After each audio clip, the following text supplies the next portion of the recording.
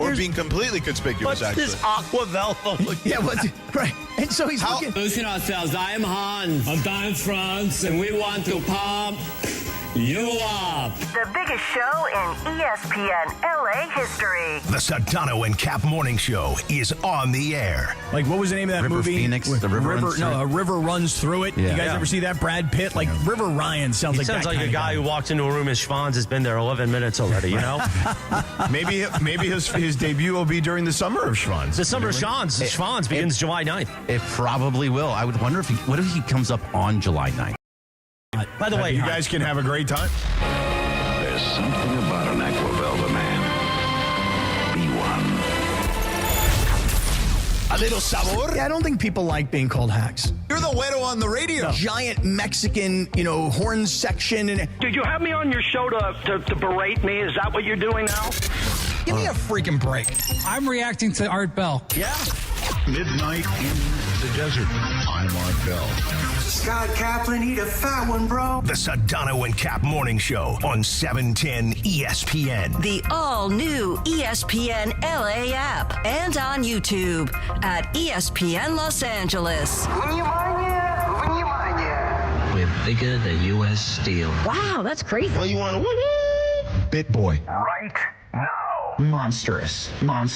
But I don't want to eat that. We did it, Dad. We did it. You were riding high on the stinger last time. Oh, big time. So, Right, that's right. Of course we were. So, mongrels, stay tuned. The young kids will say lit. oh. Uh-oh. Oh.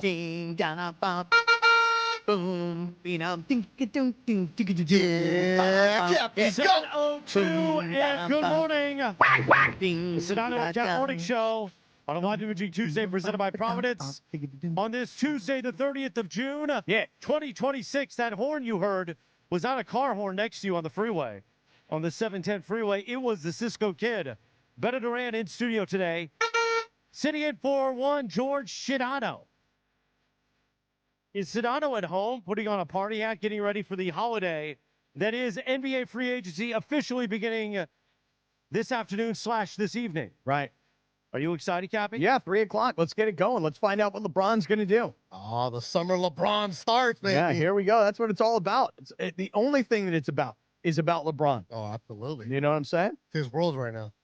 Yeah, So- I mean, who doesn't want to be in a retirement home in Golden State? Oh, that sounds so good. San Francisco's beautiful. Yeah. On the marina right there, see some seals, Yeah. hang out, Really? little clam chowder at the pier, at the wharf. Yeah, maybe get a good nice swim in, swim over to Alcatraz. Oh, and yeah. back, Couple sharks. Nice warm water. Oh, yeah. Sure. Yeah, NBA free agency starts this afternoon. It's what everybody's going to be talking about. There's no doubt. And I would think Sedano is at home getting ready to start celebrating the holiday. That would be a guess. But apparently back tomorrow, my boy Sedano. We'll see. But are you back tomorrow? That's the big question. I don't know. I'm not sure. I haven't made up my mind. That's the burning question. That was awkward in here. You got to put a signature to the document, homeboy. Yeah. Berman walks in, says something to Cap. I'm like, oh, boy, I should not be here. And he already got an hour of it on the way here. We carpooled this morning. I'm like, Oh, hey. did you? Yeah, they're going to kick me out. When I opened the door, I said, why didn't you sign it? And he's like, oh, good morning to you. Yeah. Is an eminence front? Is an eminence front? Is it the last time we hear this? Yeah. No, it'll be the last time. You just might have the rest of the week off. That's a whole nother conversation with Cappy, too. Yeah. We don't know whether or not he's working on Thursday or he is working on Thursday, if he's off next week, if he's not off next week. This is why I'm TBD. Beto, let me tell you what happened. Oh, I know. No, so honestly, we need to know these because, like, yesterday there were a bunch of questions about, like, who's here? We got to do all these reads. And I'm like, I'm looking at the day off schedule and I'm trying to make sense of it yesterday. Because there's like days that you said you weren't off, but now they're on the schedule and vice versa. Yeah, so I tried, because I always talk about I'm very unorganized and I'm a very poor planner. And I'm a procrastinator. So when you put these personality types together, you just, it's a mess, right? So earlier in the year, inspired by Sedano will book a vacation a year in advance. So inspired by Sedano, what I said was, you know what I'm going to do? I'm going to book a vacation. I'm going to take off the Thursday and the Friday before the 4th of July. And then I'm going to take off the following week so that instead of it being a week off, it turns into like 10, 11, 12 days. Right? Paid days off, too. Yeah. Friday's a company holiday. Right. So that was my plan. So I guess in March, I must have sent an email saying, hey, guys, I'm going to take off the Thursday before the 4th of July holiday, and I'm going to take off the whole next week.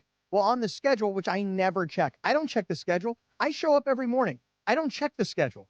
And that's why yesterday, I didn't know Morales wasn't here yesterday. I didn't know Sedano wasn't here. I just show up.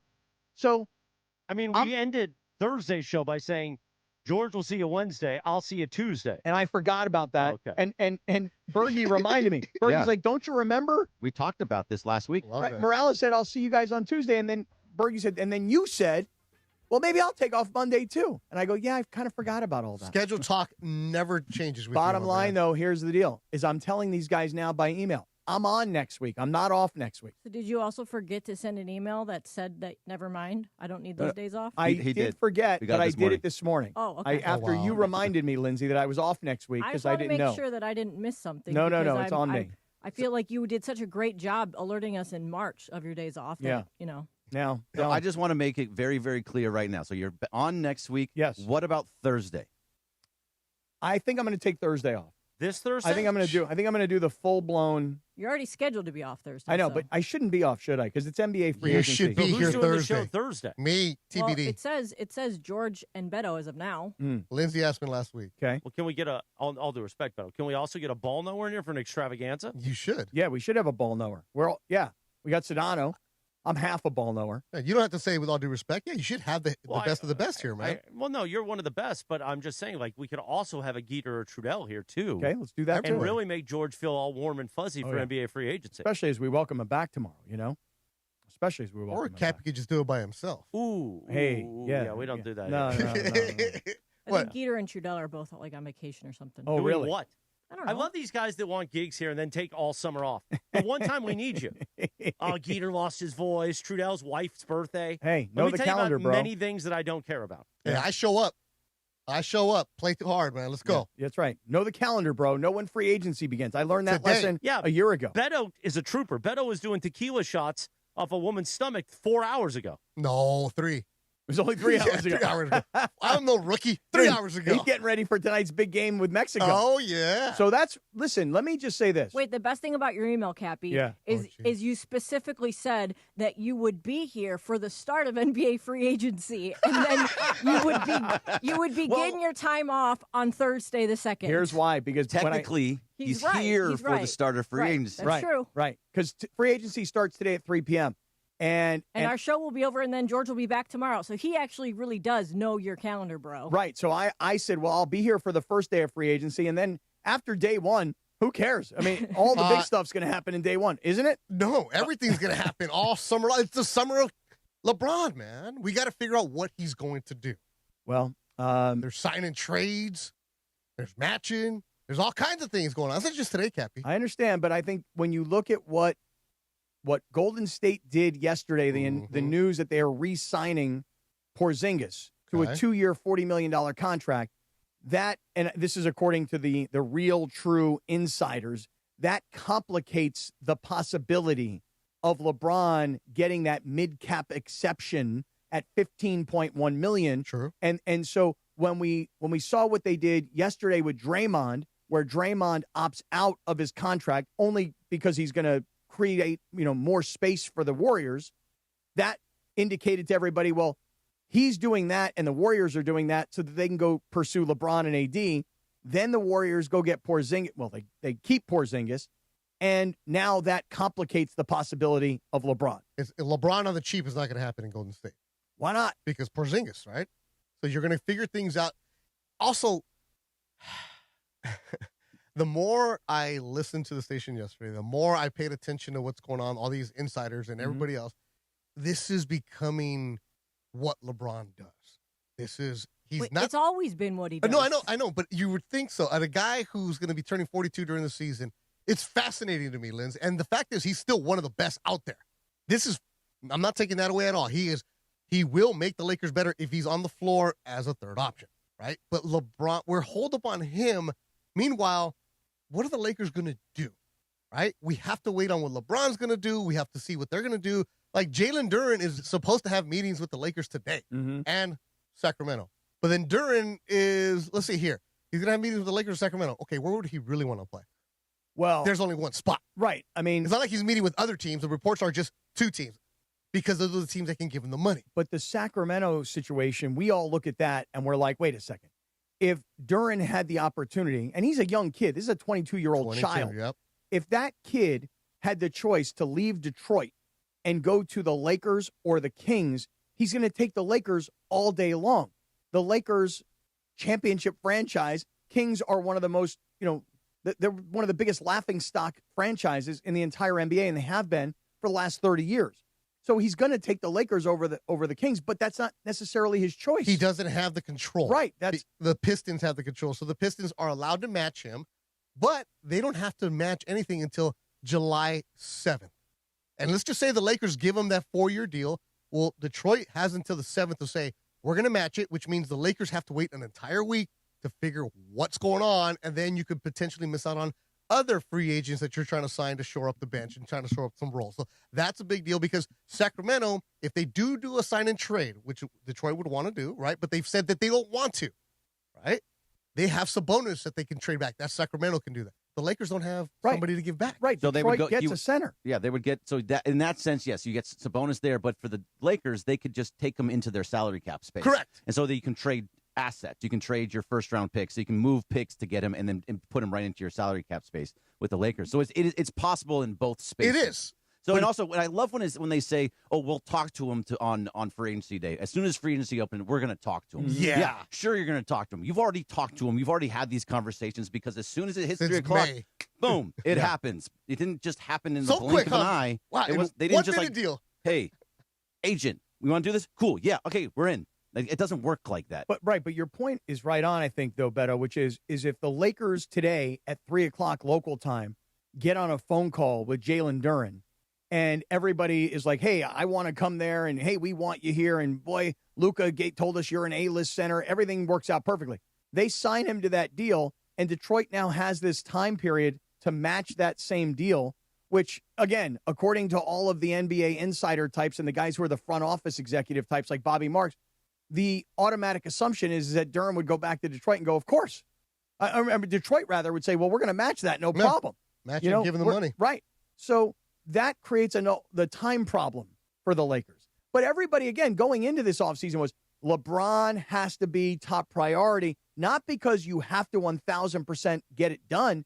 You have to know what he's planning on doing. Correct. And so if LeBron doesn't give you a clear indication of what he's doing immediately, you're going to have a whole problem here in this offseason. But hasn't he already given you his indication of what he's going to do? I mean, he's talking to Cleveland. He's talking to the Warriors. Brian Windhorst is on First Take saying how they're going to try and get it done today, the Warriors, trying to bring him there. So that means the conversation's already happening. Of course. To me, when I hear those things, Cappy, it means I don't want to be in L.A. anymore. Well, let me throw one other small piece into the puzzle, though. What did the Lakers do yesterday to try and make LeBron happy? They guaranteed Bronny's money. No, yeah, that. I mean, well, you don't think that's a big deal? I do think that's a big deal. Yeah, that's huge. It is, but also and the like bench guy gets a guaranteed deal. I don't think that's going to change the fact that that's the guaranteeing Bronny's money. I think LeBron is going to do whatever he wants to do. Bronny's going to get his money. He's going to stay a Laker. Right, but don't you think that the Lakers guaranteed him that money in a way of sort of pacifying LeBron? Hey, LeBron, we love you. We love you so much that your son, who sits all the way down over there, we're going to give him this guaranteed money so you know that he's getting paid and he's on our team. He's staying here. Right. What are you doing? We want you on our team.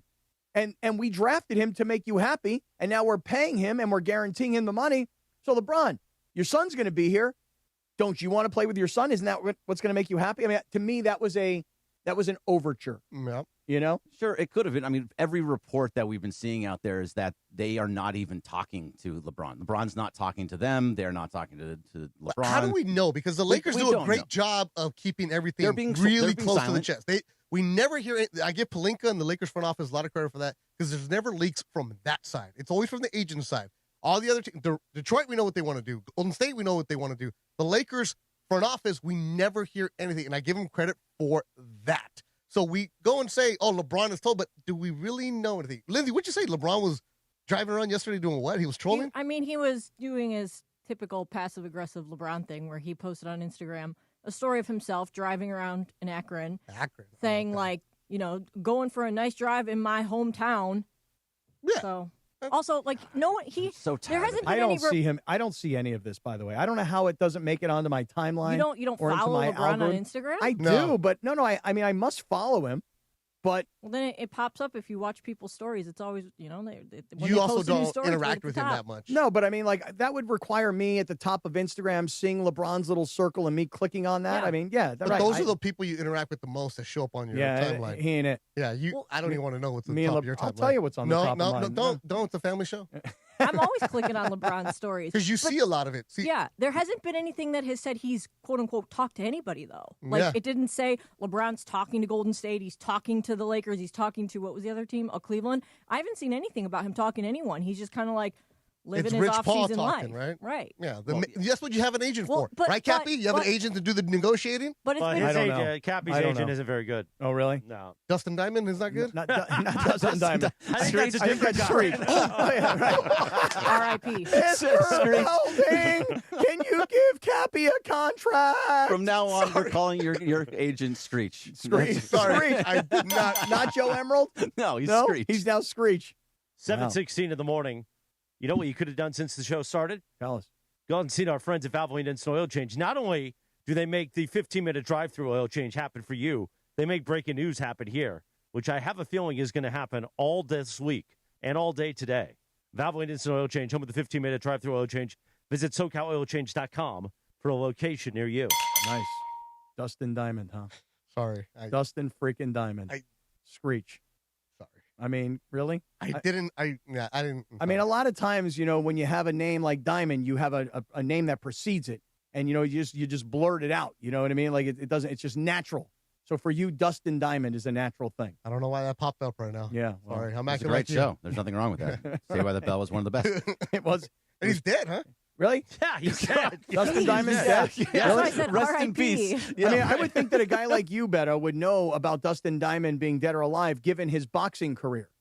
Oh wow, he did have a fight. Like then him and Danny Bonaducci or whatever they fight or something. Danny Danny Bonaducci? Bonaducci, Yeah. yes. Danny's still alive, I believe. Yeah. Danny, Barely.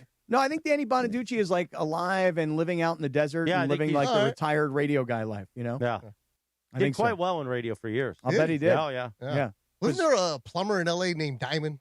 Remember these Yeah. guys, the commercials? Yeah, yeah. Oh, I yeah. don't know. I can't think of his first name. Yeah. But yeah. I know, but he had a good commercial because he used to. I think his commercials was our plumbers smell good. Yeah, Is that the that's guy? what it was, yeah. Right? Like, hey, you don't want some stinky plumber walking into your house with his Mike butt crack Diamond. hanging Mike out. Diamond, Mike yeah. Diamond. Right. He's like, our plumbers smell good. I used to like that guy's commercial. That was a good one. So That Mike guy was Diamond, pretty good. yeah. And the other one was Stephen. Jack Stephen. You don't remember that guy? Mm-mm. Is Oh, that Jack was- Steffen still around? No, I haven't seen that. I don't know. But I see the vans every now and then. Oh, But I haven't seen the commercials in years. is he still alive? Whatever. We don't know, but we know Dustin. How I'm Dustin, killing everybody off Dustin today. Diamond. I don't even remember what happened to the guy. Oh, Is well- it bad? Well, it must be bad news. Yeah, he was young and he passed away. Oh, so that's a shame. Not a I think great he had a situation. rough life at That's the too the bad. latter end. All right. Well, R.I.P. He was bullied on set. Like there was a lot of things. Oh, that were- really? Yeah, yeah. He had a rough time. Oh, Mr. Belding, huh? Yeah, guess Mr. so. Belding going hard after Mr. him. Belding so. was His the only one who was karaoke. nice to him. Oh, really? Yeah. Okay. Well, A lot of somehow stuff going on, Kathy. somehow we went from NBA free agency talk and LeBron talk and Bronny talk into Dustin Diamond talk and how agents are supposed to represent their clients, apparently. So there's some talk also that the Warriors, they wanted, it's a package deal, right? It's going to be LeBron and AD package deal. But now there's talk from Windhorst that's saying that the Warriors are not interested in AD. They're not going to trade for him. So if that's the case, does that mean that LeBron wouldn't go up to up there, or are they still going to try and just have LeBron go up there? Is LeBron really tied to AD that much? I was going to say, I've never saw Anthony Davis as somebody that LeBron would like say this is a deal breaker. I have to play with this guy. I never saw him that way. It was a I package agree, deal. but can I just say this? Like, my thought yesterday was that if I'm Anthony Davis, I'm still pissed at LeBron because but just hear me out for a second because I've thought a little bit about it. So if you're Anthony Davis, this was my thought yesterday. You're still kind of pissed at LeBron because when you found out that you were traded to Dallas, you didn't really believe that it was true, and that you knew that LeBron had to have been told. There's no way they make a move of that magnitude without consulting with LeBron at the time. This is my opinion, okay? Now, a year plus later, as there's been talk of LeBron and AD reuniting with Golden State, I thought to myself yesterday, if I'm LeBron, am I pissed at the Lakers for a variety of reasons? One is when you traded AD, you didn't say, hey, we're going to trade AD. Are you okay with it? You traded him, and then you told me. So if I'm LeBron, I wasn't cut in on the decision. I was told after the fact. So that's number one. Number two, when you brought Luka here, you made it very clear to me, LeBron, this is no longer your team. The future belongs to Luka. And now three, last year, when Luka got hurt and AR got hurt and everybody said, hey, LeBron, we need you to put us on your shoulders. And I did. And now you're still not showing me the love and respect that I want. This is all per Dave McMenamin's piece a couple of weeks ago. Is LeBron just angry at the Lakers to the point where he's like, I want to play with AD. I didn't want him traded. I want to reunite with him, and we can do it in Golden State together. And you know what? I can smack back at the Lakers franchise because I don't think they ever supported me and gave me what I needed to win multiple championships. So screw them. Is there anything to what this is my theory. Anything? You're looking at me kind of a little cross-eyed here, like you got nothing. I see you working. If this was a prime LeBron, oh yeah. This is a 41-year-old LeBron realizing that he's playing on borrowed time right now. This is, how do we get better? Because the AD LeBron Laker experience was done. It wasn't going anywhere. You had already seen it, and it was doing the same thing over and over. You won a title in 2020, but you weren't getting better. You were spinning your wheels with what you were. So credit for the Lakers for having Luka fall into their lap and getting it done. So they didn't consult with LeBron. And you have a chance to get Luka freaking Doncic. You're going to do that. And if you're LeBron and you're upset about that, which we don't know, that's just your speculation that LeBron is upset about that. Look, Luka shows up. He and LeBron were pretty good together that month, right? They really figured things out right now. Whose idea was it for, hey, Luka, you get introduced last? According to reports, it was LeBron who said Luka gets last, right? LeBron was being the good teammate this season with Luka Doncic. So that resentment of, oh, he's here, it's his team. It hasn't been LeBron's team in a while anymore, right? Because weren't they trying to give it to AD? Here, take the torch, run with it, be the main guy. And what is it? I'm not a center. I need a center. I need a center. Like, Anthony Davis is not the alpha. Anthony Davis is not going to be the guy who says, give me the ball. Luka is, give me the ball, get out of my way. I'm going to run the team. I'm going to lead the team. And it's good for the Lakers to have a Luka Doncic because that is your future. You build around him. You cannot build around a 41-year-old LeBron James. You can't even build around a 38-year-old LeBron James. And that's what they were doing. That's why they were where they were. That's why Laker fans are saying, hey, we need to make adjustments. We need to find the next generation. They've done it forever since Wilt, Kareem, Magic, Kobe, everybody else. They always find the next big star, right? Why were people asking, hey, is Giannis coming to the Lakers? Who's going to come to the Lakers? You have Luka. You have the generational talent. Build around him. So LeBron is not giving you the, I'm upset because he did it. No. He had a better chance to win with Luka. They just got hurt last year. Yeah, that was good. Yeah, it was good. I think that's a going good rant. to the promo. That's going good to the rant. promo. It's a really good rant. Well done. You have a retort, or can we clean it up? Let's clean it up, and then we'll keep going. We got a lot to get to. In fact, Beto and I'm going to give us a lot of credit. I'm giving us credit right now. You know what we want to talk about? And I know everybody wants to talk NBA and free agency. I'm all in on the World Cup and tonight's Mexico match. I think we'll do that around 7:45, but coming up next in about 3 minutes, we'll talk Dodgers baseball with Bergie and Bergie's Three Things, thanks to our friends at Blue Eyes Vodka. 7:24 on a Live Imaging Tuesday, presented by Providence. Cappy, let's talk about our friends at Cardiff. I would love to talk about our friends at Cardiff because I happen to love this company, and I want all the small business owners out there to make this happen today by going to Cardiff, CARDIFF, cardiff.co/ESPNLA. You need capital, right? Everybody in small business needs capital. You need it, Cardiff can help. So if you are sitting around on the 5 freeway, bumper to bumper already on a Tuesday morning, you're going, gosh, my business needs cash. Cappy's right. What's their next step, Cappy? The next step is you go to Cardiff, CARDIFF, cardiff.co/ESPNLA. You fill out this application, and you could have $500,000 in funding the very same day you apply. You can use that money for however you see it. Inventory, expansion, payroll, whatever it is that you need to grow your business. Now, this ain't some sort of flophouse organization, right? Been doing this a long time. These guys, 20 years in business, over $12 billion lent nationwide. So these guys are veterans in the industry. Now, if you're hearing this and you're going, ooh, this sounds good. It sounds tasty. My business needs some capital. How do you qualify? What's the next step? So here's what you do. You go to Cardiff, C-A-R-D-I-F-F, cardiff.co/ESPNLA. You fill out the application. It'll take you less than 5 minutes. There is no impact on your personal credit. Cardiff gets your business funding that it needs and when it needs it the most, as in today. But you've got to be there are certain things you need, Cappy. Tell us what that is. Right. You got to qualify, right? So the first thing you need is you need to be in business for a year, and you need to be generating $20,000 a month or more in revenue. If you've been in business a year, if your business is doing more than $20,000 a month, you could qualify for up to $500,000 in same-day business funding. That's half a rock, Cappy. That's half a rock. So if you need cash to grow and don't have time to waste, you need to go to Cardiff, Cappy. That's right. So listen, same-day funding. It'll take less than 5 minutes on the application. No impact on your personal credit.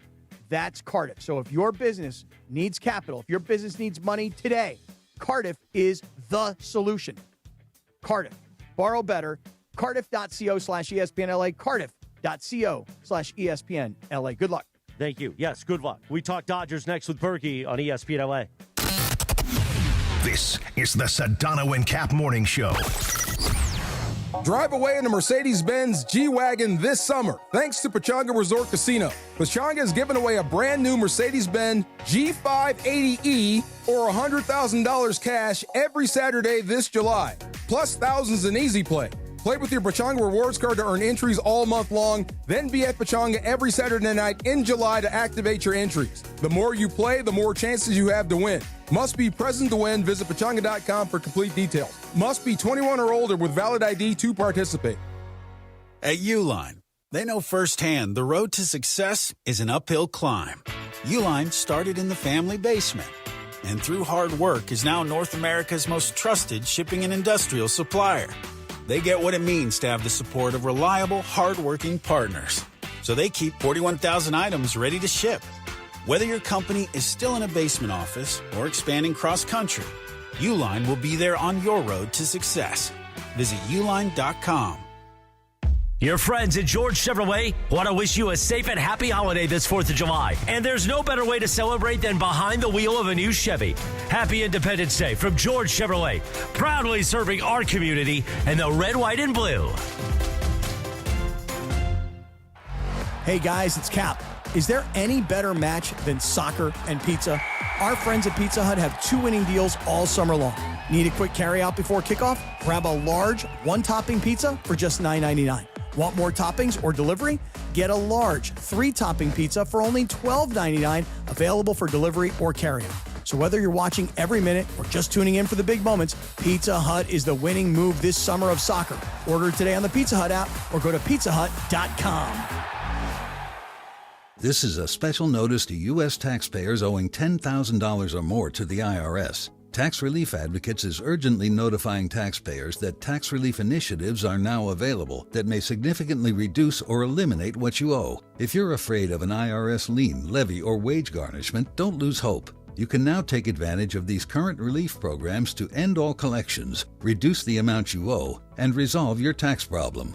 Even if you have years of unfiled tax returns or are already in a payment plan, you may still qualify for significant relief. Struggling taxpayers can now get relief they need during these hard economic times. A hotline has been established by Tax Relief Advocates for you to call and see what you qualify for. They are A+ rated with the BBB and have over 1,000 5-star reviews. Don't wait. Call 800-575-9087. 800-575-9087. That's 800-575-9087 or simply visit tra.com. The Sedano and Kap Morning Show, weekdays at 7 a.m. on ESPN LA. Introducing ourselves, I am Hans. I'm Dan France, and we want to pump you up. The Sedano and Kap Morning Show, weekdays at 7 a.m. on ESPN LA. 7:29. Good morning. It is a live imaging Tuesday presented by Providence. Hey, we ain't no Aquavelvas over here. No, sir. That's the deal. That's a good promo right there. That's the problem. You know, only me and Morales are getting our own jokes right now. At least somebody's getting them. On this day in 1979, the #1 hit, Anita Ward. Yeah. Ring my bell. Ring my bell. You would have been killer at Camachos. Camachos. Oh, that's a deep pool. Yeah, a little Peppers action for Cappy. Oh, yeah. Oh, imagine Remember- Cappy at the Hop. At the Hop Puente Hills? Or the Hop Lakewood, either way. Oh. He would have been like, hey, Cappy. Oh, hey, güero. By the way, I'll do this now since you mentioned the Hop in Puente Hills. You know who used to be doing a lot of nights at the Hop Puente Hills? Oh, I know. My pops. Oh. And happy 43rd, is it 43? No, 44? Happy 44th wedding anniversary to my parents. Oh, wow. All right. Today, 44. June 30th. Hey. Mucho and Angela, happy wedding anniversary. Happy anniversary. Nice job, Mucho, guys. Angela. You know what I'm going to get Angela for her wedding anniversary? A Don't do picture it. of Sedano in Yeah, those right, slacks. Those tight pants, those tight trousers of his. That's Maybe right. I think for their wedding anniversary, they get on to Vision Works today and get it on. Really, they are. I got an idea for our anniversary. We'll go for lunch and then we'll go to Vision Works. I don't need new glasses. No, but that's where we like to do it. To get down. The exam room. Yeah. All right, 7:31. We will talk. that actually might be playing too when they get it on. We will talk World Cup around 7:45 at 8 o'clock. Evan Cohen from Unsportsmanlike will join us for his weekly visit, and he will be all over NBA free agency. But right now, it is time for what we do each weekday around this time. Time for Gregory Arthur Bergman. You watch the Blue Review presented by LAX weekdays, 6:30 a.m. presented by LAX with Bergie and Marcus Grant. Then Bergie comes on here and does his three things about the Dodgers. Presented today by our friends at Blue Eyes Vodka. Straight from Idaho. Get some Blue Eyes Vodka for 4th of July. Nice. Get after it, Bergie. Yeah, Blue Eyes Vodka, really good vodka. I was on the golf course with my brother this weekend, and they used Blue Ice on the course, and I tried it, and I was like, this was one of the best. I might have switched over to vodka from tequila just because I was Oh, wow. It was tell you. delicious. It was really, really good. I got a couple of bottles of Blue Eyes vodka at the crib. It is very, very. I was a Tito's drinker for a long time. Nice. And then Johnny I started talking about Blue Ice vodka. And then I don't know if I told you guys this or not. And Travis started talking about Blue Ice also, yeah. But my daughter, who lives in Boise, who works, well, until this past week, worked in the radio business for the last year and a half. She was the rep on Blue Ice vodka up in Boise. Yeah, she's retired now from radio. Oh, wow. Great from Idaho. At 24 years old, she got smart and got out. Yeah. You know where else they have it, Bergie? Where do they have? At California Adventure, the Paradise Pier. Right. No, they do. That You're bar right. in there. Yep. Oh, yeah. The Blue Ice. Yeah, it's really, really good stuff. You should go out there, try it out. You will change your vodka when you try it out. So anyway, yesterday the Dodgers won 9-4 over the Oakland, actually Sacramento. They're just the Athletics. Yeah, right. I don't know They're what the hell you're supposed to the call them. future They're Vegas just, A's. They're just the Athletics Right. at this point, and they didn't even want to be the A's anymore. They want to be the Athletics. Yeah. Mm-hmm. So, but they played in this stupid 14,000 minor league ballpark. It is hard. It's like awful. When you when you see highlights, and it's the A's versus I don't care the Athletics. The Athletics. It's not the A's. Right. Just said that. The Athletics are playing the Angels, right? And you see the highlights on TV, and you don't even care because it's just a highlight, and you're like, whatever. They're playing in some minor league ballpark. There's people sitting on a field out in right field. Down You know the how much first that, base line. that hill is? How much? $150 just to sit on the grass. Really? Yep. But Because it's the Dodgers. And it looks like a spring training game, and you don't even care because it's just a highlight when the Athletics are playing the Angels. But when the Dodgers show up, the back-to-back world champions, the greatest player on the planet, Ohtani, who hits 400-foot home runs out of their ballpark. God, that was amazing. You're like, crazy. Look how minor league this looks. It's so dumb too. And a ball goes into the air. The sun is right in your eyes. And guys, there was a ball that I think it was Kyle Tucker hit that the center fielder thought it was going out, and it landed like in the middle of the outfield. It was so far away from where the outfielder was. They have no idea. It's just a weird ballpark where it's all over the place. The dimensions are right, but everything is just really tough. But it worked out for the Dodgers, but it also led to 28 hits between the two teams. It was 9-4, but 28 hits between the two teams. And really, like Eric Lauer somehow finished the game. He went quality start. Did you 6 see innings, 3 innings, Did you 3 see? earned runs. I'm interrupting. Excuse me. Did you see? Did you see the first It's a play of the game? conversation. I know, but did you see the first play of the game? Lauer throws his pitch, right? The ball comes whipping back at him at 100 miles And he just an hour. put his hand behind his back and caught it. Right, because he followed through and he's off to he turned to his right and the ball comes flying back at him I'm telling you 100 plus miles an hour and his right hand with his glove, I hope I get the hands right, he grabs the ball. I mean, and then that was the first pitch of the game. First pitch. It was the bottom of the inning. Right, first pitch of the bottom. Yeah, right, his first pitch. Right. Yeah. No, it was crazy. He also had another one a little bit later on where he almost did it between his legs, but it hit the ground first and then caught it. But he was great defensively. Eric Lauer was I mean, I've been talking poorly about him since the beginning of the year. He got here. He's been really, really good for this team. I don't know what he does to get it done. He's pitching to contact just like Justin Wroblewski does, who's pitching tonight, but he just gets outs with this team. Yeah. He wasn't doing this with Toronto. No. Because he has a pitching staff around him, because he has the defense around him, he has the coaches around him. It's just a different atmosphere.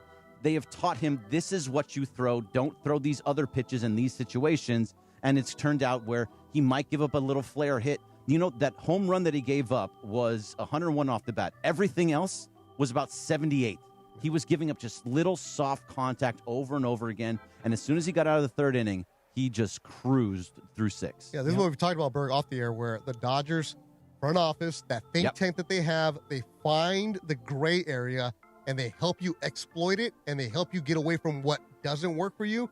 And there's a reason Toronto gave up on him, because they're thinking, man, this guy was good. He doesn't have it. Shows the Dodgers. What did he go 6 yesterday, right? Yeah, 6. That's his, I think, his third quality start as a Dodger in 6 starts. Yeah. And he didn't have one with Toronto. It's pretty amazing what he's been able to do. And, you know, that defensive play that I was just talking about, that was one. But did you also see later in the game is John Hernandez. Jonathan Hernandez. Yeah. Did you see the defensive play he made? Oh, where going to first? Yeah, where he had to like somehow pick the ball up and underhand it to Freddie, but just barely. And the runner was flying and he dove head first into first base. So there was a couple of defensive plays made by the pitching staff yesterday. Pretty impressive. So that helps him also, because he has the confidence of his defense behind him, which not a lot of teams have behind him. Like, look at the Mets right now. There was a play in center field yesterday that was just the stupidest thing ever.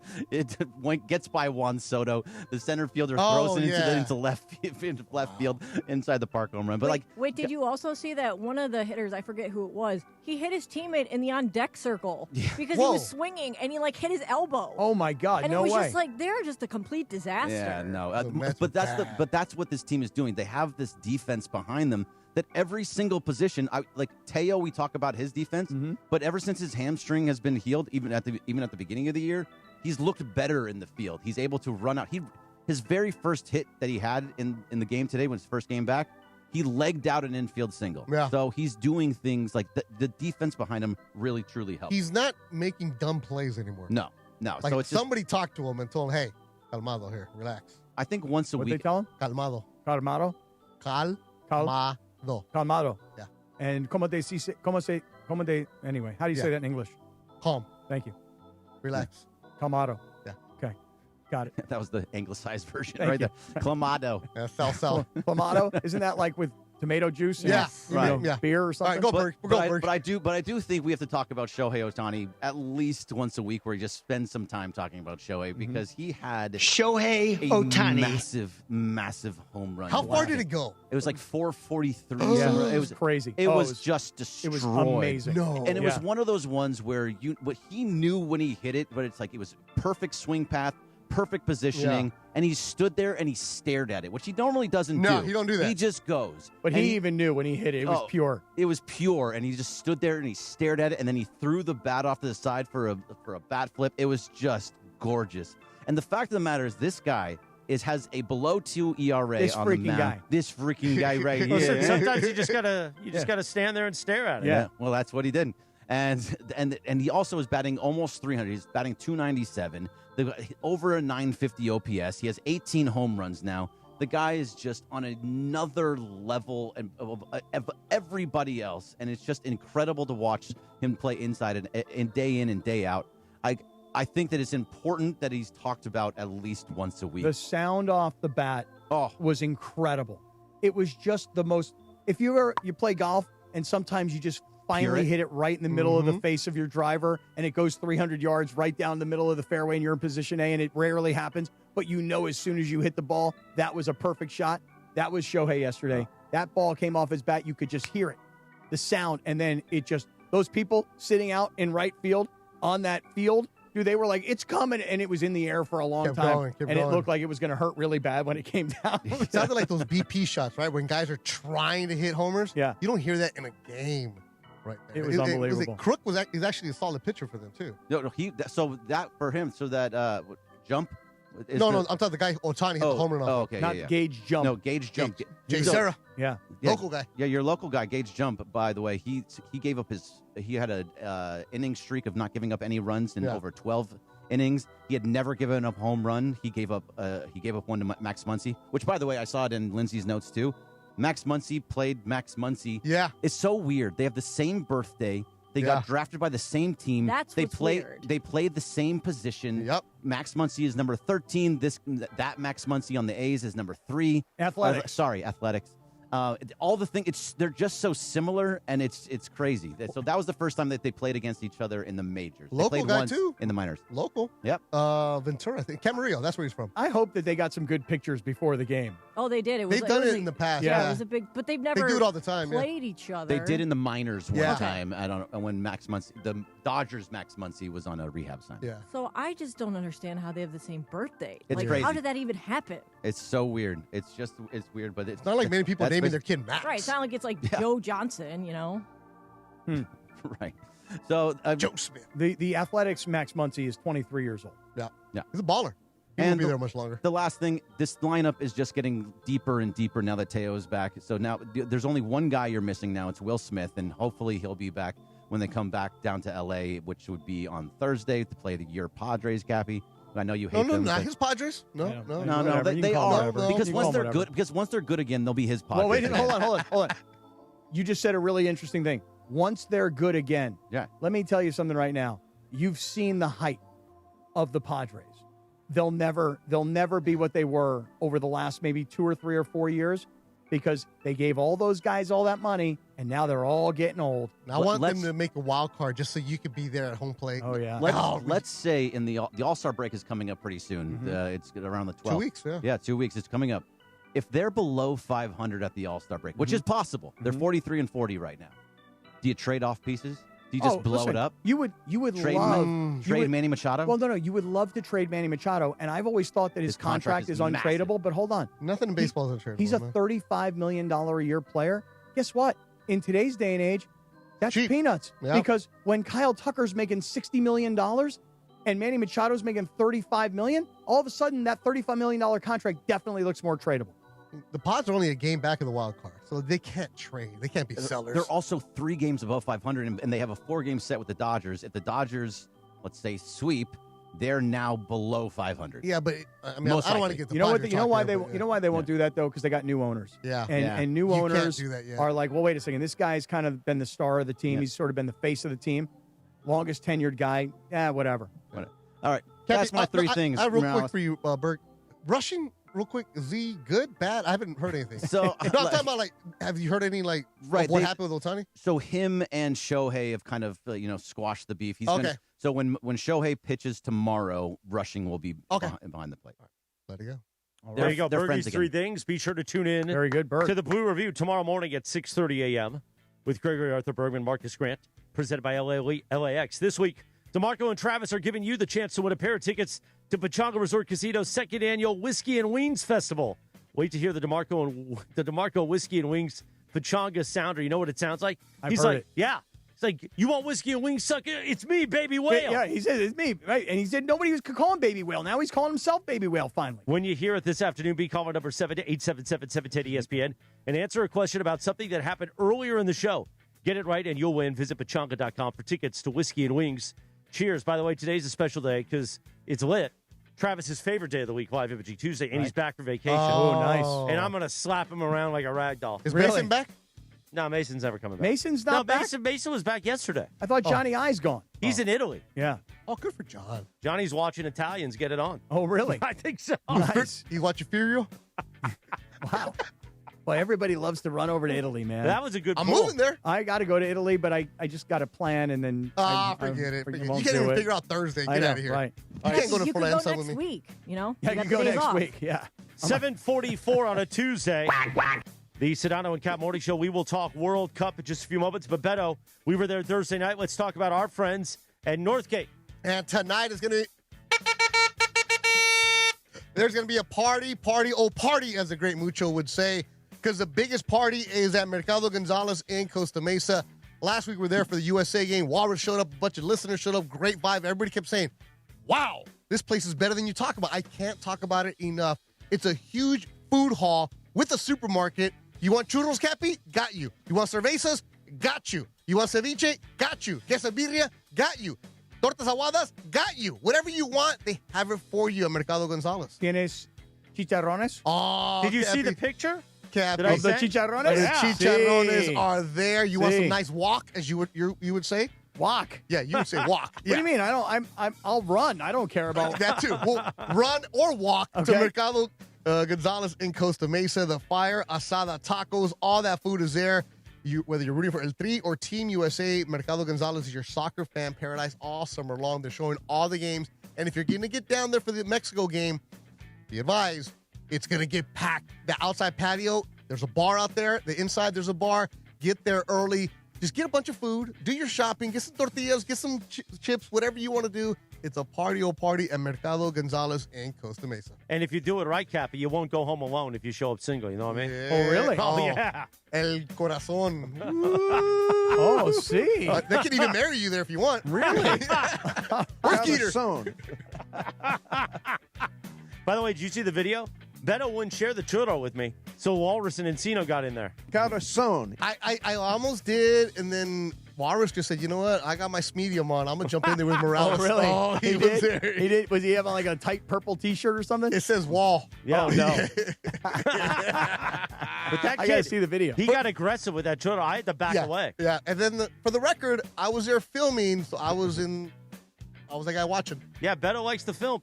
And does the Walrus, he's got a beard, doesn't he? Oh. Yeah. So you guys went beard to beard. I pulled away before we Oh, went you beer. did? I got scared. I have the video. Tim has the video, but we haven't posted it yet. I think we did, or we posted some of it. I was told not to share. So, Oh, really? You want to see it? Yeah. All right. Yeah, I want to see it. Yeah. 7:47. We'll talk World Cup next. The Sedano and Kap Morning Show. The Sedano and Kap Morning Show. We'd like to thank our founding partner, East Central Hotel, the official downtown home away from home for Cappy and Morales. EastCentralHotel.com. This is the Sedano and Kap Morning Show. All right, Cappy, listen, here's the deal. When you get into some sort of an accident, the insurance company is going to probably be the first person that calls you, and they're going to try to rush you to a settlement. They want to record you when you're talking. You got to be very careful when you're talking to these insurance companies. They also will probably downplay your pain. Hey, bro, my back is killing me. It's no big deal. It's going to go away in a couple of days. Do not let them do that. You call Jacob and Ronnie. Accident or injury, call Jacob and Ronnie. Call Jacob 1-800-345-6789. Call Jacob. America's turning 250 years old, so we're celebrating 2 weekends at Morongo. Now your top reasons to visit Morongo. Dive-in movie night at Oasis Pool. Movies, popcorn, and a lazy river. Number 2. Stop by for a free commemorative Independence Day cap. Pick it up at Morongo Rewards the 4th. And the number 1 reason. $250,000 cash giveaway. Earn entries playing your favorite games now. Be here July 3rd to win. Morongo, good times. Hyundai gives you America's best warranty on every new vehicle. It includes a 10-year, 100,000-mile powertrain limited warranty, plus 24/7 roadside assistance. That's peace of mind from Hyundai. And these days, that's priceless. Right now, for a limited time, lease a Hyundai Elantra for $199 a month or get $2,000 bonus cash. See your SoCal Hyundai dealer. Hurry, offers end July 6th. Call 714-568-7676 for details. My name is Whitney Allen, and I'm a widow. My husband, Ryan, died. We never thought we'd ever have to use life insurance, but the unexpected happened. With Ethos, signing up was fast and 100% online. You can get a quote in seconds, apply in minutes, and get same-day coverage. No medical exams, and you can get up to $3 million worth of coverage. I'm grateful we were prepared. Get your free quote at ethos.com/play. That's ethos.com/play. Paid spokesperson. Time spent on application may vary. Online health questions required. In sports, the tape never tells the whole story. Hiring is no different. AI can make candidates look like an MVP on paper, so knowing the person and the skills behind the resume matters. That's where Robert Half changes the game. Our recruiters combine their expertise with award-winning AI to evaluate skills and fit quickly. Learn how we can find you specialized talent in finance, accounting, technology, and more. At Robert Half, we know talent. Visit roberthalf.com/talent today. The Sedano and Kap Morning Show, weekdays at 7 a.m. on ESPN LA. Hey, Beto, where you been, homeboy? The Sedano and Kap Morning Show, weekdays at 7 a.m. on ESPN LA. 7:58 in front, or 10 in front of 8. Good morning, the Sedano and Kap Morning Show on Live MT Tuesday, presented by Providence. Beto sitting in for Shan. Sedano will be back tomorrow. On this day in 2018, the number one hit, Cardi B, Bad Bunny, J Belvin. I like it, Cappy. I like it like that. Today is also National Tapioca Day. Oh, really? That tapioca, is that the one they put the vanilla wafer in there? Like the vanilla wafer or whatever it's called? I think put a cinnamon stick, okay? I like it when you put a cinnamon stick in there. You like that, huh? I don't mind it. I just watched the video of you and the walrus. Oh, putting the cinnamon stick in there? Eating the churro. Wasn't that posted to ESPN LA? This is my angle. Or is it like everything that's not posted on time? I don't know, man. I have the reverse angle. We like did the slow-mo. Looked like Walrus wanted it, and it looked like you didn't want it. I think the great Josh Martinez posted it that night, I think. He might have. You did not want that heat. By the way, it's a Cosm Ticket Tuesday. Listen all day for your chance to win tickets to experience Cosm and see why it's one of the most immersive ways to watch sports and entertainment. Feel like you're right in the middle of the action with Cosm's shared reality experience. Visit Cosm.com for more information. We'll get to World Cup in just a moment. The great Carlos Saisu, has been on leave. He had another beautiful child. Mm-hmm. So he's coming back Monday, July 6th. Mm-hmm. But tomorrow, Tommy Lamb, the great Tommy Lamb, shouts out, our market manager, chairman of the Fun and Games department. Him and I are driving out to Carlo to have lunch. Okay. But they're taking me to an authentic experience. Okay, which is what? And I'm told I'm going to have to eat chicken feet. Oh, you go to Rolling Heights? Rolling Heights, dim sum. Yeah. Chicken feet? I guess that's one of the cuisines. Is it like a soup, isn't it? I don't know. I'm a little scared. Is it where you actually see the feet and you're like, because I'm not an adventurous eater, so body parts I just like want some egg rolls, man. I don't want no chicken feet. Right. I wouldn't. Some orange chicken. I would not eat beef. Yeah, I would not eat the chicken feet. Like, especially if they look like little chicken feet too. Like if they dice them up or something, they don't tell me. They're just like, yeah, it's some chicken soup, and then I eat it and I'm like, it's delicious. What is this? And they're like, oh, that's chicken feet. I'm like, okay, but as long as I can't see the feet. Like the feet got toenails and stuff? I don't know. I guess I'll find out. They do? I'll take a picture tomorrow live from the chicken feet.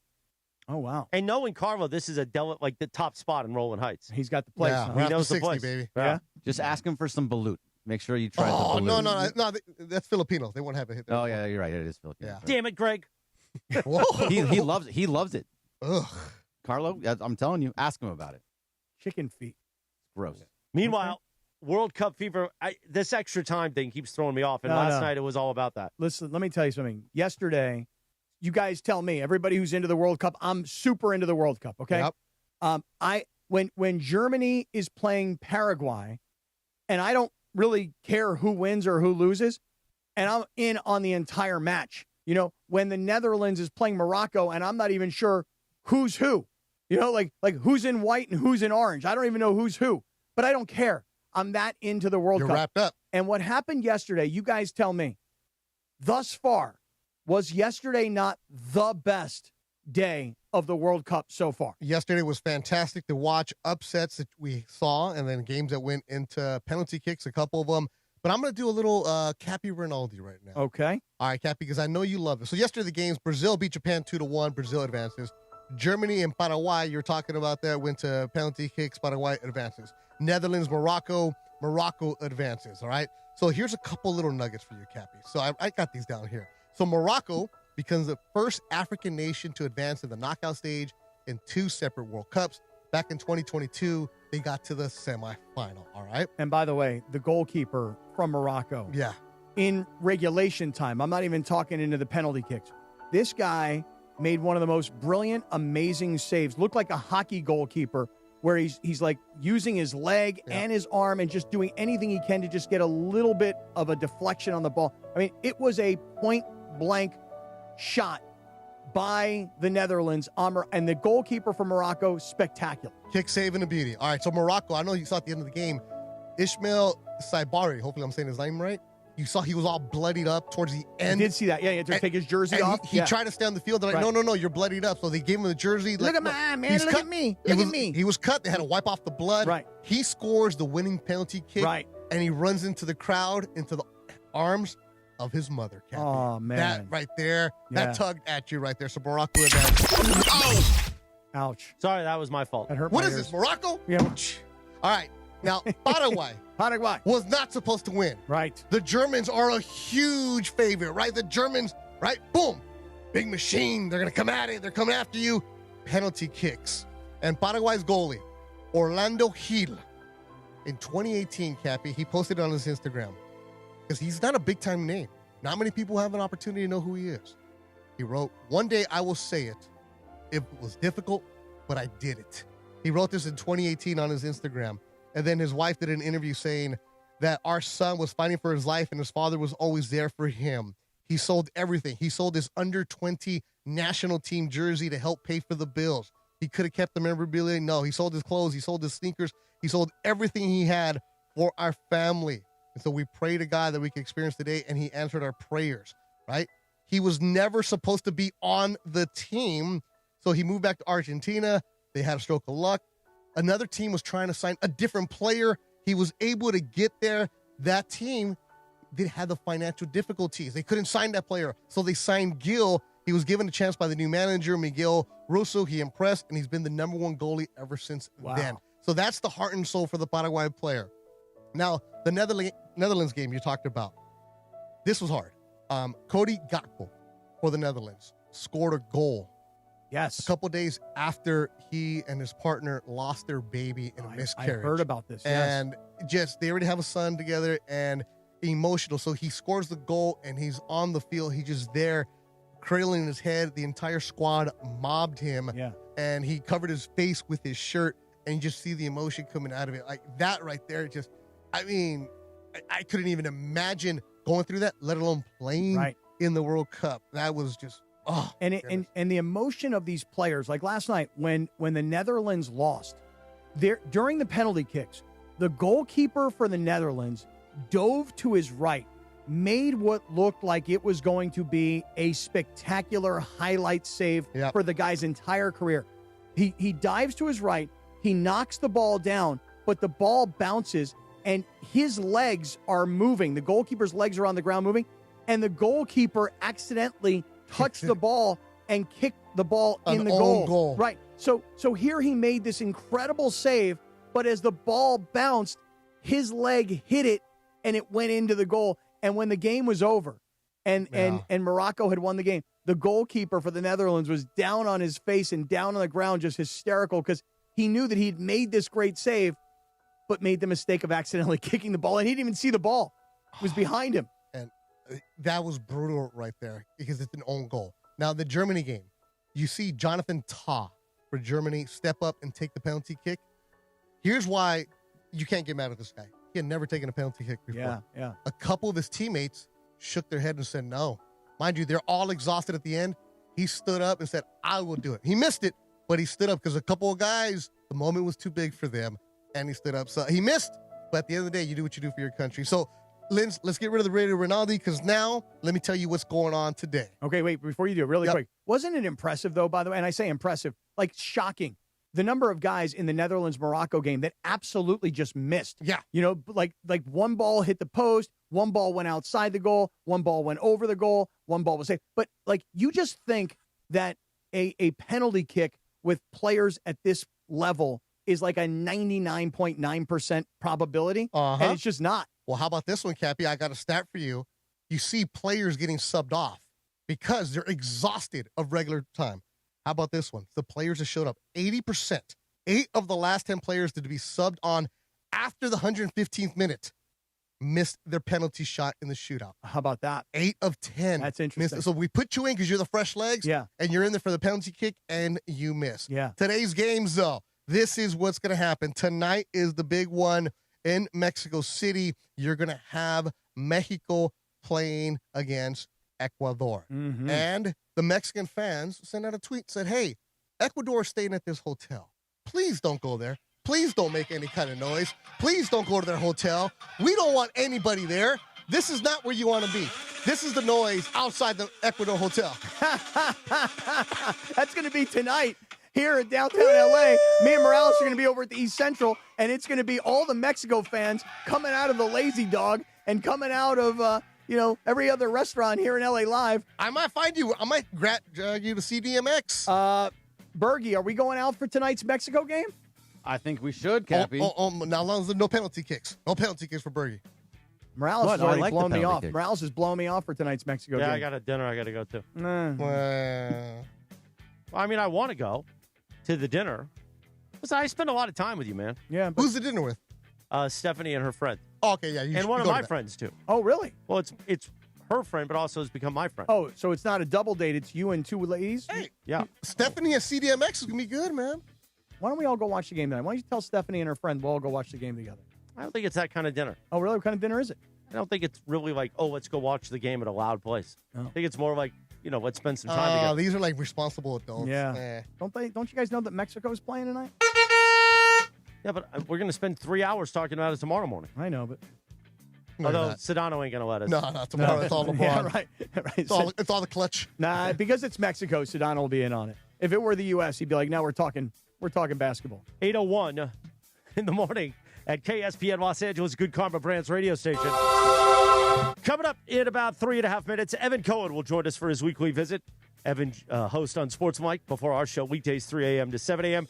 Then he joins us Tuesday mornings at 8 a.m. He's going to give us a little free agency sneak peek because he is a ball knower extreme. And I hear rumors he's going to be on video today. Oh. I wonder if he'll wear multiple hats like should have last brought week. more glasses. Yeah, exactly. Yeah. By the way, I got 2 new fresh players, the blenders. You did? They got delivered yesterday Use for the my summer. code? They wouldn't let me because they had another discount. Oh, see, they're out discounting me. Yeah, they are. God, these guys. But you can always use the code when you go to the wellness company, Cappy. Right, you sure can. The wellness company, you get this medical emergency kit, and it's really, really easy to get it. You go to urgentcarekit.com/710, urgentcarekit.com/710. You use our code 710, you're saving $45. Now, what is the medical emergency kit? It's like having an urgent care and a pharmacy right in your own home. It includes essential prescriptions like amoxicillin, generic Z-Pak, and this can treat a wide range of common and even in sometimes serious illnesses. You wake up sick, like Beto. I thought about you this weekend because I was all congested Saturday. I even stood up Morales. I didn't go to Pico. I'm like, damn it, if I had that wellness kit right now. Dude, if you wake up sick, you're at home or you're on the road, you already have everything you need right here inside this medical emergency kit. So whatever congestion issue you were dealing with in your chest, if you owned a medical emergency kit, you would go in, you would go to the guidebook, you'd find exactly what you have going on, and then it would tell you what medication to take, and now you're on the road to recovery immediately. You're not waiting to go to a doctor. You're not waiting to go to a pharmacy. You're ready to go right now. Summer colds can linger, and summer vacations can get ruined if you are not prepared. So here's what you do. Go to urgentcarekit.com/710, urgentcarekit.com/710. Use our code 710. You're saving $45 on the medical emergency kit. urgentcarekit.com/710. By the way, the whiteboard change was that yesterday that the Summer of Schwans got deleted? I did not erase it. I covered it up. I didn't erase it. What happened to the Summer of Schwans? Got erased. Somebody decided they didn't want a Schwans hanging over their shoulder. That was me, but I covered it up with a T-shirt. I did not erase it. You erased the Summer of Schwans. No, someone else erased it because when I came in this morning, the T-shirt was still on there. So yeah, I didn't erase it. I mean, I've talked to Evan Cohen. We're going to have a rabbi come in a few weeks and bless the Summer of Schwans. Okay. Man, this is an outrage. Well, I don't know who erased it, but I know who rewrote something up on it. Well, I'm not worried about that, but obviously, I know that's Lindsay's writing, but Lindsay wouldn't have erased the Summer of Schwans. I did not write that either. It definitely looks like a female's writing. Oh, I thought it was Lindsay's writing. Oh, it definitely looks very Who female. wrote that? I'm not going to say his name is Josh. I don't want to say. What the hell's going on around here? Yeah. Take one day off, people erasing the whiteboard? Come on, Josh. I did not erase anything. Josh, we could go back to when you didn't show up ever. Oh, boy. We can go back to that real quick. Come on, Josh. Evan Cohen's done. You got nice handwriting there. ESPN LA may sound one way on AM. But you know where it sounds best? You guessed it, crystal clear digital audio. Crystal clear digital audio on the all-new ESPN LA app. Just search ESPN LA wherever you get your apps. And you can always watch LA's mega sports station live or on demand on our YouTube channel at ESPN Los Angeles. This is The Doctor in the Dugout with Dr. Alan Byer. Presented by Hoag Orthopedic Institute. I'm often asked about people who suffer their first back injury, think they've pulled a muscle in their back, and they don't stretch enough as far as their back is concerned. So when do you seek care from a doctor when you've sustained a back injury? At Hoag Orthopedic Institute, we like to tell people that the most important thing is to watch and see if that back pain is radiating down your leg, causing any numbness, causing any weakness, or any bowel or bladder dysfunction. These are surgical problems usually and require a more urgent visit to the emergency room rather than waiting to see the doctor. If none of these signs are present, it's safe to wait it out, rest for a few days, and seek medical care from your doctor within a week or so. Hope that helps. Keep stretching your back. If that doesn't get better in a week or 10 days, that's when it's time to seek the orthopedic specialist. Hope this keeps you on the field, and keep listening. We'll be back soon. Keep listening for more on The Road to Recovery right here on 710 ESPN. This summer's biggest football watch party experience is happening at Mercado Gonzalez in Costa Mesa. Catch every Mexico and USA match live, surrounded by nonstop game day energy, passionate fans, drink specials, surprise giveaways, grab fire asada tacos, slow braised quesadilla, fresh ceviches, warm churros, and more while you cheer on your team with the entire Mercado. Mercado Gonzalez, your soccer fan paradise this summer. Join us every Mexico and USA match at Mercado Gonzalez in Costa Mesa, where every match tastes better. Get as loud as you can for Monster Jam! The one and only Monster Jam. Packed with stunts, smiles, and jaw-dropping skills. See the world's best drivers tear up the dirt in your favorite Monster Jam trucks. Like Gravedigger, El Toro Loco, Sparkle Smash, and more. Only at Monster Jam. Coming to Crypto.com Arena July 17th through 19th. Brought to you by BKD Tires and O'Reilly Auto Parts. Visit MonsterJam.com today. In this business, time matters. You're always looking for ways to be more efficient and stay ahead. We all have our own time-saving hacks. But if you're a business owner, how can you save time hiring? The answer? ZipRecruiter. ZipRecruiter has a new feature that shows you the most interested qualified candidates first. Save time and meet great candidates sooner with ZipRecruiter. 4 out of 5 employers who post on ZipRecruiter get a quality candidate within the first day. Try it for free at ZipRecruiter.com/sports. That's ZipRecruiter.com/sports. Meet your match on ZipRecruiter. Progressive presents ways to save money that aren't bundling your home and auto insurance with Progressive. Thanks again for taking me to the game, man. I can't wait to get in there. By the way, what's in the bag? Oh, I bring my own hot dog and peanuts. Saves a ton. Savvy. And what about the beach chairs? Why buy seats when you can save big and bring your own? We can't get in without tickets. Tickets? What do you think the portable TV is for? Don't save money pretending to go to the game. You could save hundreds by switching to Progressive. Get a quote at Progressive.com. Progressive Casualty Insurance Company, affiliates, and other insurers. Not available in all states or situations. This is the Angelica's Insurance 8 a.m. hour of the Sedano and Kap Morning Show on ESPN LA. Good morning, guys. This is Angelica, and this is the 8 a.m. hour of the Sedano and Kap Morning Show on ESPN LA, presented by Angelica's Insurance. Every team needs a strong defense, and we got you covered at Angelica's Insurance. From auto and home to business and life, we have a plan just for you, even DUI and SR22 coverage to get you back on the road fast. Visit us at angelicas-ins.com for a free quote today. And now, the 8 a.m. hour of the Sedano and Kap Morning Show, powered by Angelica's Insurance. And Sedano, please pump the brakes, sucker. The Angelica's Insurance 8 a.m. hour. 808. Good morning. Whack, whack. I love that part where he says Bill Clinton, Mr. Bob Dole, you know? I actually never really could hear that. What are you talking about? Yeah, that was pretty good by you. Is today just idiot day? Are you just an idiot today? I never really heard it. Like, if you didn't say it, I would know. A lot of times I don't know the lyrics to a song. I just go. On this day in 1996, the number one R&B song, Tupac featuring Casey JoJo, Dr. Dre. Yeah. How do you want it, Cappy? Yeah. Well, knowing you like it. Like Mr. Bob Dole. Well, Mr. Bob Dole was one of the first people to talk about ED. Yes, he did. Yeah. I kind of like what you got going on tonight, though. You, Although Stephanie, and a friend. I like that. 3 of you. It's a friend. Bill Clinton didn't have ED, though. He was getting after it. He did not. No, he had no problem there. Meanwhile, 10 after 8 on a Tuesday, a live imaging Tuesday presented by Providence. I believe he joins us on video and on the audio line. You hear on Sportsman weekdays 3 to 7 a.m. Then he joins us Tuesdays at 8 a.m. The great Evan Cohen now. Good morning, Evan. Good morning. How are we doing? Oh, beautiful, Happy. man. Congratulations. Congratulations. Thank you. On what? News around DeAndre Ayton picked up his option. Oh, wow. Wow. I've never seen a person more obsessed with a player than Cappy is with DeAndre Ayton. Beto, I think we need to get him a jersey. You're paying for it, but we need to get him a Easy. I don't pay. I'm like Cappy. I don't pay. So, but DeAndre, yay, parade. Yeah. I thought you were going to congratulate Cappy on being on the air on his final day of his contract, but not signing the new contract yet. Is that true? I don't even know. Yeah, so he may not be on the air. He may not be permitted to be on the air tomorrow if he doesn't sign this contract in like 3 hours from now. You hear that, Ev? They're going to boot me. Well, really my concern is making sure you're on the air for July 17th.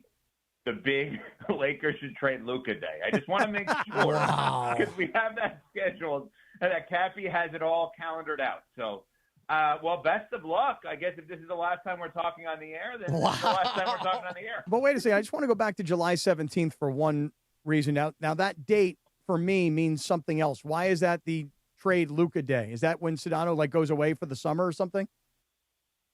Yes, this is. I'm glad you have a good memory.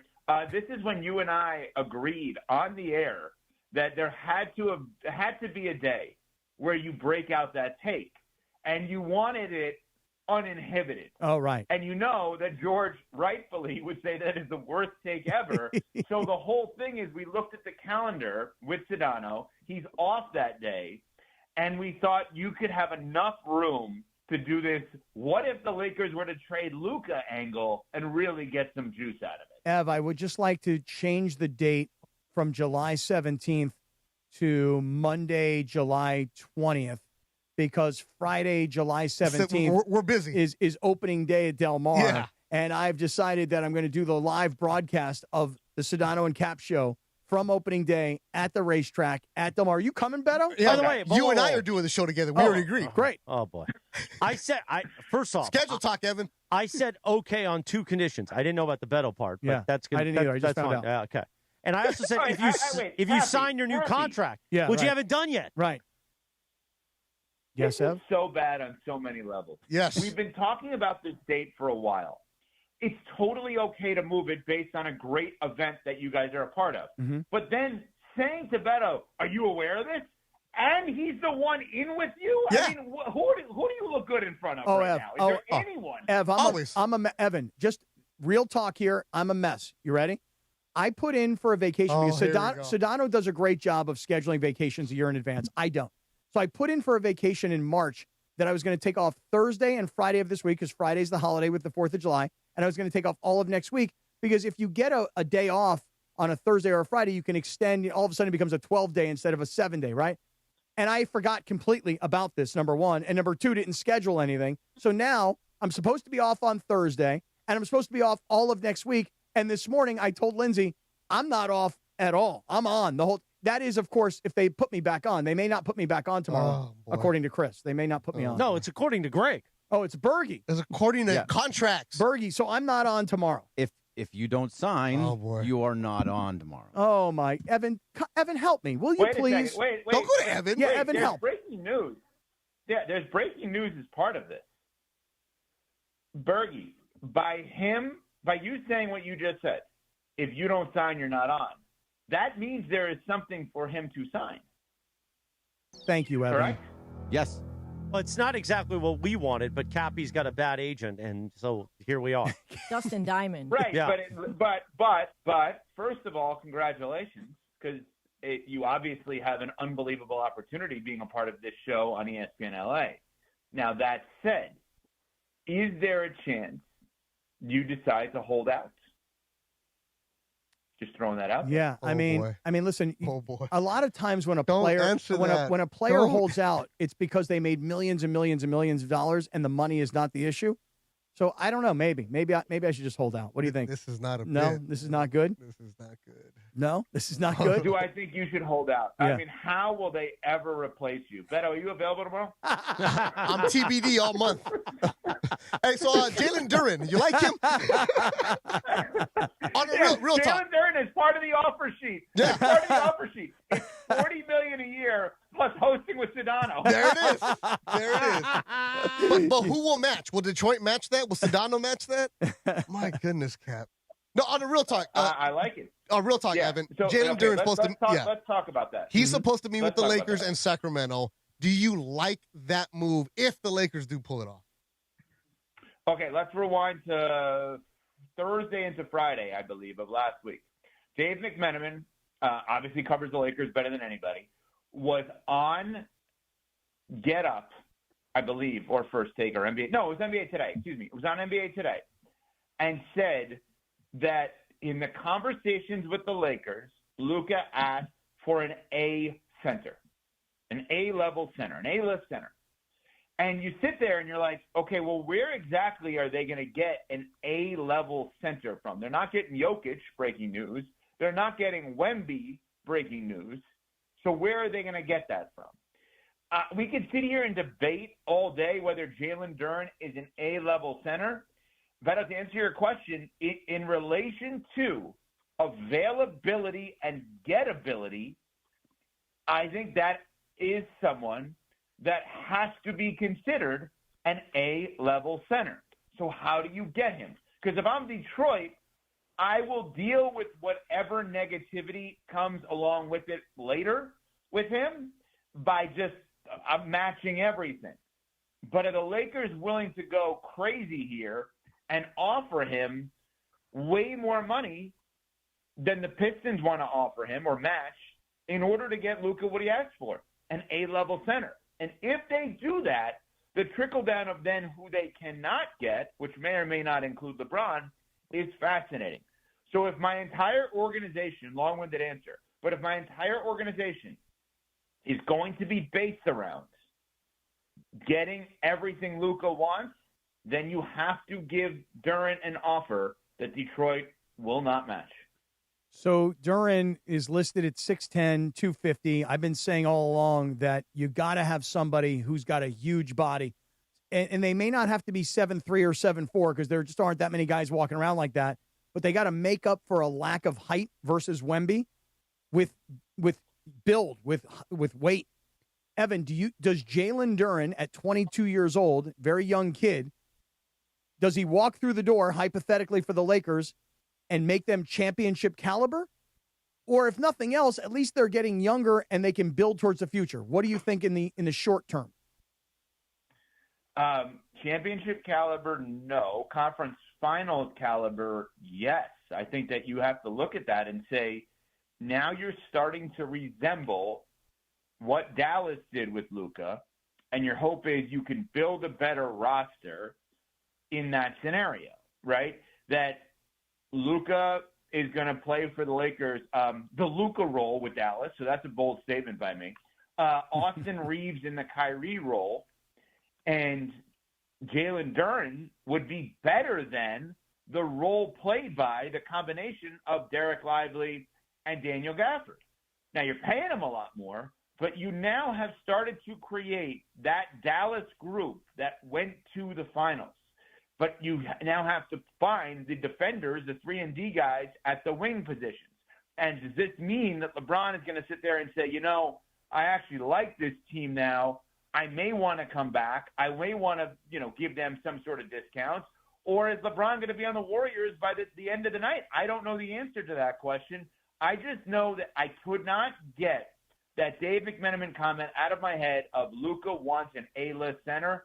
And this, Jalen Duren, is the most A-list center that you could possibly get. A 22-year-old guy who's been in the league for 4 years, who averages 20 points and 11 rebounds. And the reason that he was bad in the playoffs was because They asked him to be like the number 2 guy in Detroit. That's not who he is. He's not a number 2 scorer. He's a number 3 or 4 guy that is a number 1 guy on defense. That's what he is. I think the more I think about a guy, the more I think you have to go all out for him. But if you're Detroit, are you letting this kid get away? Are you letting him walk out the door? Because and maybe you have a thought on what kind of numbers the Lakers would have to offer that would have the Pistons say, "Oh, we're not going near that." You have any idea on that? Any thought, an opinion? I mean, I don't know what's been rumored. 40? Wow. A 40, year? yeah. I mean, because you're doing it, Cappy, to get Detroit to say, screw that. Right. We don't want to do that. Yeah. Right. And then is it a sign and trade? I mean, Lakers, I'm decent at the cap stuff. I'm not Bobby Marks by any stretch of imagination.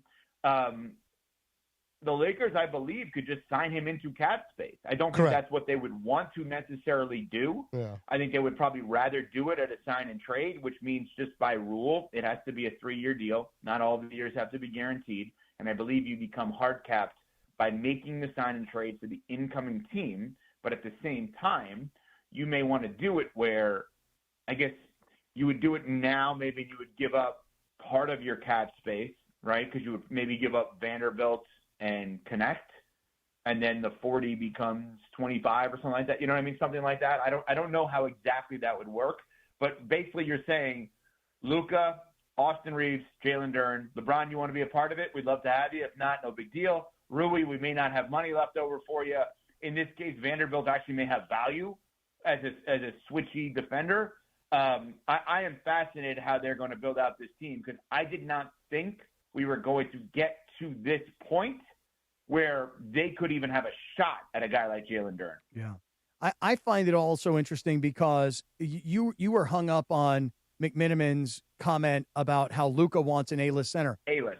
I'm a little I'm a little hung up on Brian Windhorst earlier this week saying LeBron is looking for happiness.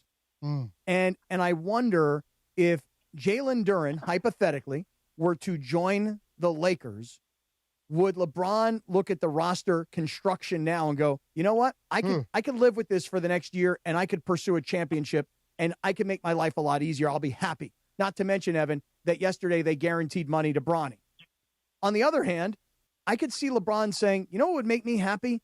Leaving the Lakers, reuniting with Anthony Davis, possibility, playing with Steph Curry and playing with the Warriors. I've flirted with that notion before. And you know what? The Lakers never really gave me what I wanted, even though we could argue that all day long. And you know what? You know what would make me happy? Going and playing with Steph Curry and maybe sticking it to the Lakers. And so I'm fascinated by what's going to happen here. Okay, can I ask a question back? Get him, Ev. Because he's so stuck on this. LeBron is hurt because they traded Anthony Davis without him knowing. No, I'm not hurt on that. You're stuck on that. I'm stuck on LeBron not loving or not feeling like the Lakers gave him enough love, and LeBron possibly being petty enough to say, I'd rather go play for a rival. I'd rather try and beat him. I don't think that. Everything you're saying is a storyline. Don't get me wrong. I would counter with a bigger storyline in my head. Go ahead. Is that what the Lakers want him to do? Wait, in other words, are the Lakers encouraging that with their behavior?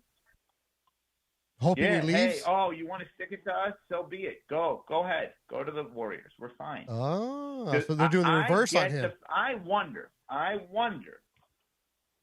are the Lakers okay with saying goodbye as long as he says goodbye to them and not the other way around? Oh, so I don't want to break up with you. You need to break up with me. Yeah. Now, I don't want to be the bad one. To the catch, though. There's a counter to the counter. There's a lot of counters here. Okay. My kitchen counter. There's a lot of counters. You're countering yourself. I like it. The counter to the counter is, do the Lakers want the retirement tour financially, if that is what's happening? The answer to that is probably yes, right? Well, I thought a little bit about that. I read a story. I got to pull this up. I got to find it out. The Warriors yesterday revealed a new jersey patch. Did you guys happen to read about this by chance? This is not like front page news, but the Warriors yesterday have a new sponsor. It's an Australian AI company, and they apparently have paid $50 million a year to put their patch onto the Warriors jersey. Yeah, that's the going rate for most teams. I would just wonder if the Warriors are like, well, hey, you know what? You're going to get so much out of this spend because not only are we going to have Steph Curry, we're going to get LeBron James. And winning a championship, that may not be what this build is about. Man, we're going around, huh? But it is good business. You just spent $50 million to put your name on our patch. We're going to put LeBron James in a uniform. It's actually horrible. It's actually horrible business. Let me tell you why. Please. To overpromise and possibly underdeliver. Yeah, bad news. So horrible. Right. So you're saying that the Warriors sold a jersey patch yesterday to sponsor LeBron, who's not on their team? Get him, man. That's what you think is good business? No, what I'm saying what would be good business is they just got this jersey patch, $50 million a year, and then they throw LeBron in one of their jerseys, and then they go back to their partner and they go, look how we're over-delivering for you. Wow. Look at this. Oh, look at that. Use of the term over-delivery. Nice job, Cappy. Thank you. Thank you very much. Ev's not buying what I'm selling. Nobody's buying it. Bad business. Again, bad business. Here's why. If you have a hunch that you're 24 hours away from LeBron joining your team, maybe you delay the conversations for the jersey patch to present the full-fledged opportunity now it's for $70 the million. partner. Correct. Yeah, now it's $70 million a year. We got LeBron. Right, and guess what? If LeBron James is wearing your jersey patch, it's still worth more than $70 million. To use your term stolen from me, it is still over-delivering in that case. Wow. How do we get to jersey patches? Listen, all I'm trying to figure out is... is... Cap. You're good. I'm just trying to figure out... Look, the bottom line is this. LeBron James. Most Laker fans that I talk to, they say this. They go, we can't replace his numbers. And I've had that conversation over and over and over again. And I keep countering that with, but you've got to think about the future. You can't just think about the past. And I just don't know that if LeBron James comes back to this team, even at this reduced salary, that we're seeing a team build towards a championship. However, if LeBron James moves on, and Evan, I'm with you, if the Lakers are like, well, we tried everybody. Hey, we tried LeBron, but LeBron didn't want to be here anymore, so he took off on his own. They can look in the mirror and say, we tried, or at least try and sell that to everybody. I just don't think that the Lakers are getting better. And even though everybody says, well, they've got to get better right away because that's the way it works, and they promised this to Luka, Luka signed for the next 3 years. Yeah. And I think that's what you have to be thinking about is the next 3 years. Unless you trade him. Well, that's July 17th. July 17th. Right now it's July 20th. Thank you, Evan. Now. Thank you for being flexible with your schedule. All Thank right. you. I have another question off of this. Is this scenario I'm about to present to you on the table? And if it is, what happens if it comes to fruition? Is it on the table that either Jalen Duren is matched by Detroit or doesn't sign the offer sheet with the Lakers, and LeBron signs with the Warriors? In other words, they get neither Duren nor LeBron. Is that scenario on the table? And if so, how does Luka react? I'll hang up and listen. It's long time call. It is very possible, without a doubt. Yeah. And it sounds like something we'd get on the Lakers postgame show. Yeah. Because Detroit has said that they don't want to deal with the sign and trade. I mean, Sabonis is cool, but if you're really wanting him in Detroit, I don't know. If you're Sacramento, the Lakers aren't going to give him the sign and trade options. They don't have any assets for it. I could see none of them coming back.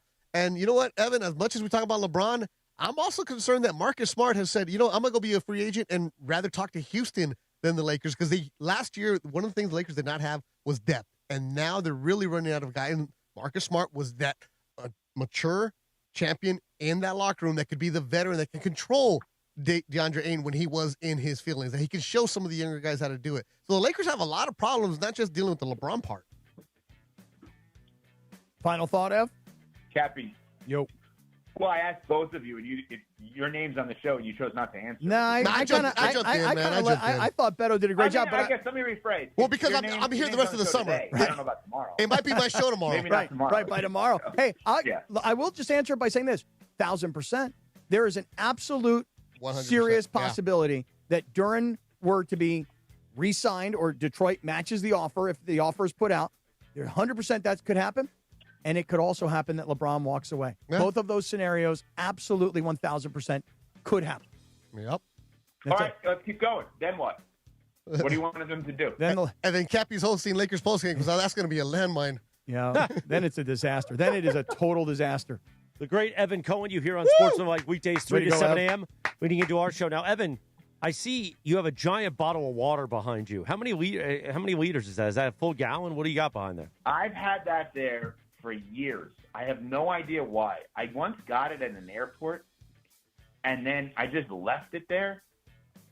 But did Beto leave? Yeah, why is Beto leaving? Beto, you're just leaving he's in the just middle done. of the show? He's just done with us. This isn't middays or afternoons where we just get up and leave when we do a read. We interwoven things or interweave. You know, Beto. Well, the woven part was past tense. Yeah, I know. What just happened? Beto decided he was done. I heard music and I thought you're going out. Because that's good. That's good to do to the audience. That's when good. you say music, you tell us to be quiet. Because we're doing something. That doesn't mean we just stop doing content. Well, apparently it did mean that we were done doing content. Man. Oh, man. What am I going to do? Work on Thursday? Ooh. Oh, wow. That's good. That's being a team player. So can I get coffee or not? Go ahead. We're done with you now. The great Evan Cohen. You can hear on Sportsmanlike tomorrow morning, 3 a.m. Cappy, I got my Pizza Hut hat on. Let's talk about our friends at Pizza Hut. Oh, I would Evan, love to. take the rest of the day off. Yeah, you're good, Ev. You're good. Speaking of Pizza Hut, I'm going to just tell you something right now.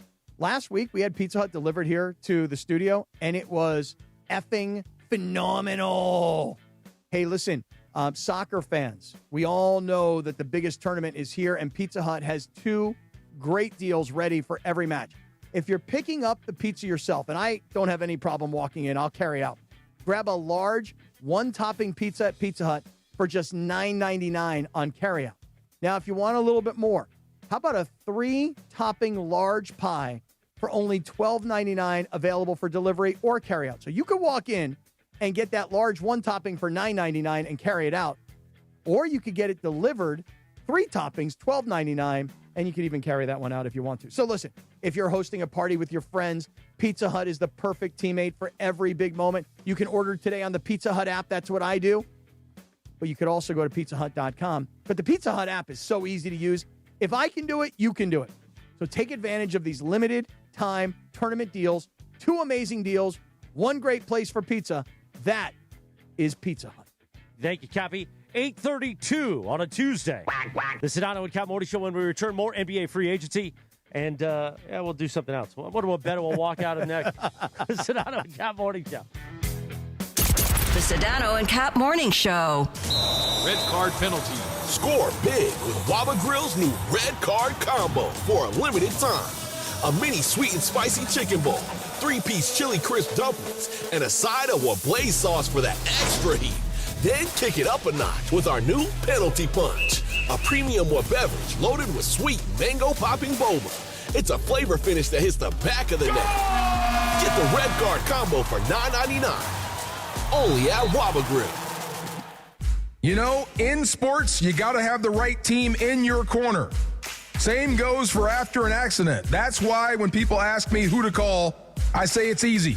I tell them to call my guy. I got a guy. Attorney Big Al. Big Al's been helping accident victims across California for more than 15 years. He's an LA native, a huge sports fan. Wait till you hear him go. And he knows that after a crash, things get overwhelming fast. Between dealing with insurance companies trying to rip you off, trying to get your car fixed, trying to find the right doctors if you're hurt, it can be a lot. It can turn your whole world upside down. That's where Big Al and his team will step in for you. So lock this number in your phone. 1-800-HURT-123. 1-800-HURT-123. They'll help guide you through the process, protect your rights, and help you understand what you may be entitled to. And here's the biggest thing. Don't let the insurance company call the plays. Call 1-800-HURT-123 or visit attorneybigalca.com. Attorney Big Al's Attorney Ken Klein, based in Los Angeles. Esquivoso. If you run a small business, you know that opportunities and emergencies don't wait. So don't let big banks hold your business hostage with weeks of endless red tape and paperwork. Turn to Cardiff. Cardiff is America's favorite small business lender with a 5-minute application that won't impact your personal credit. You get approved in minutes and funded the same day for up to $500,000. If you've been operating for at least a year with $20,000 a month in revenue, skip the bank delays. Go to Cardiff/ESPNLA right now to secure your funding. That's cardiff.co/ESPNLA. If you love to travel, Capital One has a rewards credit card that's perfect for you. With the Capital One Venture X card, you earn unlimited double miles on everything you buy. Plus, you get premium benefits at a collection of luxury hotels when you book on Capital One Travel.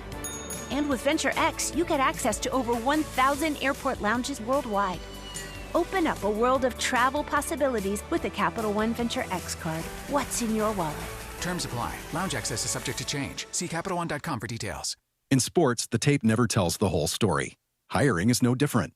AI can make candidates look like an MVP on paper, so knowing the person and the skills behind the resume matters. That's where Robert Half changes the game. Our recruiters combine their expertise with award-winning AI to evaluate skills and fit quickly. Learn how we can find you specialized talent in finance, accounting, technology, and more. At Robert Half, we know talent. Visit roberthalf.com/talent today. The Sedano and Kap Morning Show is on. We are such a bunch of weirdos that work at this radio station. Seriously. Sedano and Kap have taken over Morning Drive. Avada Kedavra.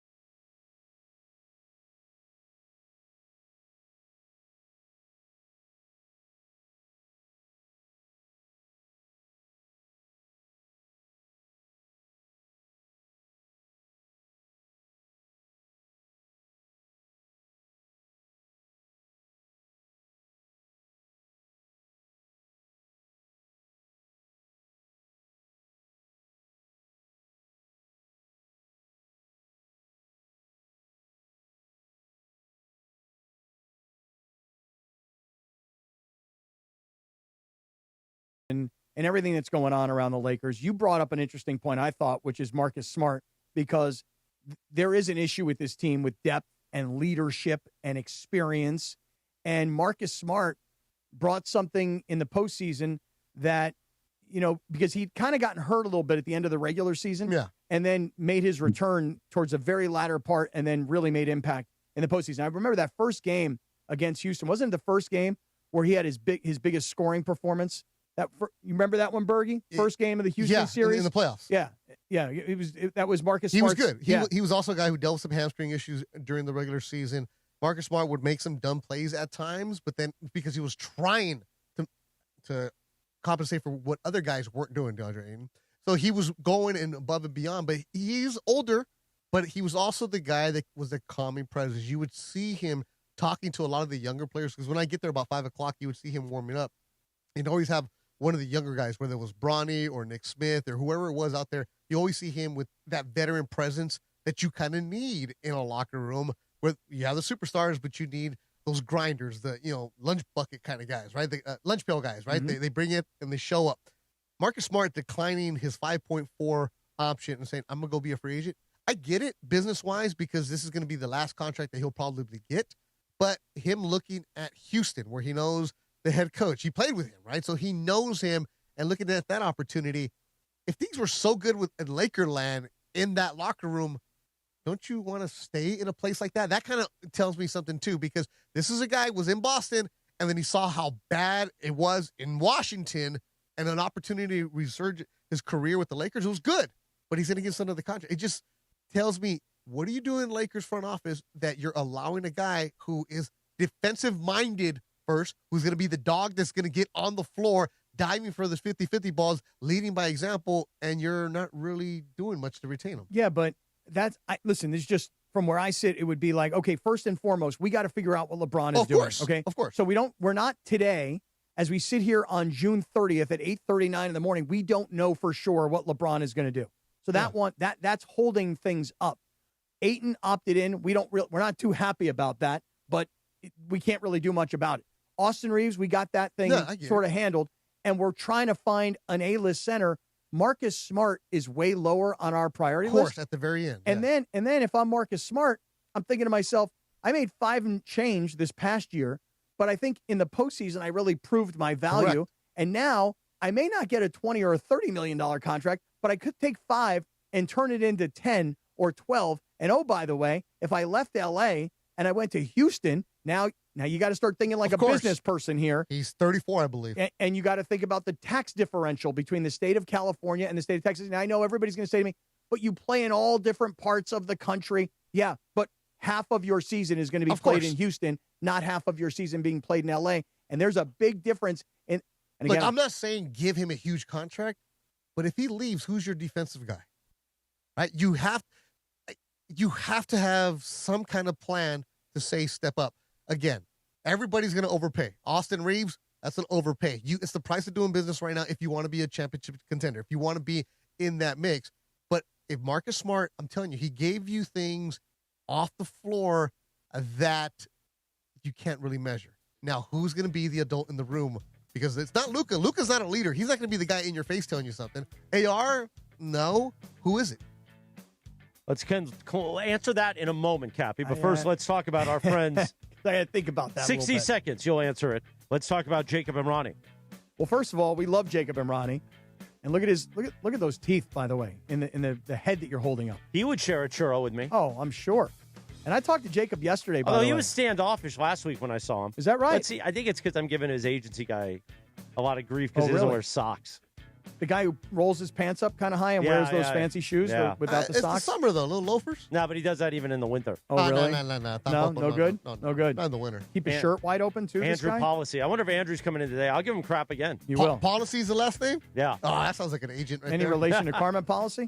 I don't think so, no. Spelled differently. Okay, different policy. Anyway, let's talk about Jacob until you can answer that Lakers question. Hey, you see these scooters all over L.A.? Yeah, we almost get hit by them all the time. It's ridiculous. And people litter. I mean, it bothers me that they're just all over the place. Anyway, you see them all over town. They're near apartments, restaurants, metro stops. I mean, they're freaking everywhere. And they're convenient until something goes wrong. Like you're riding one and you hit a pothole. Or maybe a distracted driver hits you. Maybe the scooter itself doesn't brake right, and suddenly a quick trip turns, into now you're in the emergency room. Bam! Electric scooter accident claims can be kind of weird because there's going to be more than one party involved. There's a driver, a property owner, the scooter company, maybe even the city, depending on what happened. This is why you don't want to try and sort this out alone. This is why you call Jacob Emrani. Jacob is walking these streets of downtown LA. He knows what's going on. I see him out there. You call him at 800-345-6789. Jacob's team can look at what happened and explain your options in plain English.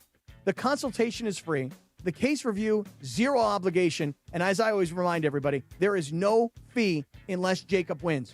So if you have found yourself in one of these scooter-type accidents, whether you were the rider or you were on the receiving end, you call Jacob Emrani. 800-345-6789. That's 800-345-6789. Or you go to calljacob.com. Thank you, Cappy. It's a Cosm Ticket Tuesday. Caller number 7 right now, 877-710-ESPN. You win a 4-pack of GA tickets to watch the USA Round of 32 match at Cosm on Wednesday, July 1st. Experience every goal. Hey, that's tomorrow. Experience every goal. Save an unforgettable moment in Cosm's immersive shared reality environment. For more info and tickets, visit Cosm.com. Only with ESPN LA. Caller number 7 right now, 877-710-ESPN.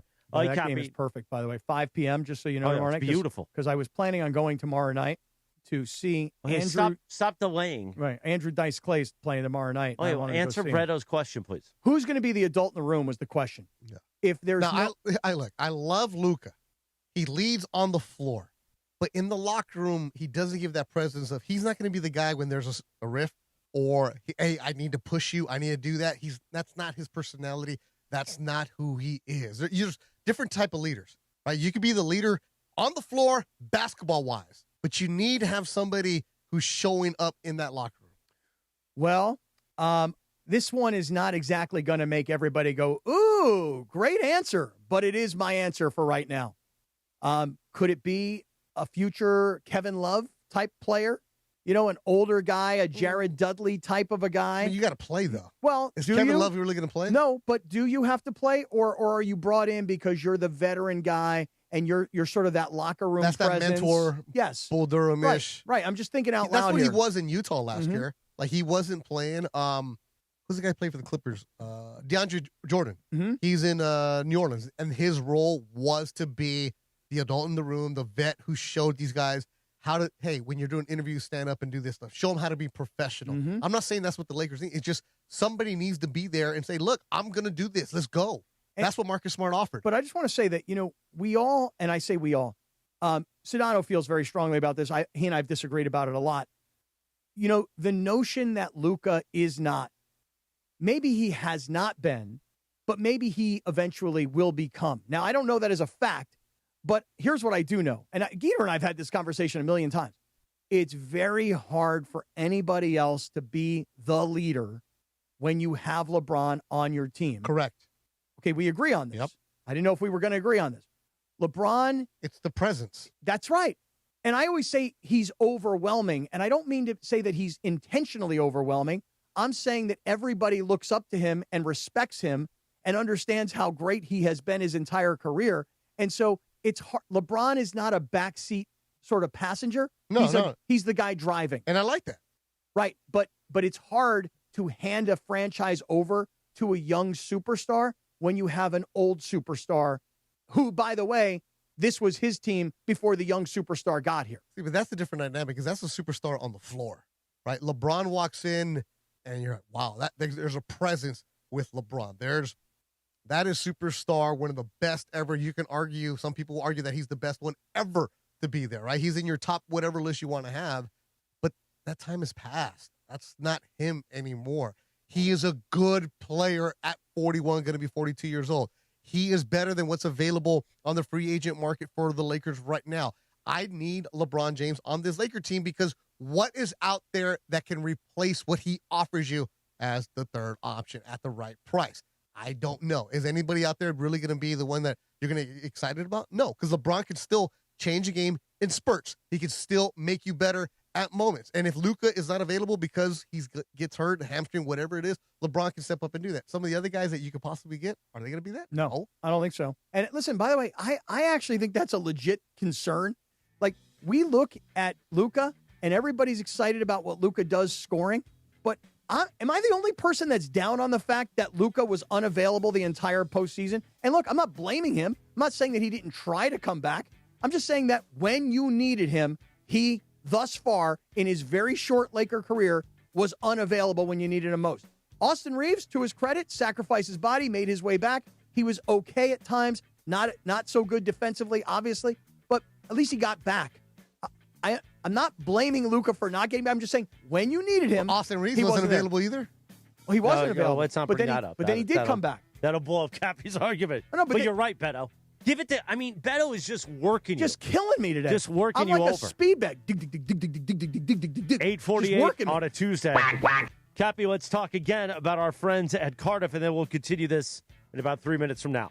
I just love this company, Cardiff, because I just know this, that you're driving around right now. You're a plumber. You're in the HVAC industry. You're an electrician. You own a restaurant. And what you need is money because you want to grow.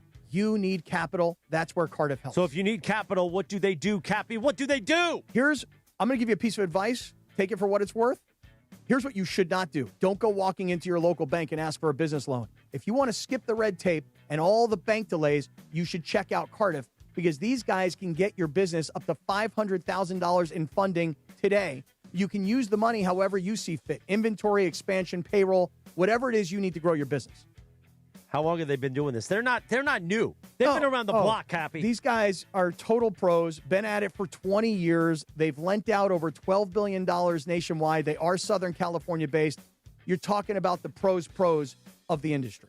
And tell me, if you're hearing this right now and you're going, hey, I need some help from Cardiff, how do you qualify? What's the next step? Here's the deal. If you've been in business for at least a year, if you're generating $20,000 a month or more in revenue, you could qualify for up to $500,000 in same-day business funding. The application process will take you less than 5 minutes. There is nothing to do, no impact on your personal credit. So if you need this money, you should fill out this application today. If you need cash to grow and don't have time to waste, you need to go see our friends at Cardiff, Jack. Absolutely. Same-day funding, sub 5-minute application, no impact on your personal credit. That's Cardiff. If your business needs capital, Cardiff is the solution. Cardiff. Borrow better. Cardiff. CARDIFF. Cardiff.co/ESPNLA. Cardiff.co/ESPNLA. Get that money, small business owners. When we return in 3 minutes from right now, the Cisco Kid, Beto Duran, is just going to keep working over. Beat me down. Yeah, he is working you over. Yeah, it's not like even a rented bag. mule. Yeah, it's like a heavy bag. He's riding you. He's getting on top of you. Yeah, just killing me today. He's using his legs and just strangling you. Yeah, exactly. Right. That's next. This is the Sedano and Kap Morning Show. Hey, it's Mason. The next best thing to being at the 2026 FIFA World Cup is watching it at Cosm. Experience every match inside the massive 87-foot LED dome in shared reality. You will feel like you're right there on the pitch with the world's biggest stars. Plus, catch all the action in the Cosm Hall with great food and drinks. FIFA World Cup tickets will not last, so book right now at cosm.com/FIFA. I will see all you guys for the World Cup at Cosm. Hi, it's Chris Morales here for LifeSource Water Systems. If you're still drinking and bathing in LA's harsh tap water, it's time to upgrade to a LifeSource whole house water system. LifeSource filters every drop of water in your home so you can drink, bathe, and cook with clean, delicious water. It's the essential home appliance. Right now, during their summer special, LifeSource is paying your sales tax. Bam! That's up to $1,000 off a new system, but only through July 4th. Call their factory today at 1-800-WATER-99 or visit LifeSourceWater.com. LifeSource. Taste and feel the difference. Warranty limitations apply. Making plans for the 4th of July? Pechanga Resort Casino has you covered. Pechanga's annual 4th of July fireworks show is set to light up the Temecula night sky. The free exhibition will begin approximately at 8:45 p.m. Take in a dazzling drone show followed by a breathtaking 22-minute fireworks extravaganza. Tune in to FM station 103.3 KTMQ to listen to a coordinated soundtrack for a fully immersive experience. For parking details and more info, visit pechanga.com or call this number, 888-PECHANGA. Corazon. Hey guys, it's Sedano. If you're ready to upgrade your driving experience, you gotta go and check out what's happening at Cadillac and their incredible new lineup of state-of-the-art EVs, sedans, and SUVs. And hey, look, there's no better place to experience the luxury of Cadillac than at Cadillac of Beverly Hills. Check out Cadillac of Beverly Hills and their beautiful showroom at 8767 Wilshire Boulevard in Beverly Hills. And check them out on the web at CadillacBeverlyHills.com. We all hear the radio ads about the IRS. They tell you to be afraid, to be scared, and they try to frighten you into calling. I'm not here to do that. Tax Relief Advocates is different. TRA is here to tell you that if you owe money to the IRS, whether it's $5,000, $50,000, or $500,000, we have a solution. It doesn't matter if you're sitting in your car, at work, or with your kids. No matter where you are, call now. 800-575-6759. Don't lose hope. TRA can eliminate or reduce what you owe to the IRS. Generous programs are now available that can give you a fresh start. Our passion is taxes and helping individuals fix their IRS problems. We have over 1,000 5-star reviews on Google and an A+ with the Better Business Bureau. You don't need to be afraid of the IRS any longer. End your tax nightmare today by visiting us online at TRA.com or call 800-575-6759. That's 800-575-6759. Tax Relief Advocates. Real solutions for real people. It's time for the Wild Fork Foods Yacht Rock Song of the Morning. It's time for the Wild Fork Foods Yacht Rock Song of the Morning on the Sedano and Kap Morning Show. Wild Fork, your neighborhood meat and seafood market. Now, he's put on his captain's hat. I am the captain. This is the captain's table. The captain sits at the captain's table. Captain Condiment has the Yacht Rock all queued up. Ooh. 8:54. Good morning. The Sedano Kap Morning Show on a live imaging Tuesday, presented by Providence. How about a little Hey 19? Steely Dan, Cappy. Oh, yeah. Great song. The Rich Eisen Show begins terrestrially, top of the hour. We continue for our digital hour on YouTube and the app. Time for the Morning Wood. Thanks to Hernandez Wholesale Flooring. Summer's here. Before your next barbecue or family gathering, upgrade those old floors with Hernandez Wholesale Flooring. Visit HernandezWholesaleFlooring.net or the showroom next to the Commerce Casino. Hernandez Wholesale Flooring. No games, no gimmicks. No sale beats wholesale. Sucker. Oh, Steely Dan's always good. I'd go see them. I've never seen Steely Dan in person. I want it. Ricky, don't lose that number? Yeah. Or Ricky, lose that number? Whatever it's Ricky, called. don't lose that number. You had it right the first time. Don't lose that Right number. there. Yeah. Have you ever seen Steely Dan in person? I have not. Honestly, if you put a lineup of 10 people in front of me and said, pick out Steely Dan, I go, I don't know who he is. Like, I know all the music. It's a group. Yeah, it's not a guy. It's not a guy. It's not one guy? It was two main lead singers that were very famous. Okay, because I have this problem a lot of times. Lindsay's in the back laughing. She knows I thought Outkast was one dude. And Jethro Tull, like you thought that was. Yeah, I thought dude. Jethro Tull was a guy. Skinner's not one guy. No, Leonard Skinner. No, it's not Leonard. No, it's Leonard. not Leonard. It's not Leonard. Leonard. He's not one dude. Skinner!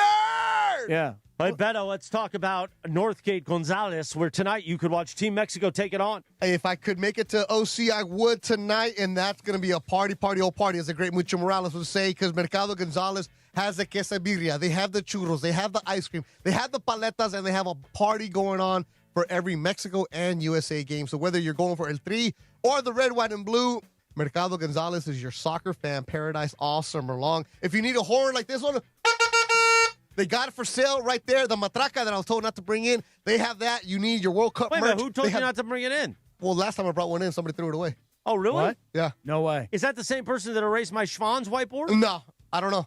I mean, I felt really good about that Schwann's whiteboard. I thought it was great. Yeah, me too. But Mercado Gonzalez has everything you need. It's a food hall. It's a market. Buy some chicharrones. Buy some wok. You got everything you want. And the fresh handmade tortillas are there for you. Mercado Gonzalez, where every match just tastes better. Yeah, and if you want to buy cow Schwann's, I bet you they got it. You think so? Oh, they got tacos de lengua too? Yeah. Oh, yeah. No, but the lengua is different than the Schwann's. I'm trying to change it away from there. But if you need some patas, oh, you have that there. They have the pig's feet. They sell that too. Oh, really? Oh, yeah. See, even like La Carniceria is ready to go. No. And their liquor area is called La Cofradia, which is like a little rancho in Jalisco. Oh, it's the best. We are next, the digital hour right here. The Sedano and Kap Morning Show on a Tuesday. Get as loud as you can for Monster Jam! The one and only Monster Jam. Packed with stunts, smiles, and jaw-dropping skills. See the world's best drivers tear up the dirt in your favorite Monster Jam trucks. Like Gravedigger, El Toro Loco, Sparkle Smash, and more. Only at Monster Jam. Coming to Crypto.com Arena July 17th through 19th. Brought to you by BKD Tires and O'Reilly Auto Parts. Visit MonsterJam.com today. Time to bench those other hiring sites and let ZipRecruiter help you build a winning team. With ZipRecruiter, when you need the hire, you get the right fit for any role fast. That's because ZipRecruiter's smart matching technology starts showing your job to qualified candidates immediately. You can also apply filters and add screening questions to your job post to help you save time in scouting first-rate talent. With ZipRecruiter's advanced resume database, you can instantly unlock contact info from a roster of top candidates. That's why over 4.8 million businesses have trusted ZipRecruiter to hire, and check this out. 4 out of 5 employers who post on ZipRecruiter get a quality candidate within the first day. No wonder ZipRecruiter is the #1 rated hiring site in the game based on G2. So, if you need to score the best, go with ZipRecruiter. Try it for free at ZipRecruiter.com/LA. That's ZipRecruiter.com/LA. ZipRecruiter.com/LA. Hey, sports fans, it's Sua Cravens, and I want to tell you about my newest and favorite place, Wild Fork Foods Meat and Seafood Market. I have 11 locations from LA to OC to Encinitas to choose from and to shop. And they have the largest selection of everyday proteins, sides, over 400 types of grinds, and of course, a large selection of exotic meats and seafood. The largest variety in one meat and seafood market. Amazing prices and products from all over the world. Find your local SoCal store at wildforkfoods.com. Wild Fork Foods, quality meat, wild prices. I'm David Ortiz. When I lost my mom, she was only 46, and I lost my dad to cancer. It was the worst pain I ever felt. It made me think, what will happen with the people I love when my time is up? That's why I have life insurance. Ethos makes it easy. It's all online, take about 10 minutes, and you can get up to $3 million in coverage. Get your free quote at ethos.com/game. That's ethos.com/game. Paid testimonial. Time spent on application may vary. Online health questions required. In my world, you're always sorting through information, trying to find what matters most fast. Well, if you're hiring, you can now review all these resumes and applications faster thanks to ZipRecruiter. ZipRecruiter has a new feature that instantly shows you the most interested, qualified candidates first. ZipRecruiter's matching technology finds qualified candidates quickly. And with ZipRecruiter's new feature, qualified candidates show up at the top of your list. Try it for free at ZipRecruiter.com/sports. Meet your match on ZipRecruiter. The home of Rams football. And now the home of The Rich Eisen Show. Weekdays 9 a.m. to noon. KSPN Los Angeles. A Good Karma Brands radio station. Previously on the Sedano and Kap Morning Show.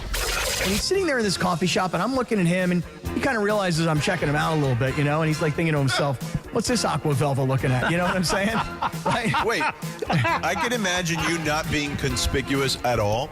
Well, or being completely conspicuous, what's actually. This Aqua Velva? Yeah, right. And so he's looking. Introducing ourselves. I am Hans. I'm Franz, and we want to pump you up. The biggest show in ESPN LA history. The Sedano and Kap Morning Show is on the air. Like, what was the name of that River movie? Phoenix, the river runs through a river runs through it. Yeah. You guys ever see that? Brad Pitt, like River Ryan sounds He like sounds that like a kind of guy who walks into a room and Schwanz has been there 11 minutes already, Maybe his debut will be during the summer of Schwanz. The summer of Schwanz. Schwanz begins July 9th. It probably will. I would wonder what if he comes up on July 9th? That'd be great. By the way, you guys can have a great time. There's something about an Aqua Velva man. Be one. A little sabor. Yeah, I don't think people like being called hacks. You're the güero on the radio. Giant Mexican, horn section. And Did you have me on your show to berate me? Is that what you're doing now? give me a freaking break. I'm reacting to Art Bell. Yeah. Midnight in the desert. I'm Art Bell. Scott Kaplan, eat a fat one, bro. The Sedano and Kap Morning Show on 710 ESPN. The all-new ESPN LA app and on YouTube at ESPN Los Angeles. We're bigger than U.S. Steel. Wow, that's crazy. Well, you want to woo-woo? Bit boy. Right now. Monstrous. Beto, I don't want to eat that. We did it, Dad. We did it. We were riding high on the stinger last time. Oh, big time. Right, that's right. Of course we were. So, mongrels, stay tuned. As the young kids will say, lit. Yeah. Yeah. Yeah. You ready? Are you ready? You're ready. Come on, Cappy. All right, listen. Here's the thing. Go, Cappy. Tonight, El Tri is playing Ecuador in Mexico City, Estadio Azteca. Are you ready, Cappy? Are you ready, Scotty? So, me and Bergie were sitting here talking at the break. I love your Mexico jersey. We're going to go watch this. We're going to go watch Mexico play tonight, right? Game time starts at 6. Now, can I take this flag with me? I want everybody to know what a supporter I am. I can't wait till you get your ass kicked in downtown. No. Why would I get my ass Because kicked? they will see him and know that he's a phony. Why am I a phony? No. He looks like mi amigo Scott from Chihuahua. What's phony about me? They're going to put that churro right up the old wazoo on you. Wait a second. Let me Right ask you a on the question. street. If you're a Mexican guy and you're walking around with a USA flag, are you a phony? What? Yeah, so if you're a white guy and you're American and you're cheering for Team Mexico, why am I a phony? You're not a phony. Yeah, why am I a phony? You're going to get it. Why? And if they know about the other thing? What other thing? Well, you know, the other thing. I didn't have anything to do with anything. He's in Laredo. He's ready to go. Then they're really going to get you. They'll put the churro down your throat, too. Oh, really? Cappy is so Mexican that he vacations in Cabo. That is real right there. Yeah, that's real. That's authentic. You can only be a fan of Team Mexico if you're Mexican? Yeah, No, the case? we take them off. But Morales is saying Cappy can't. Yeah, because Cappy's got that stuff. Past I don't have descriptions. any idea what you're talking about. Cappy's got receipts. Yeah, Cappy on La Revolucion is not good. You and Mario Lopez hanging out, bro. Easy now. Mario's a Yachtly crew friend. No, but he's a I hear what Chula you're Vista guy. I hear what you're saying. Yeah, but he's I mean, I think I'm. No, you're good-looking good. guys. Yeah, I'm good.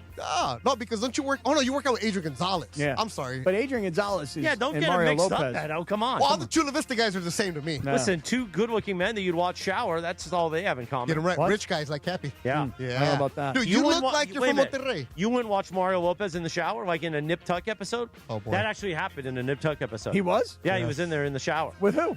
Who was the star? One of the stars was watching him. Oh, really? Yeah. One of the two docs? Yeah. Really? Come on, Cappy. Is it Today? evidence Breaking news, breaking news. Oh, what do you got? Oh, wow. Shams Charania says that breaking news, LeBron James will continue his NBA career for the 2026-27 season and has informed the Los Angeles Lakers that the franchise can move on without him.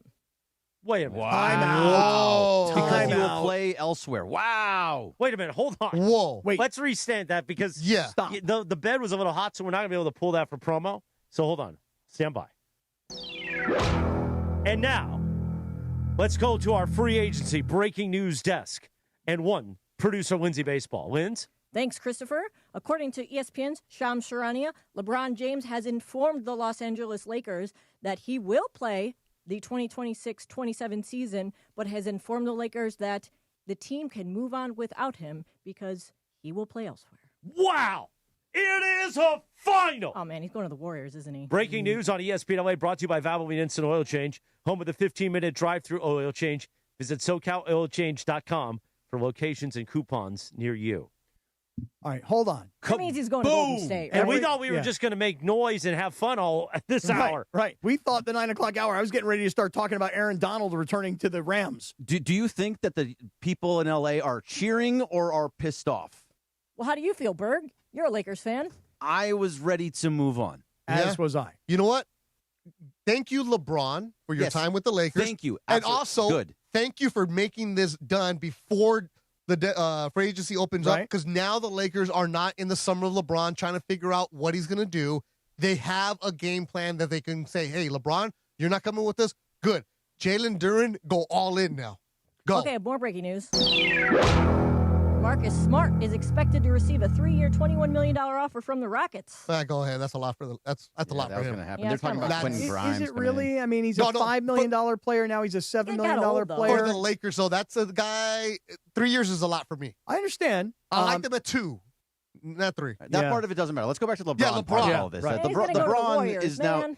All right. most likely going to the Warriors. That's Well- where all the smoke is, right? Well, it's not a guarantee. Nothing is a guarantee. But right now. what we know right now, and this happened, I'm not exaggerating when I tell you, 60 seconds ago, that's when Shams put this tweet out.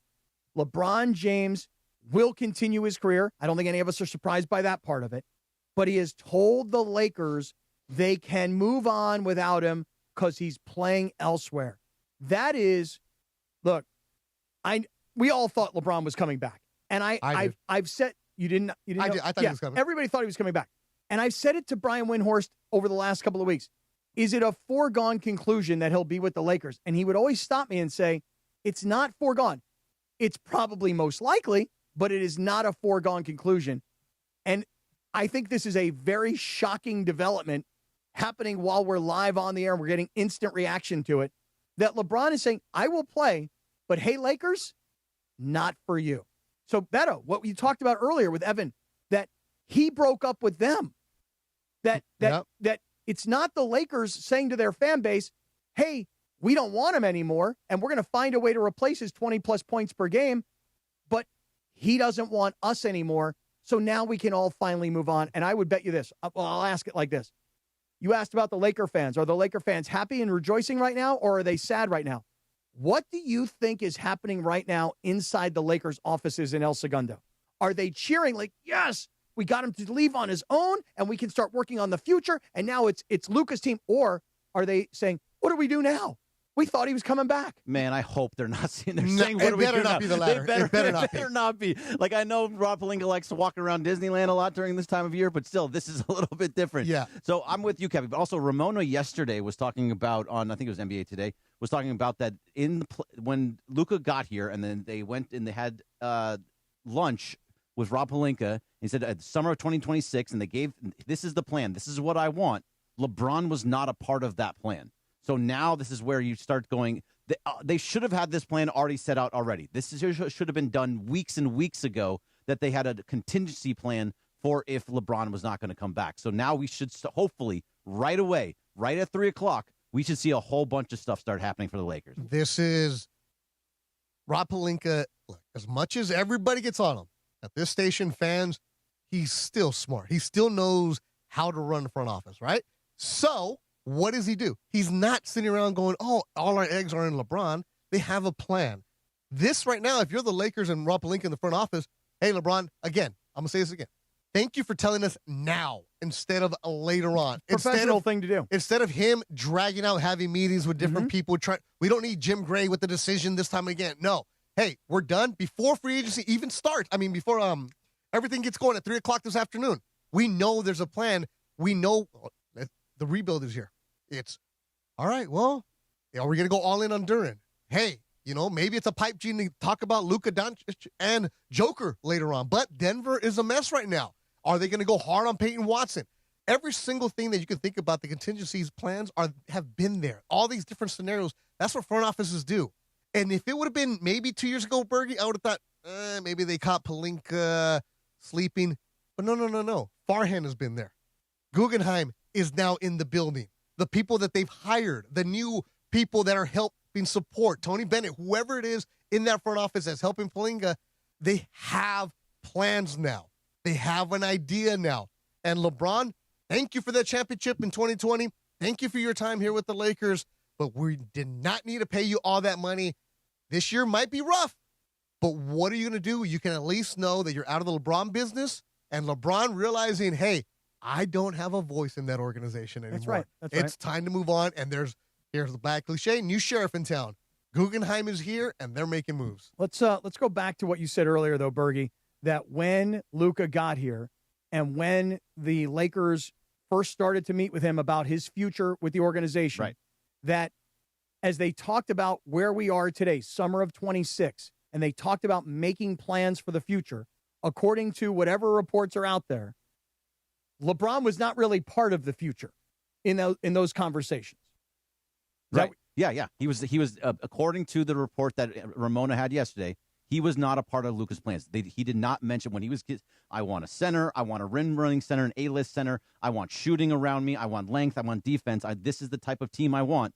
LeBron's name was not brought up in all. All right, so Shams has a couple more tweets right now. It says, after 8 seasons with the Lakers, including the franchise of the 2020 NBA championship, James departs and enters free agency, set to join a new team. He continues, Lakers president Rob Pelinka and Rich Paul spoke a short time ago about the 4-time champions' plans, sources said. James chose to inform the Lakers well before the start of free agency tonight out of courtesy and appreciation for the run together and to allow LA to conduct its off-season business. He continues, the Lakers expressed to James that they wanted him back, but the NBA's all-time leading scorer decides to move on elsewhere. So I think you did something really good before, Beto. Like, you have to, as Laker fans, as the Lakers, we have to say thank you to LeBron James for what he did while he was here, of giving them a championship, for bringing in all the fans and all the people that came to see them. He brought something to this team. He brought excellence. He fixed this franchise after they were so bad for those 6 years with, Brandon Ingram and all the baby Lakers. He did fix all that. He changed it. He made sure that Anthony Davis came here, got the championship. Yes. So thank you to LeBron for that. Yeah, the Lakers are always going to be marquee, but they're always going to sell out. What? They were bad teams. I remember working at Spectrum in the summer. Hey, lottery pick, who we're going to get? Summer League basketball championships. Like, that's where the Lakers were before LeBron showed up. Love him or hate him, whatever you can do. He is polarizing, no matter what for Laker fans, but he made the Lakers playoff contenders every single year, but the time has come to move on. Now, Cappy, so one thing that we haven't heard from, we don't hear anything from the Lakers front office. We're not hearing any smoke from the Lakers. You don't hear a lot. What's going on? Rob Pelinka hasn't leaked anything. So does that make you feel better? The fact that they are doing something in silence, or as the kids say, cooking in silence, so that he's actually has a plan, is making moves, has ideas of guys that he wants to get, and it's going to happen? Yeah, I think that the fact that we've not heard much or any kind of leaks or rumors come from the Lakers, I think is good. Yep. It says that they're handling their business in the most professional way. When it comes to the LeBron situation, the Lakers, they did what I think what you should do publicly. From a PR perspective, here's what the Lakers did. Hey, LeBron, we want you back. Because you don't want to insult the guy on the way out the door, given what you guys just said. Thank you for your years of service. Thank you for delivering a championship. Thank you for restoring the Lakers brand. It may not be the best team or franchise in the NBA, but the brand is certainly healthy. And that combination of what LeBron brought and what the Lakers brought to the table, it is a very healthy brand. They decided a year and a half ago, when this whole Luka opportunity hit them right in the face, we have an opportunity right now to figure out who the future of our franchise will be. They made that deal, and in that moment, LeBron knew. That's why earlier today, I said this to you guys. Could LeBron have a feeling of, hey, look, this was my team. I was in business with this organization. They gave me the things that I asked for along the way. We had some success, not as much as we all would have liked, but they've replaced me. And I know that they've replaced me. And they're not asking my opinion anymore. They're asking Luka his opinion. But when they needed me, when they absolutely needed me to put the entire franchise on my back, they came back to me and they went, LeBron, can you do this for us? And I did it. And you know what? Now, when it's all said and done, whether they drafted Bronny and paid him, whether they got me Anthony Davis at the time, whether they went out and got other players that did or did not work out that I suggested that they get, now is the time where it's like, hey, it is absolutely time to hand this franchise over to the next face of the franchise. Mm-hmm. And as long as LeBron is on the team, which I understand, I think you guys are right, you're going to have a hard time replacing his production, but you've got to think about the future. And I thought when we talked about LeBron possibly going to Golden State, hey, I'd love to go play with Steph Curry. I've wanted to do it for years. Hey, I'd like to play with Draymond. That's my guy. Hey, I'd like to get Anthony Davis back and see what we could do. And I'd kind of like to stick it to the Lakers because honestly, I don't feel like the end of this thing came the way I wanted it to come. So guess what? But what athlete actually gets to have it that way? Very, very few. Elway walked off after a Super Bowl. Right. That was it, right? Very few guys get to do that. Look, today is not the day to go, oh, is LeBron an all-time Laker great? Does he get the statue? We're not getting into that, because I know there's a lot of people say, he was never a Laker, not this. Today's not the day. Right now, let's just focus on what it is. Free agency starts at 3 o'clock. Mm-hmm. The Lakers need to make moves. They're supposed to have a meeting with Jalen Duren later this afternoon at the CAA offices, right? Duren is supposed to meet with the Lakers and the Kings. The Kings have Sabonis that they can do in a sign and trade. Detroit has said that they do not want to do a sign and trade. Duren is, I don't want to say he's the A-plus center, but he's a 22-year-old, 6'10" guy who could be your third option if you need, right? That's a big thing. That's what Luka wants. Are the Lakers going to be in total demise? No. Is LeBron going to be the guy that was going to put them over? No, but he was going to solidify a lot of things that they would have. But you know where you're at, and that is the huge thing about it. Did the Lakers say, yeah, LeBron, we want to work with you? Of course, because what's out there in the free agent market that you can possibly get to replace him? Not much. So the Lakers did the right thing. Of course we want you, LeBron. Hey, but we don't know if they actually talked numbers. We don't know if they talked years. We don't know if they talked roles, and we're not going to hear it. Because the report from Shams comes from Rich Paul, the LeBron side of this. That's where the reporting is coming from. This is good for the Lakers because they now have an idea of where they're going. Because remember what we said earlier in the show, like around 7 o'clock. If the Lakers do offer Duren, Detroit has until July 7th to decide if they want to match that. That would leave the Lakers in limbo with other free agents. Now you know what you're going to go and do. So LeBron, again, thanks for the great time here in the LA. You won him a championship. The relationship was murky at times. It was up and down with whatever. At the end of the day, though, I don't think LeBron is trying to say, oh, I'm going to stick it to him. It's more of, hey, I'm doing something unprecedented. But I'm going to be 42 years old. Nobody has ever played in the NBA this many years. And I don't think Golden State's the only option, Linz. It could be Cleveland. Right. Does LeBron... The happiness is always a big word with Wendy. Does LeBron feel wanted by the Lakers? I don't think he felt wanted by the Lakers. It's like lukewarm, like, but listen, even if you're here, you're cool. But Luka, going back to Ramona's report, that when Luka and the Lakers first started talking about his future and how he would take over this franchise, LeBron was not really a part of that. But from a public relations standpoint, the Lakers did the right thing. They went out at the end of the season and they said, yeah, we want LeBron back. We still think LeBron is part of what we do around here.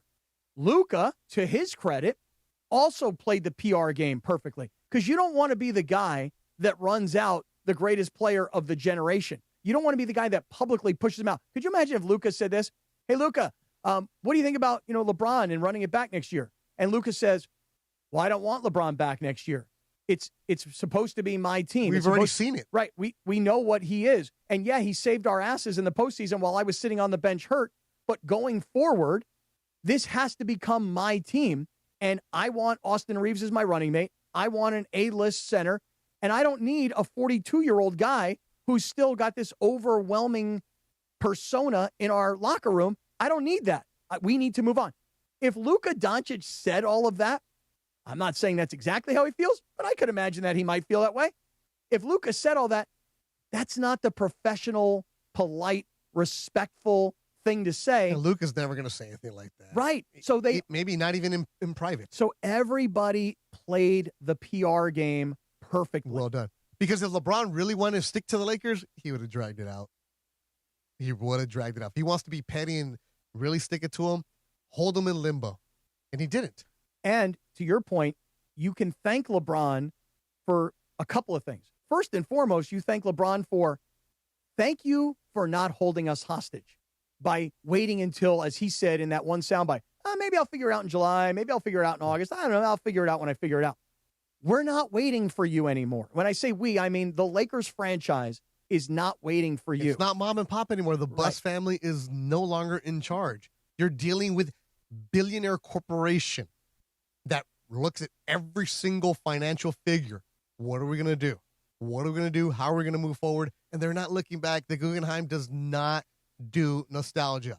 They do celebration of the player, but they're not going to let you linger. We see it with the Dodgers. They'll cut you. They have no problem eating some contracts. They have no problem giving you a contract and at the same time eating it. What this is good right now is you have a plan. Rui Hachimura should be an important part for the Lakers. Yes, he might be up and down at times, but he is still a player that can be huge for the Lakers. This is right now, Rob Pelinka's job is on the line this free agency because he better get it done, because if you do not add to the pieces, you don't show up some defense, you don't show up some depth on this squad, and you don't make some moves. I know you're hindered because of the lack of trade pieces that you have, including the draft picks, but you better get it done right this summer, because if the Lakers show with a 35-win season, oh, no. So you mentioned Rui Hachimura being a big part of it, that it should be somebody they should be going after. It's possible, but also everything that we've been saying with Luka Doncic is that he's giving you players that he wants. I don't know how he feels about Rui, but if he's saying, I need all of these types of guys, it seems like he almost wants to build a brand new team. So the whole idea of running it back, I'm talking about Kennard and Rui and Marcus Smart now being gone, LeBron being gone, everybody that's not Jackson Hayes and a Slovenian citizen is not staying. But I think they could go completely off the board and be going all the way around. They could, but Rui, you saw last year the evolution of Rui Hachimura, the mid-range jumper that he can have. He continues to get better and better. I know you're not the biggest Rui fan. I like Rui in the right spots and playing him in the right way. This doesn't mean hating on Rui. No, I'm saying him and Luka together, maybe not, but Rui is a guy that gives you the depth that they don't have. Right. He gives you 3-point shooting in the playoffs. He was great in the playoffs. I think it really just comes down to what Luka wants. So if Luka seems like he's wanting guys from other teams to come and build a team around him. I don't know if you feel the same way, Cappy. So it just feels like the guys that are on this team, he has no interest in any type of run it back situation. He wants Austin Reeves, and he wants other dudes from other teams to build around him. And here's the other part of it. And I know we'll disagree on this all the time. You got to think about the next 3 years. Correct. You cannot just think about this upcoming season. And I understand there's going to be a thought that is, you're wasting Luka's prime. Absolutely. If you don't go all in this season. I'm not saying you shouldn't go all in this season. I'm saying that you now are in a business relationship with Luka. Yes. And you're following Luka's lead. His first thought was, I want Austin Reeves. Got him. And the Lakers made an offer to Austin Reeves, and Austin Reeves wasn't happy with that. And there were a lot of rumors that he might be going somewhere else, and the Lakers didn't want to let him go. Why? Is it because Austin Reeves is so awesome? Austin Reeves is a really good player. Yes. We've watched him develop, and we've watched him grow up in these last 5 years or whatever it's been.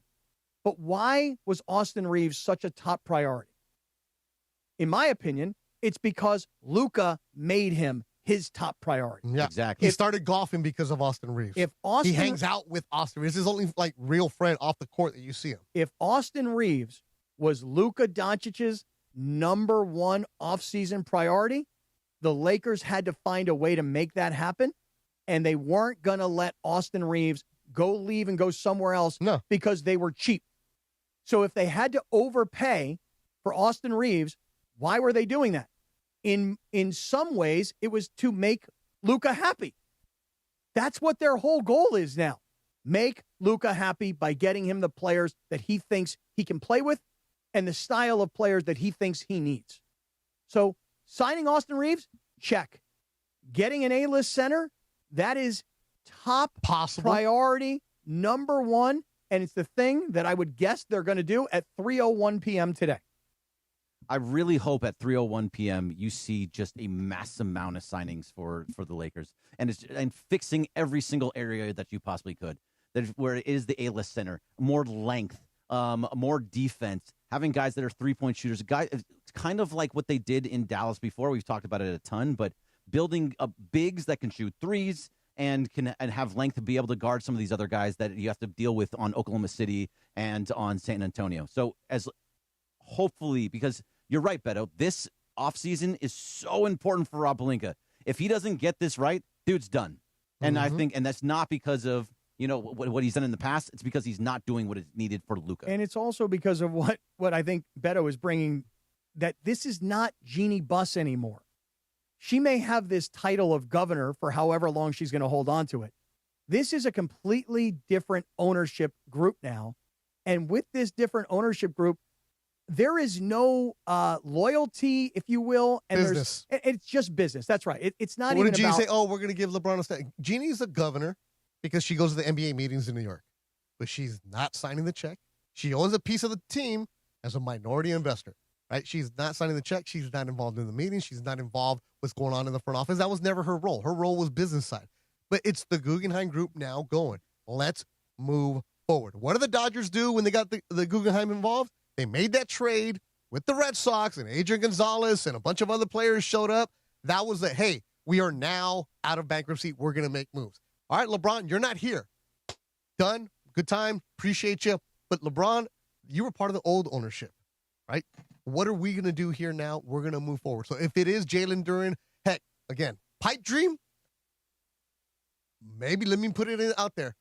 Joker next year, right? Because Denver is going to sell eventually because they're going to have a lot of issues with their cap. Maybe it's Peyton Watson, the Long Beach Poly kid who comes back. I love Peyton Watson, the game that he has.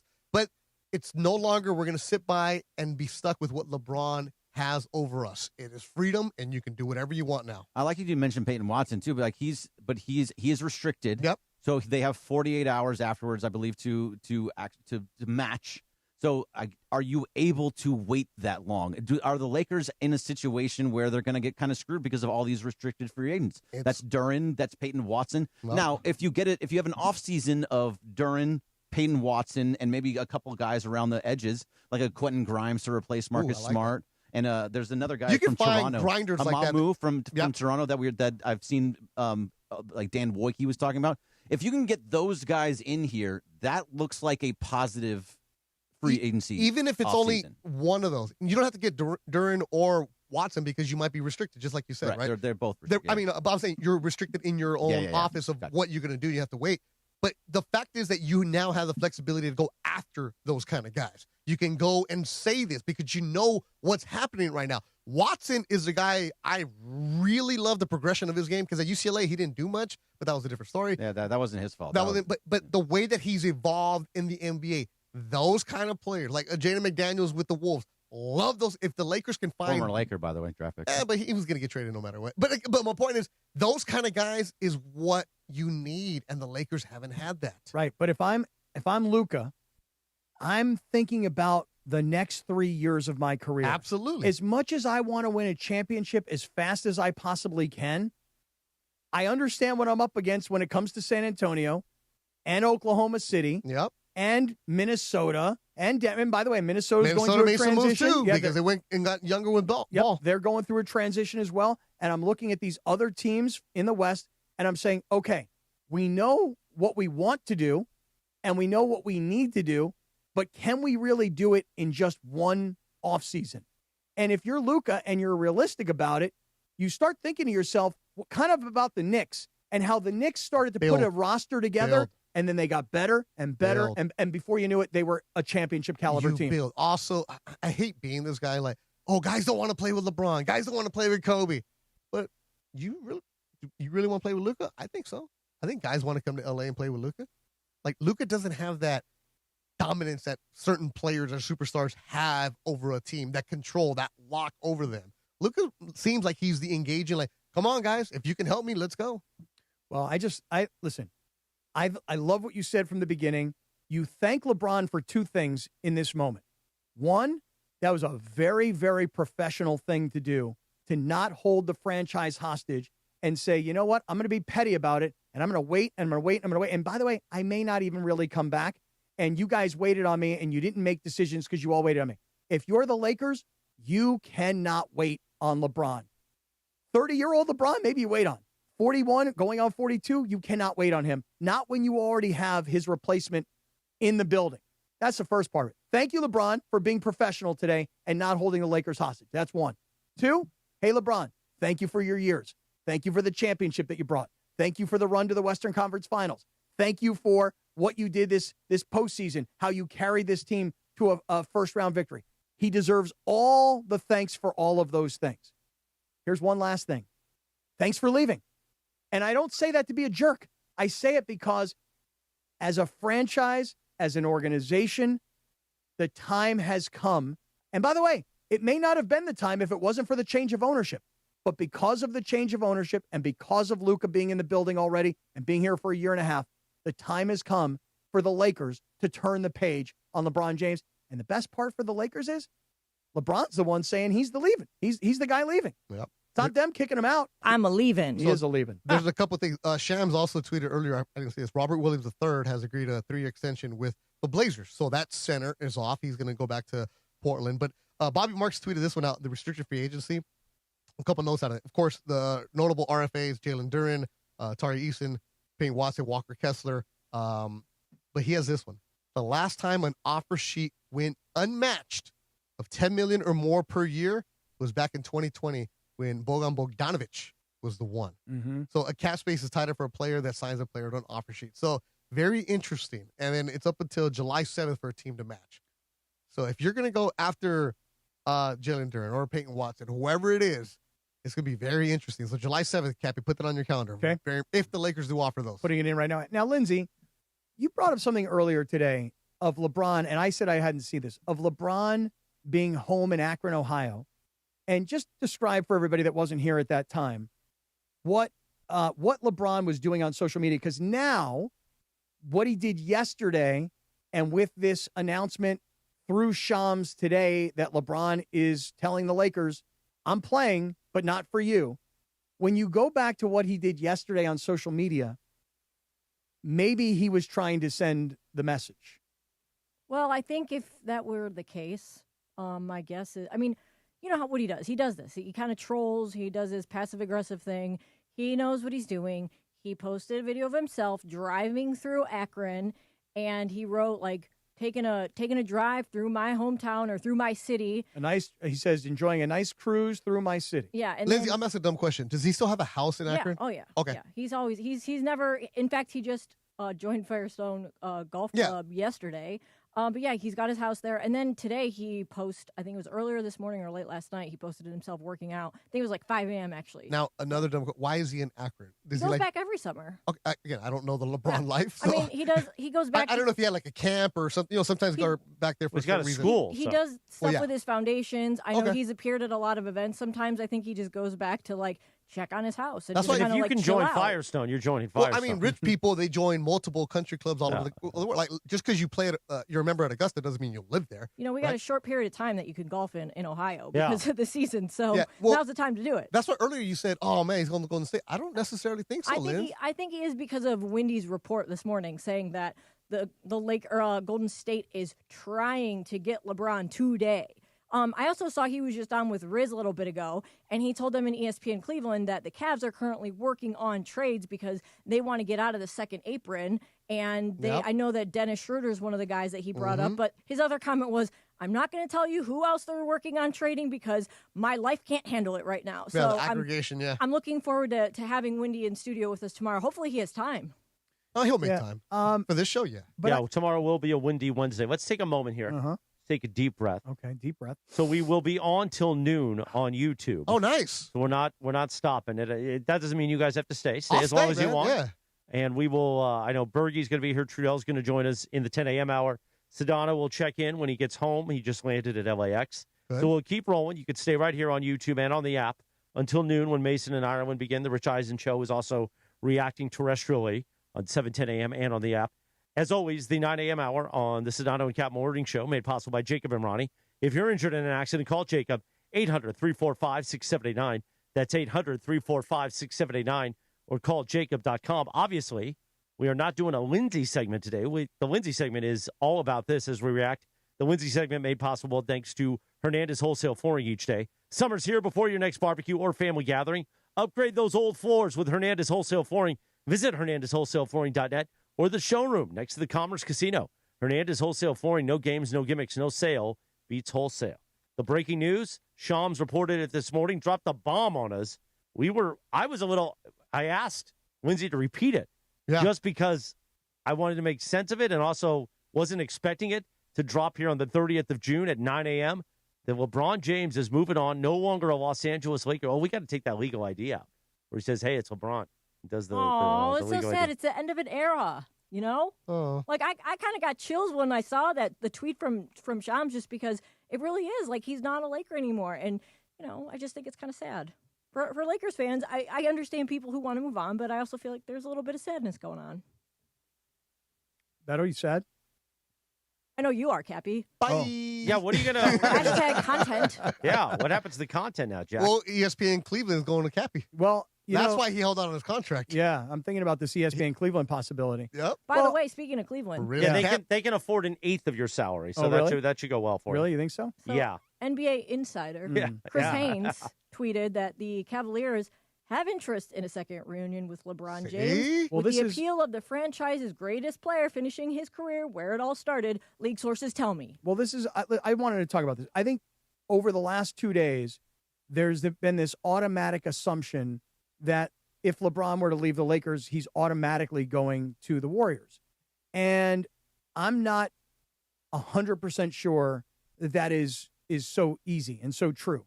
Look, if you were a lot of pieces that may happen. Right. If you were going to talk to Bobby Marks or you're going to talk to one of these ESPN front office executives who understand all the different aprons and the caps and everything else, there was a report yesterday that when the Warriors signed Porzingis to a 2-year, $40 million deal, that makes the financial side of things more complicated. You started the show with that. To give LeBron the mid-level exception of about $15+ million.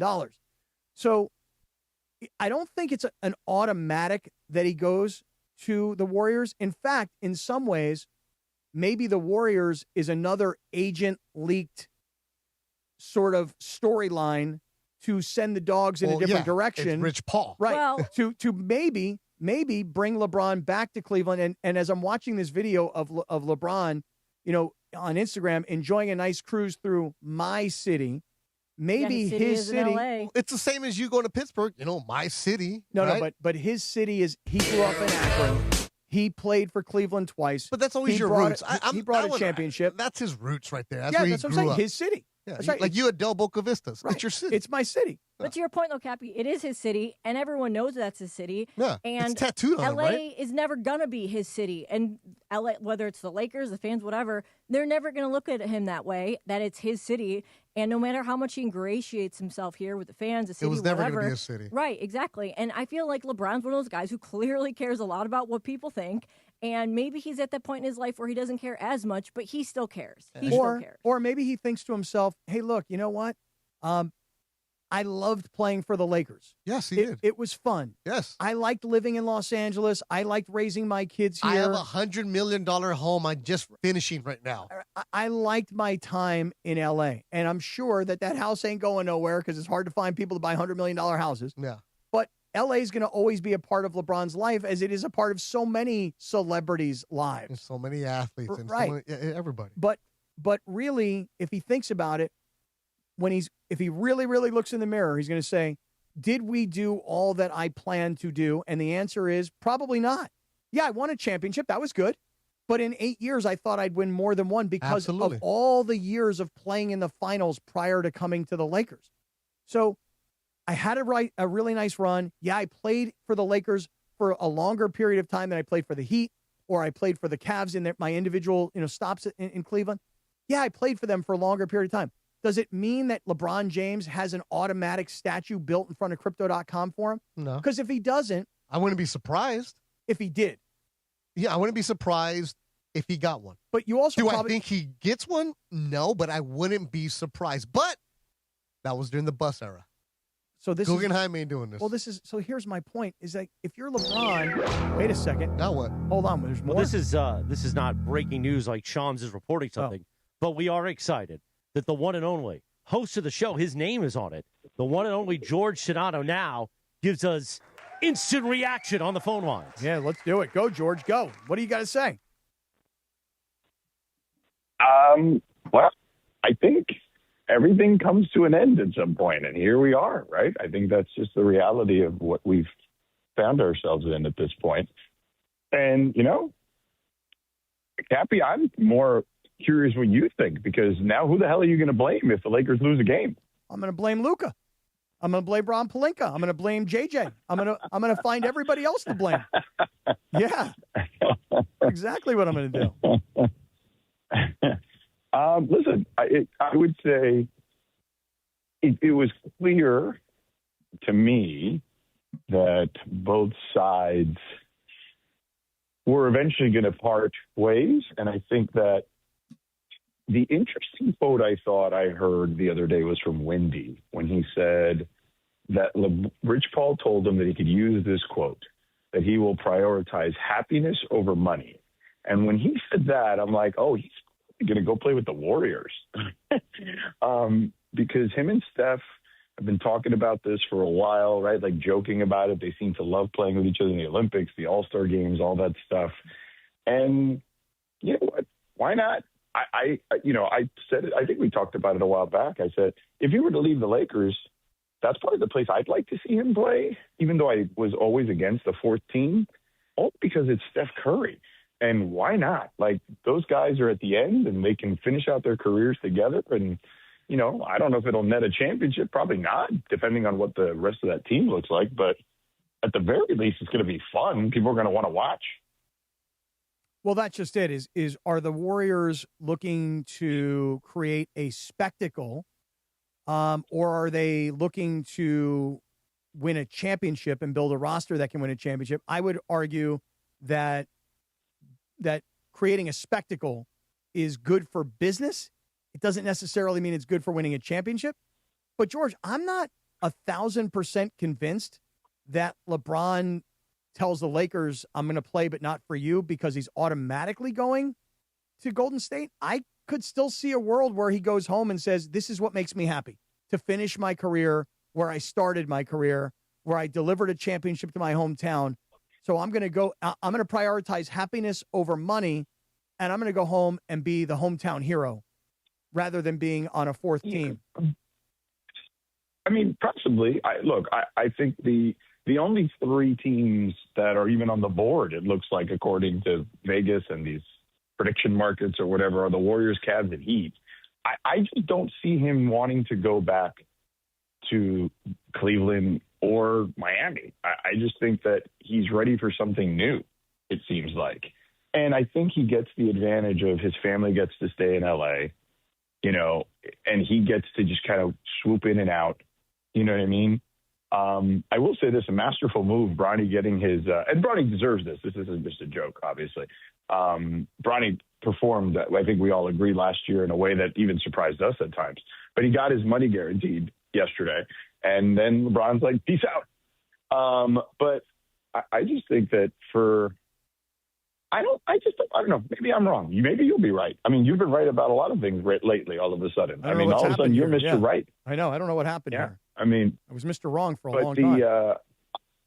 Yeah, well, for sure. But I just don't. I don't know. I don't see those. I don't see him going back east. Although it would make more sense from a basketball perspective. But here's the thing with the Warriors, and then I want to jump to the Lakers and what they're going to do next. They're going to get Jimmy Butler back at some point during the season, and he's playing for a contract. And if there's anything I can tell you about Jimmy Butler is when he's motivated to play for a contract, he's going to play his ass off. So they'll have 4 guys on the roster who are capable of taking, well, 3 guys, because Draymond's not capable of taking over a game per se, although he still can do it defensively at times. But 3 guys on offense that can absolutely take over a game at any point still. It'll be fascinating to see if that indeed is the place. Now, if I'm the Lakers now, here's the interesting dynamic. Now there's no more questions as to what they're supposed to do. Like Luka wants an A-list center. Now you got to go get an A-list center. The problem is the A-list centers are all restricted, which means that even if you offered Jalen Duren or Walker Kessler a deal tomorrow, their teams have until, I believe, midnight on July 6th or something like that to match. So you are basically tying up your money and crossing your fingers, and you hope that you give them a contract worth enough money that their teams won't match. So, and both guys, obviously, as we know, are disgruntled. But if you can land either guy, I think you're in good position. But, man, it is a risky proposition at the moment because, again, you tie up that money and you can't make another move until the respective home team in this scenario for those players decides to match. And again, they can drag it out as far as July 6th. So it's going to be an interesting game of chicken coming up. What are the chances, though, that we've been talking about Kessler and Duren from the beginning of this conversation of what will the Lakers do and how will they find an A-list center? What if there's somebody out there that we've not been talking about that maybe they're thinking about? I don't know. I don't know the who. I don't have the answer. I'm just saying, are available? I guess possibly. I would say this. It's not for those wondering about the Warriors. It's not going to be Kristaps Porzingis, I would imagine. Him and Luka did not have a very good partnership in Dallas. Mm-hmm. There was plenty of rumblings. Those two didn't even get along very well. So I don't see some sort of sign and trade with the Warriors because I know that that's where people are probably thinking, maybe even potentially. So I even forgot Porzingis is on the Warriors too. So there's that. Now that I mentioned it out loud, but took me a second this morning. Also, by the way, when they re-signed him, I was like, wait, what? And then I was like, oh yeah, he did. He went from barely Atlanta. Played for them, right, last year. Yeah. So I don't. Maybe you might be right. I mean, listen, right now, so far this offseason, I don't think anything's off the table. I wouldn't be surprised if we get surprised by anything at this point. Because I honestly, up until yesterday when I heard Brian make that claim on his podcast, I didn't think there was any chance LeBron was leaving the Lakers. So the claim sure as hell don't know what the hell is going to happen here moving forward. The claim you're talking about that Windhorst said about him prioritizing happiness over money, is that what you're talking about? Right. And he said on his podcast, he said, and Rich Paul told me I can use this as a direct quote, he will prioritize happiness over money. I could understand where I'm putting myself in LeBron's shoes, where LeBron is unhappy as a Laker. And that's why prioritizing happiness over money would be the phrase that they're using. And when I say, George, he's unhappy as a Laker. By the way, real quick. Yeah, and I mean, Dave McMenamin wrote a whole story about it, right? Like we talked about this weeks ago. Right. And if I were in LeBron's shoes, my unhappiness would be, I came here, we built together a championship caliber team. We made it to the Western Conference Finals. Keep in mind, we switched a bunch of coaches. Our roster was never really cohesive. We were always changing pieces of the roster. You want to blame me for parts of that? Okay, fine, I'll blame you for parts of that. But in the end, you went out and got my replacement. You put me on the same team with him. And when we had to have him, he was hurt. I was healthy. And you guys all looked at me and said, carry us. I did the best I could with what I had. And when the season was over, it was like, okay, we want you back, but you're not really showing me the love that I feel like I need. Back to what Dave was saying about that. And so I could imagine a world where LeBron was unhappy as a Laker, and that's where this phrase, he'll take happiness over money. Because why be miserable with money when you've already got $1 billion, when you can be happy with slightly less and it means nothing in your life? The difference between him making $30 million and unhappy in LA versus making $15 million and being happy with the Warriors, who cares about the $15 million? Yeah, and let's go back a year, right? Let's go back a year. A year ago, remember Rich Paul and that statement he put out about like, hey, the Lakers are going to go and they're going to do what they need to do, and we respect that. And, maybe maybe it's best if we go in different directions. I'm paraphrasing now, but it was basically that was the gist of it, if you recall. Mm-hmm. Because they need to rebuild around Luka, and we respect that and understand that. So this, they've kind of set the tone for this a year ago. If you really think about it. Yeah, I mean, I think that if you're LeBron, again, I'm going back to how could I put myself in LeBron's shoes and why would he be unhappy? If you're LeBron, I mean, ask yourself this question. When push came to shove this year, who was there when you needed me? Was it me, LeBron, or was it my guy, Austin Reeves? I love Austin Reeves. He's my guy. I've raised him in this league. But you're going to pay him $40+ million a year, and you're going to come to me and say, take $15 million a year or take $30 million a year. But I was the guy that you counted on when you had to have it. So I appreciate the fact that this kid has gone from undrafted and not paid, really well and made more money, and now he's getting paid a max contract. I'm happy for him. But, man, it makes me feel really disrespected. And so I'm trying to put myself in his shoes as to why would he be unhappy? And I could come up with a lot of reasons as to why LeBron would be unhappy and then would be chasing happiness versus just dollars because he don't need the money. The money can't be priority. Look, it'll happen one day to you, Cappy, when that brother Kasim gets that big payday to be a talk show host, right, as we've been grooming him here on this morning show the last few months. Right. And in a few years, he's all of a sudden, him and like DeAndre are the Austin Reeves of this place. Right. And you're like, what about me? Yeah. What about all the stuff I've done? I By the way, raised these young Sedano, brothers. Cappy might not be on tomorrow because today's the final day of his contract and he still hasn't signed it. Are you serious? Are you still not signing this thing? He may not be on tomorrow. They won't allow him on the air tomorrow. They didn't send me the DocuSign. It's amazing. You really should fire your agent for all the issues you have with the DocuSign. I would say I'll reserve my commentary until it is actually signed before I start placing blame on people. Whatever you want to do, bro. Well, listen, George, I will say this. When Shams dropped this, it is a pretty shocking development. In other words, I know I've pushed for it's time to move on, but when LeBron says it through Rich Paul and Rich Paul says it through Shams, and it's out there for public consumption, just being really honest, it is a very shocking development to know that we're really to the end. After all the things you said, now you're like, wait, what? It actually happened? Wait, yeah, I'm surprised. Come on, really? I know. You're a piece of work, but man. it's just hard to believe. I mean, look, I would just say this. If you would have asked me a week ago what happens with LeBron, I say two things. A, he plays, and B, he plays for the Lakers. And don't you think that most people would have said the exact same thing?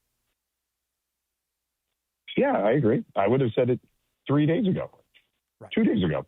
Yeah, I'd have said it an hour ago. I literally would have said it an hour ago. But here we are.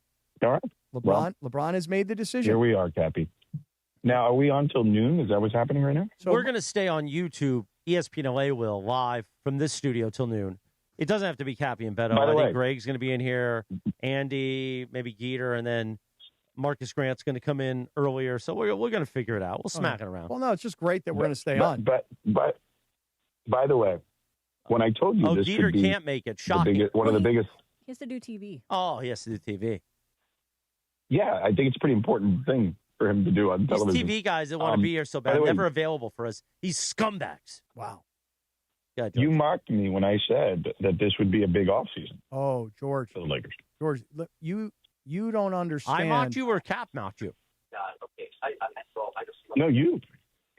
Oh, no, I didn't mock you. I've been doing promos saying it's the biggest Lakers offseason in history. Well, that wasn't mocking? But you thought I was crazy. You just thought like I was doing it just for bluster. Well, didn't I take your idea and I made like 40 promos out of it? I mean, I guess, but you weren't very receptive initially. I mean, I'm into it now. Hey, by the way, George, you know who's the happiest person today that you're not here with us? Who's that? It's got to be Morales. Why? Here's why. Because, Linz, what time did this Shams Charania thing come down? Was it 9:01? Yeah, top of the hour. Yeah. Right Okay. top. I think if I know my man Because Sedano, I would have been furious. Oh, Sedano would have I would've been been on furious. fire. Like, we're not on terrestrial radio right now. Yeah, but there's like 2,000 people on the Yeah. YouTube, and there's thousands listening on the app. I think we're fine. No, we are fine. But you know that last week. Oh, we are fine, but it still would be better. It's worldwide right now. Worldwide. Mm-hmm. Everywhere. Hey, a lot of people are watching us, Cappy, because ESPN's airing Wimbledon right now. Well, okay, and people are probably getting ready for this England game too, in the World Cup. You know. Well, yeah, I would imagine all the talk show programming is on ESPN 2 today with Wimbledon. I'm going to be again. I'm just being completely honest about the whole thing, like total transparency when I say I am absolutely shocked because as much as I pushed for, it's time to go forward. It's time to move on. It's time to hand the franchise over to Luka. It's time to get LeBron out of the locker room because of the respect that everybody has for him, and they'll never be able to be a different voice or leader as long as he's on this team. I advocated for everything I'm saying right now, but in the end, I actually thought I would be wrong, and I thought that LeBron would re-sign with the Lakers. I thought yesterday, George, the signing of Bronny or the guaranteeing of Bronny's contract was an indication that, hey, we're doing everything we can to make LeBron want to come back and play for us for one more year. And I'm just saying right now, I'm shocked by the decision that LeBron has made that he's leaving the Lakers. How about when LeBron has to play against Bronny and he swats him, or vice versa? Bronny swats LeBron or something. Oh, I would love it for Bronny to maybe really, put some body on him. Hey, old man, my time has come. You left the Lakers. I am the Lakers now. This was your team. It's now my team. It's now Bronny's team. In fact, that's the leader. Bronny's the leader. It's a pretty easy trade, though, isn't it, George? If wherever LeBron ends up wants to trade for Bronny, that's like the Giannis and his brothers thing, right?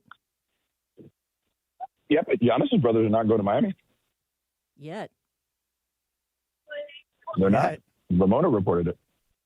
No, they're not going. That's not happening. You hear that? They don't have enough roster spots. Yeah, Pat Riley ain't putting up with that. Not at all. Wow. This is a day. Look, again, we're all prepping for 3 o'clock today, the beginning of free agency, and the Lakers making an offer to a potential restricted free agent and maybe making an offer that is so good that Detroit, in this case, might not be willing to match it because they don't want to spend that kind of money. Evan said earlier today, George, I said, what kind of money would we be talking about? Like what dollar figure would drive the Pistons out of a deal for Duren? He said, I don't know, maybe like $40 million a year. But yeah, it sounds right. I would again, I thought I thought this hour was going to be a little bit about Aaron Donald possibly coming back to the Rams. The thoughts about Max Crosby. You thought you guys were going to talk about everything and anything, including the summer of Schwans, but LeBron busted up your bubble today. By the way, somebody erased the summer of Schwans on the whiteboard. Right. No. Yeah, no, that's a big deal. Don't just blow me off. You know what it is? It's vandalism. That person needs to be prosecuted. Right. It's vandalism. Make no mistake, it's vandalism. Okay? If somebody writes a message on the board, until the person who wrote the message gives the permission that it is time now to erase it, you flip the board. You don't erase the board, you flip the board. Yeah, exactly. You don't erase, you flip. Right now, Sedano's on the phone line. Also joining us on the phone line, the great Dave McMenamin now. Dave, good morning. I'll see you guys. I'll catch up with you guys later. George, you don't have to leave. You could say hi to Dave. Well, I got to go. I'm literally standing at the airport. All right, we'll see you tomorrow morning at 7 a.m. then. Bye. No, I will try to. I'll try to jump on. I'll try to jump on from home if anything. Okay, beautiful. All right, here comes drive Dave. safely home. Dave, I don't know if you just heard with George. I was just saying an absolutely shocking development because your story a couple weeks ago that LeBron was not necessarily happy with the Lakers, I could buy everything and I could come up with a million other reasons why he might not be happy. But when push came to shove, I actually thought he'd be back, and I thought he'd be back with the Lakers. Dave, are you as shocked as I know I am right now? Shock, I wouldn't use that word, but certainly surprised. Even with the report yesterday of Draymond Green opting out and the Warriors planning to pursue LeBron in earnest, I still felt like the Lakers made a lot of sense for him, looking at what they were able to accomplish, obviously, in the second half of the season, and injuries cut what could have been a strong playoff run short. But if you take a step back and look in the totality of his career, like, this is going to be it. Whatever contract he signs, with whatever team it is, I am pretty damn sure it's going to be the last one he ever signs. And so clearly that's caused him to, reflect on a lot of things, and he's going to pick the situation that he feels like is even better for him than what the Lakers were. And obviously we know the Warriors are a possibility. I think you have to seriously look at two of the other franchises he played for in the Miami Heat and the Cleveland Cavaliers as being possibilities. And now we wait, and for the radio audience listening in here, the Lakers have a lot of work to do to fill the production of LeBron James. All right, Dave, so LeBron lets the Lakers know that he's not coming back. So that's done with right now. They're supposed to have a meeting with Jalen Duren this afternoon, according to reports. Is Duren a real possibility for the Lakers to give him the max? I don't think so. I reported that there is the intended and planned meeting. That was as of yesterday. I used intentional language in case things change. But as of yesterday, there was a planned meeting. But I also reported that, according to several team sources within the Detroit Pistons, the Pistons have no interest in working with another franchise for a sign and trade to help their all-star big man leave the franchise. And so, the Lakers have $52 million in cap space. They will have the ability to tender an offer sheet to Jalen Duren. And the Pistons will have the ability to wait until July 7th when contracts become official and match it. And then the Lakers, all their money will be tied up in the interim. And so I don't view Jalen Duren as a very realistic option for the Lakers. So it could be a summer of nothing?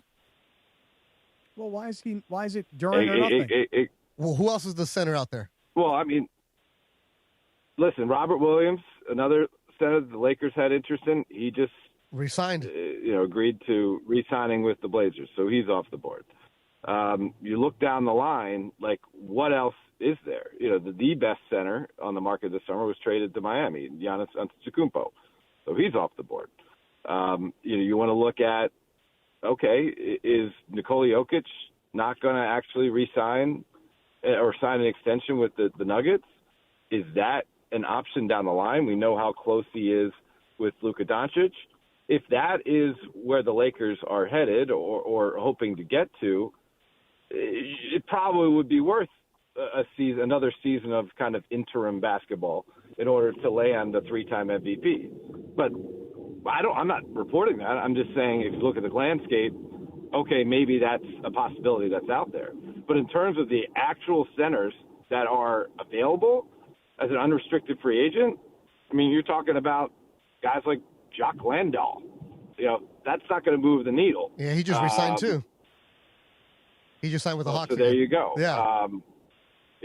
Mamu up in Toronto, he opted out, and that's a guy, a big body who can shoot the three, really good roller. Okay, like, that's a good member of your ball club. But is that going to be the type of needle moving, I should say, talent that can have you compete with the likes of OKC and San Antonio, I have a hard time believing that. Yeah, so you don't see Duren coming to the Lakers at all? Nope.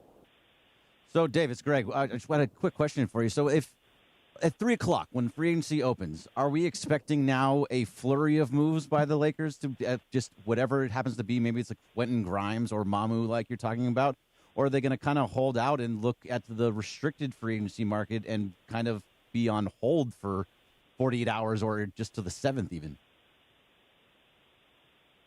One of my favorite colleagues, who's one of the best people we have in the company, Bobby Marks, pointed out in a production meeting this morning to all of us that there hasn't been a restricted free agent that has left his incumbent team since 2020. So it doesn't mean it never happens, but it's pretty rare when it happens. I can't imagine that being the Lakers' plan of action.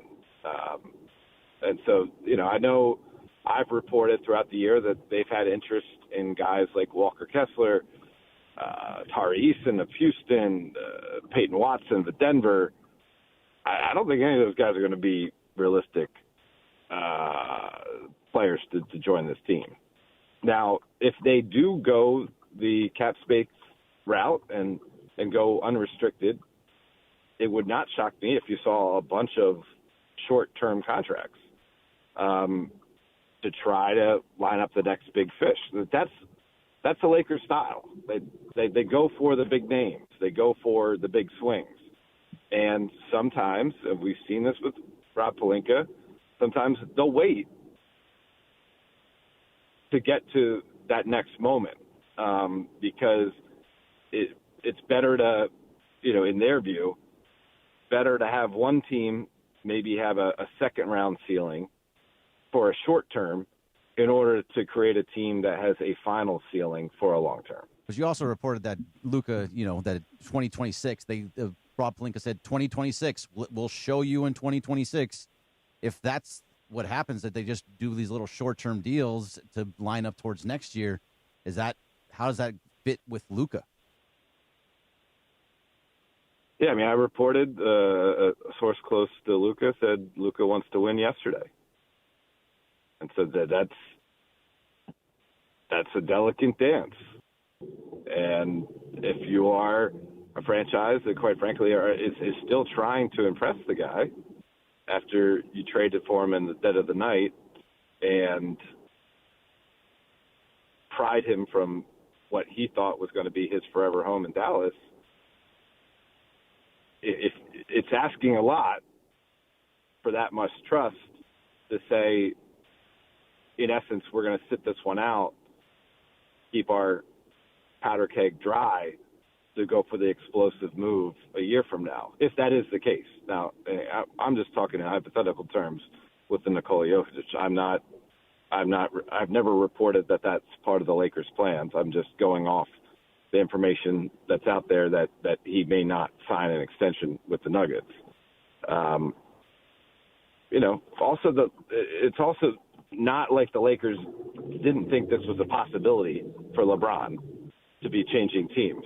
And so they've had plenty of time to think about what they want to do. They still have 2 future first-round picks, 2031 and 2033, available to trade. And it might not be a big man, but, hey, there's a couple wings down in New Orleans that could help this team today. So it's not like the Lakers have all their avenues shut off for them with this news that LeBron is leaving. But they better get to work because every other team out there is going to be looking for the same type of players that they are. A guy was traded 2 days ago in Miles Bridges. You don't think he could help this team? A versatile wing, plays both ways, shoots the three. That's the type of player that you got to jump at. And we'll see if there's other guys like that they can identify and bring into the program. So, Dave, we're talking to Dave McMenamin, by the way. Sedano Kap, we're staying on the air till noon. Yes, sir. We'll hand everything off to Mason in Ireland. Everybody's going to be coming in. We'll have like a rotating, panel here in a matter of minutes. Bergie's in, Beto's in. I'm here. I'm going to be running out for a little bit, and then lot of other guys. I think Trudell's walking in, Kamenetsky's coming in, et cetera. But, Dave, the Lakers have just released a statement just a few minutes ago, and it's from Genie Bus. And it says, LeBron James is one of the greatest athletes in history. We will always be thankful for his 8 years with the Lakers, including the title that he led us to in 2020 under the toughest imaginable circumstances and the countless records he broke in purple and gold. We wish him all the best in the future, both on the court and off. He will always be cherished, always be a cherished part of the Lakers family.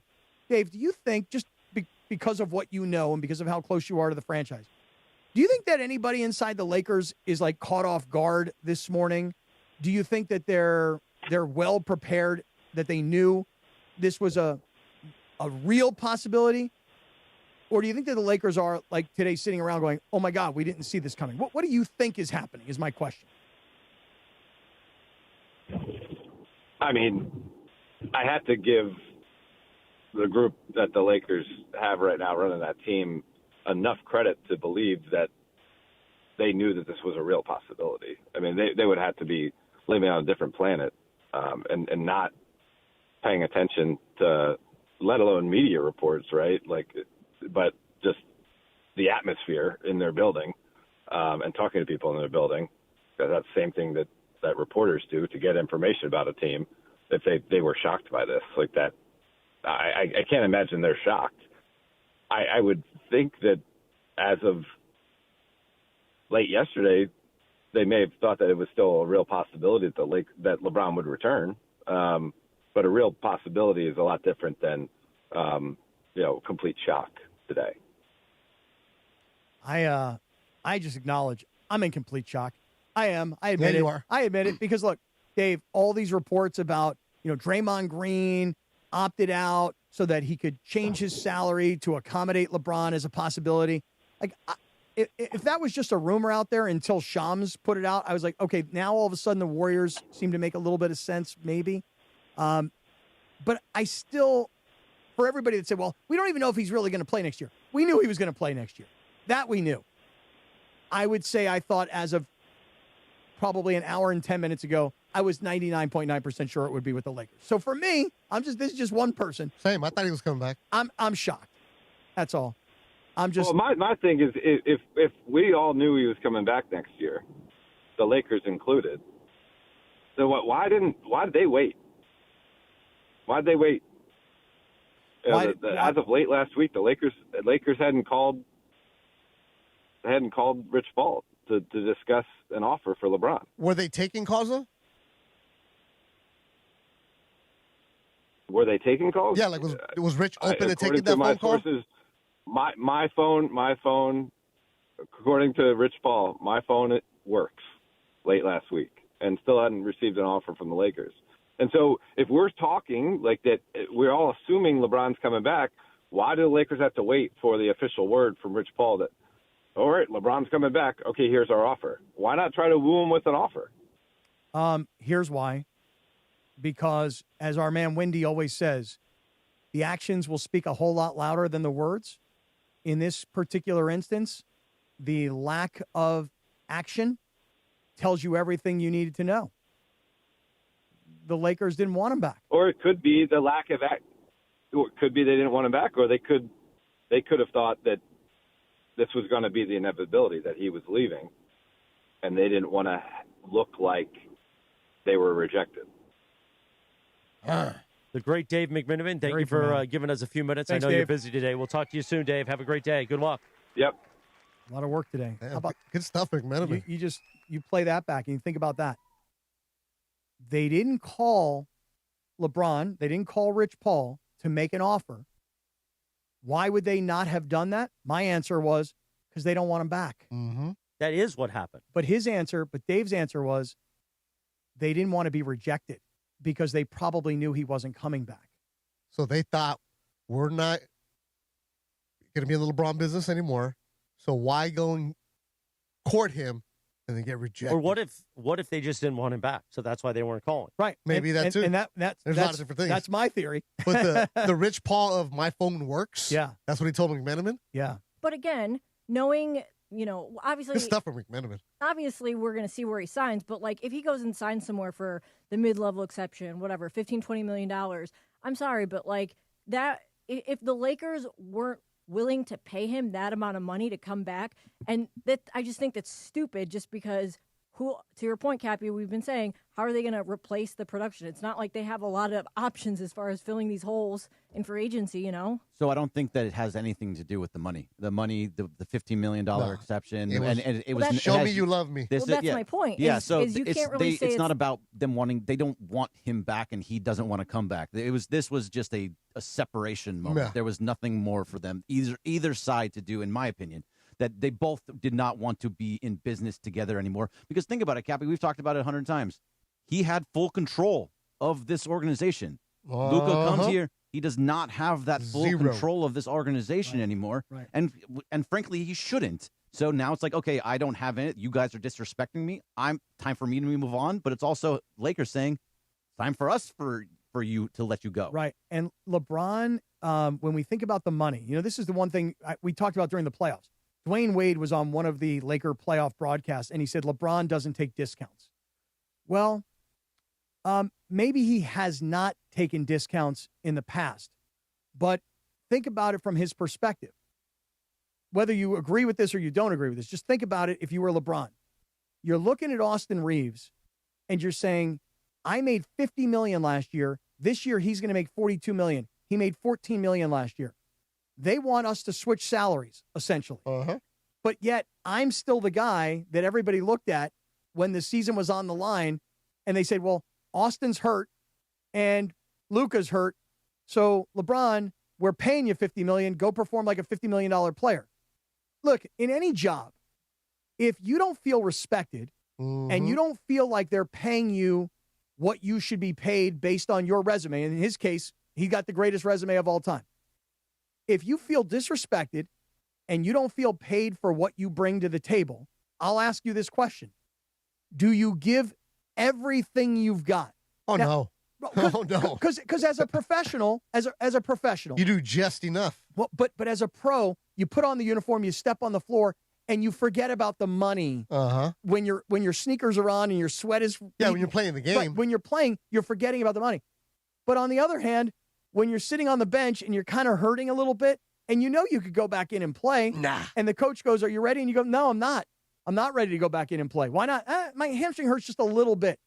If we're losing by 12, is it really? I'm all right. Right. I mean, if you don't feel respected and properly compensated, do you give... I don't even think it's a compensation. I think it's just the respect factor. Well, I think... Because you made all that money. I think in LeBron's case, you're 1,000% right. It is all about respect. And LeBron, whether if I've accomplished this, respect this. Yeah. And I know the fans out there are like, screw him. I mean, at least the fans that don't care about him staying with the Lakers. They're like, screw him. He's feeling disrespected, and there's nothing they can do to make him feel respected. Even if they gave him $50 million, it wouldn't be enough. Because they took from him, for the first time in his entire career, something that no one's ever taken from him before, and that's control. Control, yeah. And even when he was a rookie in Cleveland, right? He was the savior of the franchise. Right? He was the chosen one. He was on the cover of Sports Center, all that stuff. His games were in high school being shown on ESPN. The first one ever to have ESPN game was LeBron when they played at UCLA, right? Did you see the troll thing that happened 3 hours ago? No, tell me. The Mind the Game podcast? Mm-mm. It was LeBron posted a podcast, his company, 3 hours ago. Guess who the guest is? Steph Curry. Yes, ma'am. Oh, wow. It's Steph Curry. Wow. 3 hours ago. It is actually a repost from the podcast they recorded a few weeks ago. But yeah, still, to your but point, the timing, it's a good troll job. The timing of this? Come on now.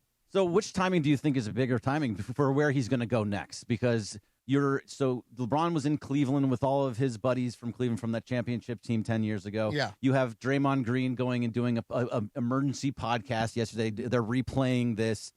Draymond was speaking in code. Man. Yeah, they're speaking in code. Which one comes out on top in that? Because I would assume, I would think, because those both teams have to fill the rest of their roster and do everything at free agency. Cappy, does he go which way leans? That's not our problem. No, no. But I'll tell you this. It was good to say that. I'll say this. You ready, Bergie? Yeah.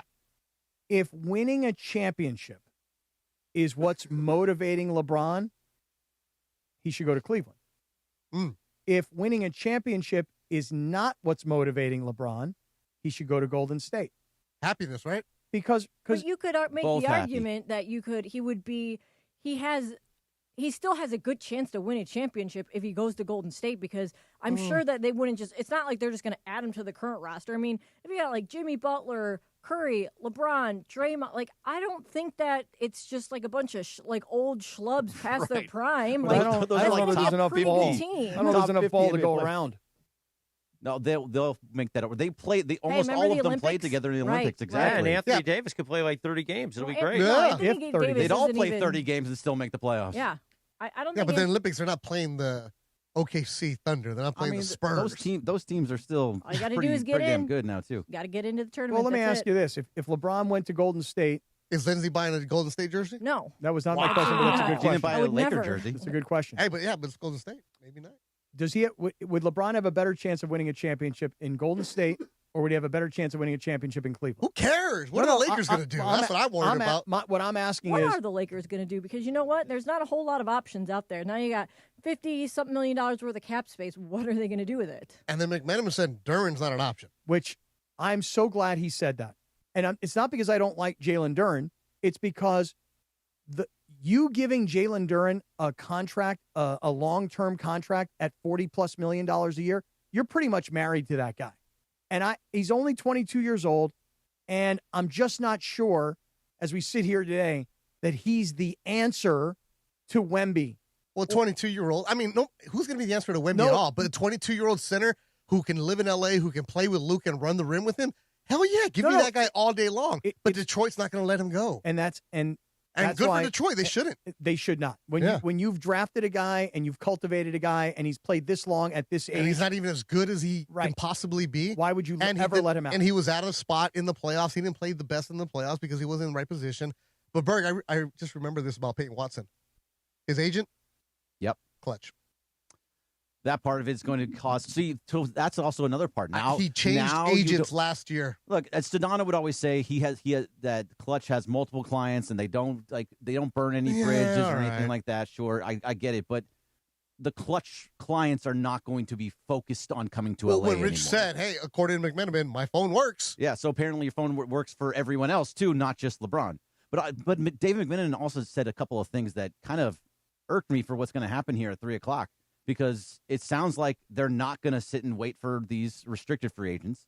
They're also not going to be going out and signing a bunch of dudes that really there aren't a lot out there. He was saying the Mamu, and that was, which is a guy. Like he's a guy. He's a guy. He's a decent player, but it doesn't sound like they're going to be just a guy filling this roster like we were looking for, because it's not going to be from the restricted either. Yeah, Robert Williams going back to Portland. Right. Jacques Landale signing in Atlanta. I mean, would you want Jacques Landale? I mean, he's just a guy. Exciting. No, he's just a guy. I mean, again, this is what I was saying. If LeBron were to walk, what are you going to replace him with? What's out there that's exciting that can actually fulfill what the Lakers need? Not much out there. It's slim pickings. It seems like the only guys that you would actually want are all restricted, and there's been no restricted free agent signed by another team since 2020. That's why when I asked Dave, what do you think the Lakers are thinking right now? What do you think the Lakers are doing in their office right now? The Lakers, like any other pro sports franchise, and specifically the Lakers now, a team that has added a lot of brain power to their front office. This is not the Lakers of last year at this time. This is a very different front office because they've made a lot of additions to bring in smart analytic type people. They had to have been having meetings that go like this. Here's what we do if LeBron wants to come back and LeBron is willing to sign at this price. If LeBron signs at, I'm making up a number, $30 million a year, we take LeBron back and we build this team this year. The hypotheticals are all there. And then here's option B. What if LeBron retires? Or what if LeBron says, I don't want to play for you guys anymore? If that happens, then what do we do? And for all this talk about Jalen Duren or any of these other names, Kessler, we're using the most, what I will call obvious names, because those are the names that have been out there in media reports. Shouldn't we give them a little bit of time, new ownership, more brain power, all in the conference room now, that they may come up with something that, guess what, we haven't come up with yet. Well, this is also, they're insiders. Sorry, this is also what Pelinka has inefficiencies during his time as a GM. like the lack of ability to find these kind of players, right? When was the last time Lakers had a real center you could think about, right? It's Anthony Davis, right? Right? I mean, And then what were you going to do? But even Anthony Davis wasn't the Anthony Davis that you thought he was going to be because of injuries and then the way that you had. But the lack of Rob Pelinka not drafting the right guys, messing up on the draft, letting guys go to other teams, right? You had Jordan Goodwin who's gone. You had guys that DFS went to different teams. I mean, DFS didn't play well the last season, but those kind of things where you're working in the gray, in the margins, you're not able to shore that up, not able to get the young athletic players. And the ones that you do find, they're not good for you. This is why Rob Pelinka's job is on the line this summer. You have to perform, because if you're Guggenheim and you say, wow, we spent how much to buy this team, and what are we doing here? I know you're limited, but hey, this is why you're getting paid millions too as a GM. But think about what you're saying here too. His job is on the line. Why would you ever put him in that position to have his job on the line? Why would you not just make the move ahead of this to bring somebody in that has a better idea of what they're doing? Because you still let him show you what you're doing. And all that kind of stuff. I get it. But Yeah, at the some same, of that, because Jeannie's still involved. Sure. Totally understand that. But at She's the still same the time, governor. why are you putting in the hands of a guy that's basically like a dead man walking at this point? Why would you put this in off season was so important, 2026 for Luka? We talked about this months ago. Because he did build the championship team. Well, I mean, he did. So No, give him credit. He did build the championship team, and he did keep the Lakers in contention, right? You let him show you that he can do it with the resources. Because obviously, hey, we're in cahoots with Jeannie. We like Jeannie. She's still our governor. She has a percentage of it. They're working together. But this is what Guggenheim's doing. Show me until, okay, you know what? You didn't. All right, we got to go. Again, if I get what you're saying, Berg. You understand, but Guggenheim doesn't blow things up. I know they don't. Not just in baseball, they take in their business. time. Yeah, in business. I get it. But like, think about what we're trying to say here is that if you know you have to do well this summer or else you're fired, and at least in our minds, no one's ever said that, or else you're fired, I would never put that person in that position because of how important it is for Luka Doncic, your star. That just doesn't make sense to me. Well, to Greg's point, I mean, I feel like maybe look at if LeBron's leaving, Marcus Smart has opted out, and then you got Rui too. Like, if you lose all three of those guys and get nothing back for them, I'm sorry, but like that's probably a fireable offense, no? Yeah, and like, and then that's when three of your starting players with the most production, and then you have all that cap space, and you get nothing back for those guys. That's pretty bad. Yeah, this is the slow play from Guggenheim. Okay, hey, we're giving you support. No, because Guggenheim's not selling. They're in there for the long run, right? Because they get Luka, who's entering his athletic prime. You're getting an ability to go get new front office people, business side and basketball side. We're giving you the resources. Show me what you got, Rob. Okay, in other words, can you hack this job, Rob? If you can't, well, hey, consultant. Here we go. Ned Coletti. Well, 1026, the Sedano and Kap Morning Show.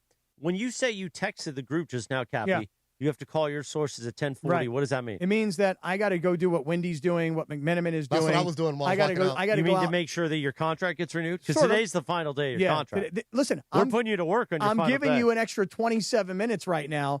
In fact, Bergie, honestly, there's a part of me that what you're wonders. supposed to do on days like this. There's a part of me that thinks that I might be in violation right now. No, you're not. No, you're not. You're not. It's not midnight. But right now, I know Trudell's going to call in shortly, but I want to get a man on who I shared a churro with on Thursday at Northgate. Oh, I'm sorry. Well, what were you going to say? I want to open it up to hear from the fans. Well, man. no, we can't. 877-710-ESPN. Sports Graffiti is going to be so good. Plus, I still have a giveaway, too, to give away. But now, the great Walrus in Encino. Oh! Walrus, good morning.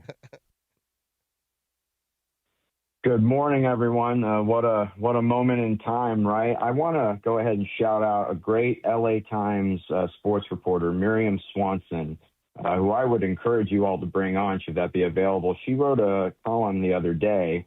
Did Walrus just tell us how to produce the show? He did. Walrus, hold on for a second.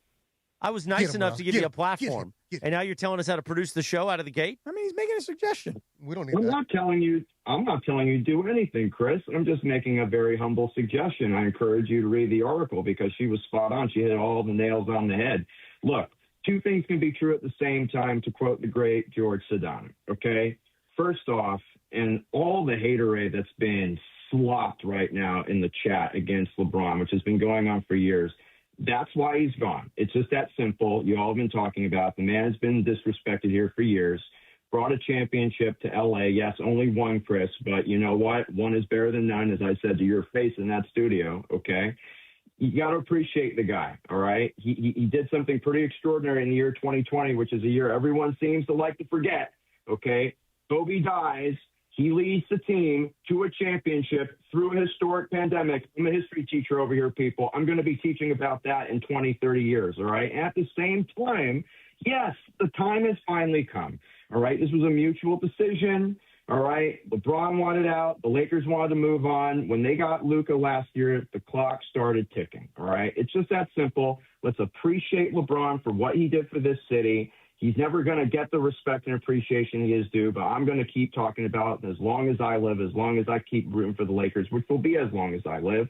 And now, yes, the Lakers have that cap to finally do something in terms of putting together a defensive-minded roster. You better bring back Rui Hachimura. That better happen. And you need to go get Duran or Kessler. If you don't do that, Rob Pelinka might be going the way of Ned Coletti sooner than later. But anyways, I appreciate you bringing me on here for all the Lakers fans, the true Lakers fans in Los Angeles, not just the LeBron haters out there. And it's going to be all right, okay? Great show. Way to keep it going. Way to keep the local conversation going in ESPN LA. Props to you. You all have a great day. That's a good job, Walrus. That's going to end up in a promo. Good dismount. He started off, he kind of, he offended you. He's telling Bergie and Lindsay how to produce the show. No, he was telling you. Well, I don't even know who he was talking about. He offended you. Clearly. Miriam Swanson. You don't know Miriam Swanson? I don't know You guys are not familiar with Miriam Swanson's work? Do you know me? Well, you read the Times every day. You know Miriam Swanson? I don't. Yes, she's a new columnist. She was with OC Register before. Does an excellent job. Okay. I haven't read her story, though. I haven't read the story. You haven't read the story, though. She wrote a I was poem. busy. You should get her on your podcast. You can go on Mason Plus next time. Yeah, Mason Plus. Get Miriam Swanson. Just looking to look at her. Is your phone blowing up? Mine is out of We're control saying right more now. calls in the YouTube chat. Call in 877-710-ESPN. Can we take a break real quick? Well, you can. Okay, I'll be right back. Yeah. Okay, yeah. Go get some more coffee. What are you doing? Are you peeing? The phone's going. Okay, see, sources are chiming in now. He's got sauces, not He sources. probably had midday stuff to do at like 11 o'clock. But he was going to go, get it on. Get it. And now he's got to move. Yeah. He's got to be like, listen, I know. Lakers breaking news. I had to do the same thing. I'm moving things around right now as we speak. I'm literally moving things around. I had something happening right now at 10:30. It was like review of contract. Oh, was it? And now I have to move that. I have to move that. They can't review it without you there? 10:45. There has to be a review. Apparently, there's a big review happening. This is a shocking day. Not because I did not advocate for the Lakers moving on from LeBron. I've been advocating for that for the last 2 years. And from the day that Luka got here, I've been advocating for you have to give this franchise to Luka. You can't let LeBron just hang over the franchise. I've been advocating for it for the better part of the last year and a half, at least. Do you feel validated, Cappy? Not really.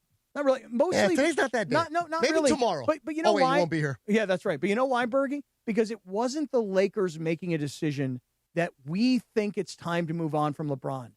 It was LeBron making the decision, I'm ready to move on from you guys because guess what? I'm not happy. So again, we talked about it just a second ago. You don't think that it was mutual that way? You didn't think that both sides were thinking the same thing? LeBron, I don't want to be here anymore. You're not respecting me. We don't want you here anymore. And we'll just split ways. Yes, but the person or the side that got to put it out there was LeBron's side. And that's probably the best PR thing that could happen for the Lakers is that the Lakers get But to you're tell... saying you're upset by the fact that the Lakers weren't the one to do it. No, I'm not upset. Or you don't feel validated because the Lakers didn't do it. Yeah. Listen, I was saying I think the Lakers should prepare for the future. LeBron is the past. So I'm advocating for the Lakers moving on without LeBron James. That was my opinion. However, as it happened today, and as the news broke, and as it became real, I'm saying to you that I'm shocked by it. Because again, if you would have asked me at 8:59 a.m. this morning, make a prediction. How does it all go down? My answer was LeBron comes back to the Lakers. They sign him to a 1-year deal. They run it back and they clear things out next year. But that all got accelerated by 12 months at 9:01 this morning. When LeBron puts out publicly, he's playing, just not for you guys. So all I'm saying to you is that as much as I advocated for this, I actually didn't think it would happen, and that's why I'm so shocked. Look, there's a lot of it's LeBron is interesting. We're gonna have this conversation all year long if we wanted to in future years. LeBron is interesting as in Laker fans were never going to embrace him because he's not a Laker. Forgetting though that Kobe was welcoming of LeBron when he showed up. Well, he's never going to be Kobe. Okay, I get it. He's not. So Laker fans already had the, okay, we like him because he's a Laker, but he's not a Laker. We don't love him. We're not going to retire his jersey. We're not like the sentiment of never retire his jersey. He's not going to get the statue. That's all that. But look what he did on the floor. Made the team better, without a doubt. At the same time, Lakers fans love to live in the past, right? How many banners? Always in the past. If you look at this team, if they would have been constructed with LeBron and Luka this year, with no real addition, what did we say? We don't want them to run it back. We don't want them to recycle what happened last year because we've seen this movie. Unfortunately, it was a team that, because of injuries, could not sustain what they had in the month of March, which was a beautiful month to have, right? It was the easiest Lakers postgame shows to ever host because, hey, they're fantastic right now. How are you getting better? And adding LeBron James was going to keep them where they were at. You have to get younger. You have to get faster. You have to get better. But the market doesn't provide a team that you can build around like that, right? So Luka Doncic, fantastic, but he needs the help. He's telling people, I want somebody that's going to make my game better. It's that big center, but everybody's restricted. So LeBron being there would have been good for the team, marketing-wise. Hey, we have LeBron. Could it be the final year of his contract? Is it going to be the retirement year? But it wasn't going to be a team that's going to be a championship contender at all, especially how strong the West is going to be. It was going to be a team that was going to be around 5, 6, somewhere around there and spinning the wheels that we saw last year, maybe another second-round exit. But it wasn't a team that's going to strike any kind of fear in anybody. So I'm okay with LeBron moving on because now you can build for the future, and that's what you want to have. You want to see a team that's getting better and building for the future instead of going backwards. 10:35 on ESPN LA. Now joining us, the one and only, fresh off doing Lakers talk last night, the one and only Mike Trudell. Good morning, Mike. Good morning, gentlemen. How's everybody? Oh, we're I'd say we're kind of shocked. I'm just watching ESPN right now, TV break in on Wimbledon coverage. They just put McMenamin on. They're putting Wendy on now. Wendy will be in studio tomorrow, or at least he's scheduled to be in studio tomorrow. Mike, give us initial thoughts when LeBron and his camp tell Shams he's continuing his career, but just not with the Lakers. Well, I guess McMenamin told them, I'm not coming on until I talk to Cabby. Did you hear that? So I did. He came I on did. with us That's first. right. Yeah. Mm-hmm. Yeah. So that was nice. So it's interesting. We did talk about this last night on Lakers Talk. In fact, speaking of McMenamin, he came on. And obviously, throughout the season, there were various discussions just on our side, like, hey, what do you think is going to happen next year? What do you think is going to happen with LeBron?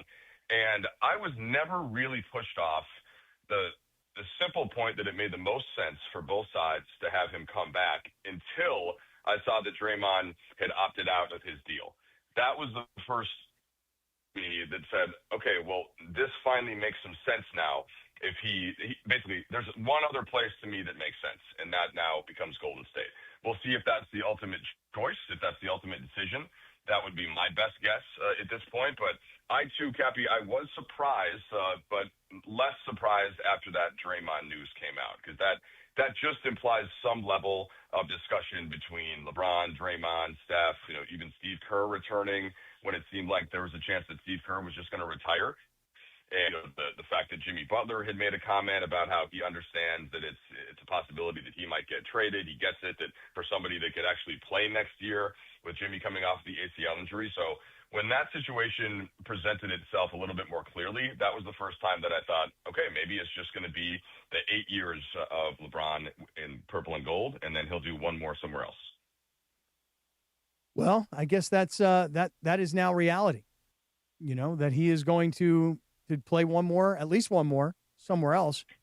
There's been a lot of talk here over the last day in particular, Mike, about LeBron's happiness being more of a priority than LeBron's salary. Dave McMenamin, who was just on, reported, that he was very unhappy as he was leaving the facilities at the end when it was all said and done. I could make a case with probably 10 different reasons why LeBron might not be happy with the Lakers. What about you? I mean, do you think that this was really just about LeBron feeling unhappy or disrespected, or maybe he just thought it's Luka's time, I got to go? What do you make of all of that? Yeah, that's a harder one to parse, Cappy. And I do think that it's an interesting part of it. So just from being around every day, I think there were a lot of things that made LeBron happy on the team. One being Bronny, getting to kind of usher in and oversee that development process and seeing him get better.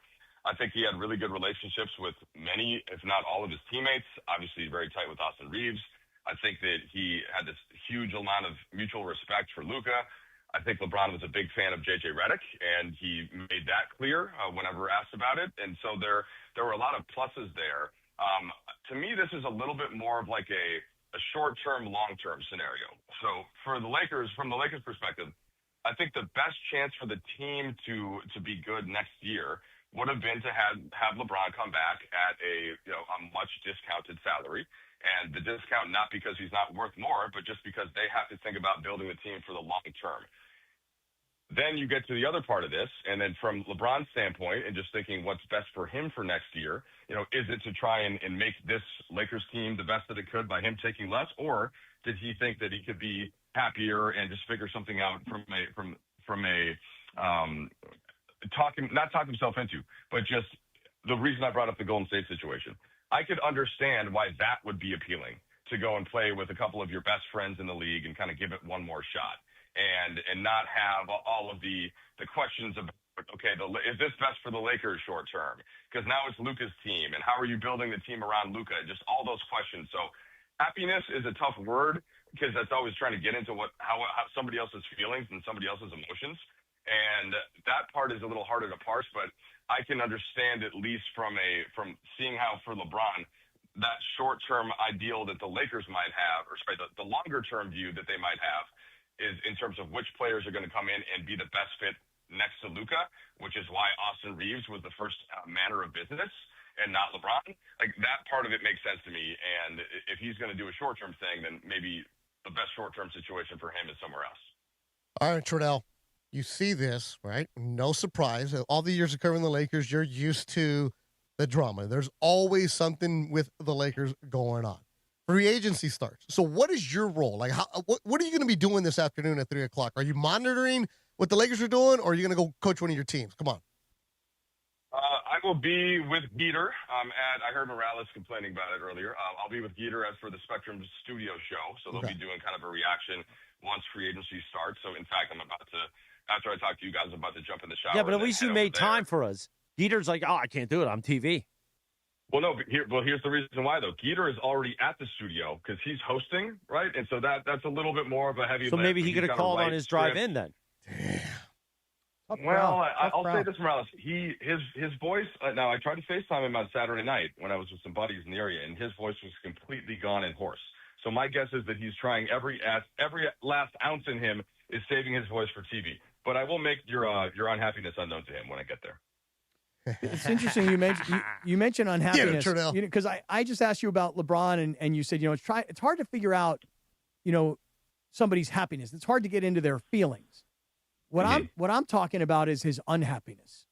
And I don't know that's as different. Same thing. Well, I'm not sure. I mean, LeBron seemed pretty unhappy, at least based on the end of the year. Why do you think, Cappy? Why do you think? Because Trudell's the closest one to everybody. Here's why I think LeBron was unhappy. Oh, this should be good. Look, he got what he wanted when he got J.J. Redick. He got what he wanted when Bronny was drafted. LeBron was a guy that the Lakers were accommodating. That's how they treated him. Hey, he's our business partner. We're going to accommodate him. We're going to do what he thinks is best. Then new ownership came in. And with new ownership, and by the way, previous to new ownership, the next star of the team was already brought to the roster. So you've taken a guy and it's his team, and here's his right-hand man. You've traded his right-hand man, Anthony Davis. You've brought in Luka, and that's an indication of it's not your team anymore. And over the last year and a half, that has been discussed a lot, that the Lakers are doing what they can to accommodate Luka's desires, no longer LeBron's desires. And so for me, when I look at his entire career, I say this is the first time this ever happened to him, and that's why he's unhappy. That's how I see it. Yeah. You know what, Cappy? That was actually very well argued, very well articulated. Are you okay? No, the answer is no, I'm not okay because I have to pee. And we've been on for an hour 43 straight. Trudell, we have not stopped since 9 o'clock. I'll get you a Gatorade bottle. You can do it right in there if you want. I'm just saying that. Wide mouth. That was like, wow. The wide mouth one? You sounded very ball knower right there, Cappy. I'm a motion knower. No, you're an emotional. Yeah, I'm an emotion knower, you know? Trudell, it's Mike, it's because Cappy is all emotional right now because Sedano said, Cappy, you've been right a lot lately, so that fired him up. And then he's just has nobody else to blame now because remember, he's the one that blames LeBron for everything. And so, Trudell, for all the LeBron haters that are now saying, oh, there's going to be LeBron drama coming out, all the stories are coming out, let people know how cool LeBron has been. Yeah, LeBron's been total. Like I've enjoyed the 8 years with LeBron. Like really, I think that I understand kind of some of the previous things that Cappy has said about this and this direction and all of the things that go around LeBron James and his world. But I just don't know how it would be otherwise for somebody that's been that famous and that well known and that good since he was like 6 years old. So the stuff around him, I think that his name gets associated with it a lot. Sometimes it's fair, sometimes it's not. And, you know, more often than not, whenever you hear about drama going on in and out around the locker room, which, by the way, not much of in these 8 years, I don't think there's much that you can point to. There isn't, like, beef with teammates or, you know, coaches that said he wasn't doing his job. Or, like, there's none of that. So, for the most part, like, I thought LeBron, he did what he promised to do, or at least what was expected when he delivered the title. To me, the unfortunate elements of the LeBron tenure, and really there are two of them, and one is the whole COVID in the first place, and not that the NBA is the place that you point to where that was a negative impact. Of course, it's the many worldwide deaths around it, but it shortened the offseason, and the Lakers didn't have a real shot to repeat because I think they would have been the best team the next year as well. And it goes to show that was the Bucks title over the Suns, neither of whose teams were great. And then from that, I thought that pivoting to Russell Westbrook and away from that big, powerful, athletic, long, strong team, that was obviously a mistake as well. And they tried to trade their way back out of that and got close when they got to the Western Conference Finals. And then the next pivot, of course, was to Luka Doncic, but that does signify a new direction for the franchise, one that clearly now LeBron James is not going to be a part of. But that LeBron era, had it not had the title, I think this is an entirely different conversation, and maybe something different happens before that. But I think Beto's instincts on that one are right. Like around the team, you could ask Austin Reeves, you could ask Luka from his first year, you could ask players that have come and gone in the past. Overall, it was a very positive all-around experience with LeBron. And the question now is, what do the Lakers do to build that next title team around Luka? I'm glad you brought that up. And Cappy had to walk away, Trudell, so it's Bergie now. But yeah, he had to go to the bathroom. Yeah, he had the bathroom and other stuff. Who knows what he's doing? But so now you're going to get to 3 o'clock, like Beto was mentioning, and now you have restricted free agents that you can go after. And David McMenamin said that no restricted free agent has actually signed with another team since 2020. So that takes Jalen Duren, Walker Kessler, Peyton Watson off the board essentially. And then you have and then you have some unrestricted guys that are available, like a Mitchell Robinson, the Mamu in Toronto, and a couple of guys that you already have. What do you actually expect to happen now at 3 o'clock for the Lakers?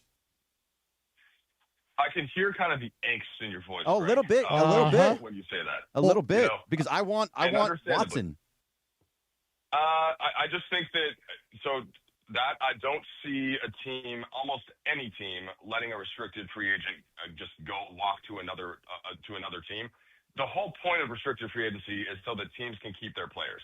And essentially not get outbid that first time around. So I would not anticipate something like that happening. I guess it could. I just wouldn't expect it. What I think, Greg, the hard part for this, and this is the harder part I think for a front office, whether it's the Lakers or some other team, is to be like, hey, just trust us. Like we're going to get something done. Because to me, a trade is the most likely scenario in which you bring in an actual player that you want to pair long-term with Luka Doncic. I don't see that player is there in unrestricted free agency right now. Unrestricted free agency is basically dead. It's all about extensions and trades. That's what the league has been. And so even in the sense of John Morant or LaMelo Ball, like some of these guys whose names were on the trading block for last year, we didn't know where they were going. We certainly didn't think that Ja was going to go to Portland. We certainly didn't think that LaMelo was going to go to Minnesota. So to me, that the more likely thing is the Lakers use some of the future draft capital that they have, which obviously the first-round picks, and pair that with some of the contracts that they have on the books for next season and beyond, and that's how they get to that ultimate build that they think can really compete with the Spurs and with the Thunder for an NBA title. So the LeBron news impacts that in the short term because I do think that it's going to be harder to be as good as they could have been if they got LeBron back at, I don't know, 15, 20 million, something like that. But it may provide some more clarity for the long-term build of the roster, and it may open the door to a couple more kind of trade ideas, whether they're executed this summer or whether they have to go up to the trade deadline next year. And once you get a sense of some teams that are either over or underachieving. But I know it's not a satisfactory answer, Greg, because here we are discussing rosters and people are getting excited about the different teams. And right now, it looks like the Lakers have taken more of a hit than a gain with LeBron leaving. So I get that. I just don't think that free agency is the way to ameliorate all of those things that are going on right now in NBA free agency. All right, so you're saying it's basically going to be trades, and I get that. So let's fast forward then. Let's fast forward all the way to October, and we're in preseason. Does this team look that much different? Well, the first dominoes to fall out now is Marcus Smart, as reported. Is he going to sign some deal in Houston? Is that a deal that the Lakers can beat? I assume that he's gone, right? That's one. Then there's, and if that's the case, then you got to get some point of attack defenders because that is not, other than I suppose Bronny, with his option becoming guaranteed for next year, that you don't have a ton in terms of perimeter defense, either inside or outside. Then the next thing is, okay, well, what about Rui Hachimura? Does LeBron's not coming back mean that at least some more of that money that may have been earmarked towards LeBron, you're a little bit more comfortable now giving some of that to Rui Hachimura? Then you go through some of the other names that are out there, and I could see a couple of they're going to have to fill out the roster. It's just that what kinds of deals can you get guys on that still open up that trade possibility that we're talking about? And that can be difficult in its own right because guys don't want to sign somewhere where they think they're ultimately going to get moved. I wish I had a more concise answer for you, Greg, as to what the roster is going to look like in that sense, but I do think that that's the short-term problem at least. But it doesn't mean that the long-term solution isn't out there and isn't good because plenty of teams, and I don't know what the number, but let's say at least 10, maybe 12, like teams that are still in that building phase, they have good players on their roster that they would be willing to part with for a first-round pick or two. And that's what I'd be doing right now is going through all of the rosters and kind of trying to find those players that are in situations that aren't super competitive from a championship standpoint right now, but have young players that they want to build around and try to pick off a couple of players from those types of teams. Yeah, so you're going to have to move a couple of those. So you have 21, 23, you have 31, 33. So if you move, it seems like so many guys are going for a very high amount of draft picks too. Do they have enough draft picks? Like, I mean, obviously you can add in a couple of second round picks here and there, but they're second round picks. Yeah, they're second round picks. They're not first round picks. I'm basically what I'm getting at, Trudell, is that there's not a huge trade market out there that I see of a player that's like that's the guy right there that is going to help fix it, and I don't know how that's going to sit with a guy like Luka Doncic, who Dave McMenamin reported that he wants to win yesterday. That Rob Pelinka was going to show him in the summer of 2026. So I just feel like Laker fans are going to come out of today being a bit disappointed. Yeah, I understand that. It is. Everybody wants to have the answers right away, and they want to have the name of the guy that wants to come. But what I would say is rewind back to 2018 when LeBron James comes to the Lakers, for free in free agency. So he joins your team. You don't have to give anything up. What Dallas did in basically offering Luka Doncic to the Lakers for AD and one first-round pick, it's almost like having to give up AD sucked. I get that he ended up being hurt for a lot last year. I still think he's a great player. I still think he's, when healthy, a top 15 player at worst in the league, closer to a top 10 player. And so it did suck to get him out of the way there, but he was about to be due a big extension himself. if you were going to keep him long term, and that was going to be super cost prohibitive, especially because he had already hit his 10-year max. So what I'm trying to get to here is Luka Doncic is now on your roster. You didn't have to give up the whole boatload of everything to get him. You now have Austin Reeves. You didn't have to give up anything to get him. You did have to pay him, but you didn't have to give up pieces to get a player who is at least borderline all-star, who was on his way to an all-star game.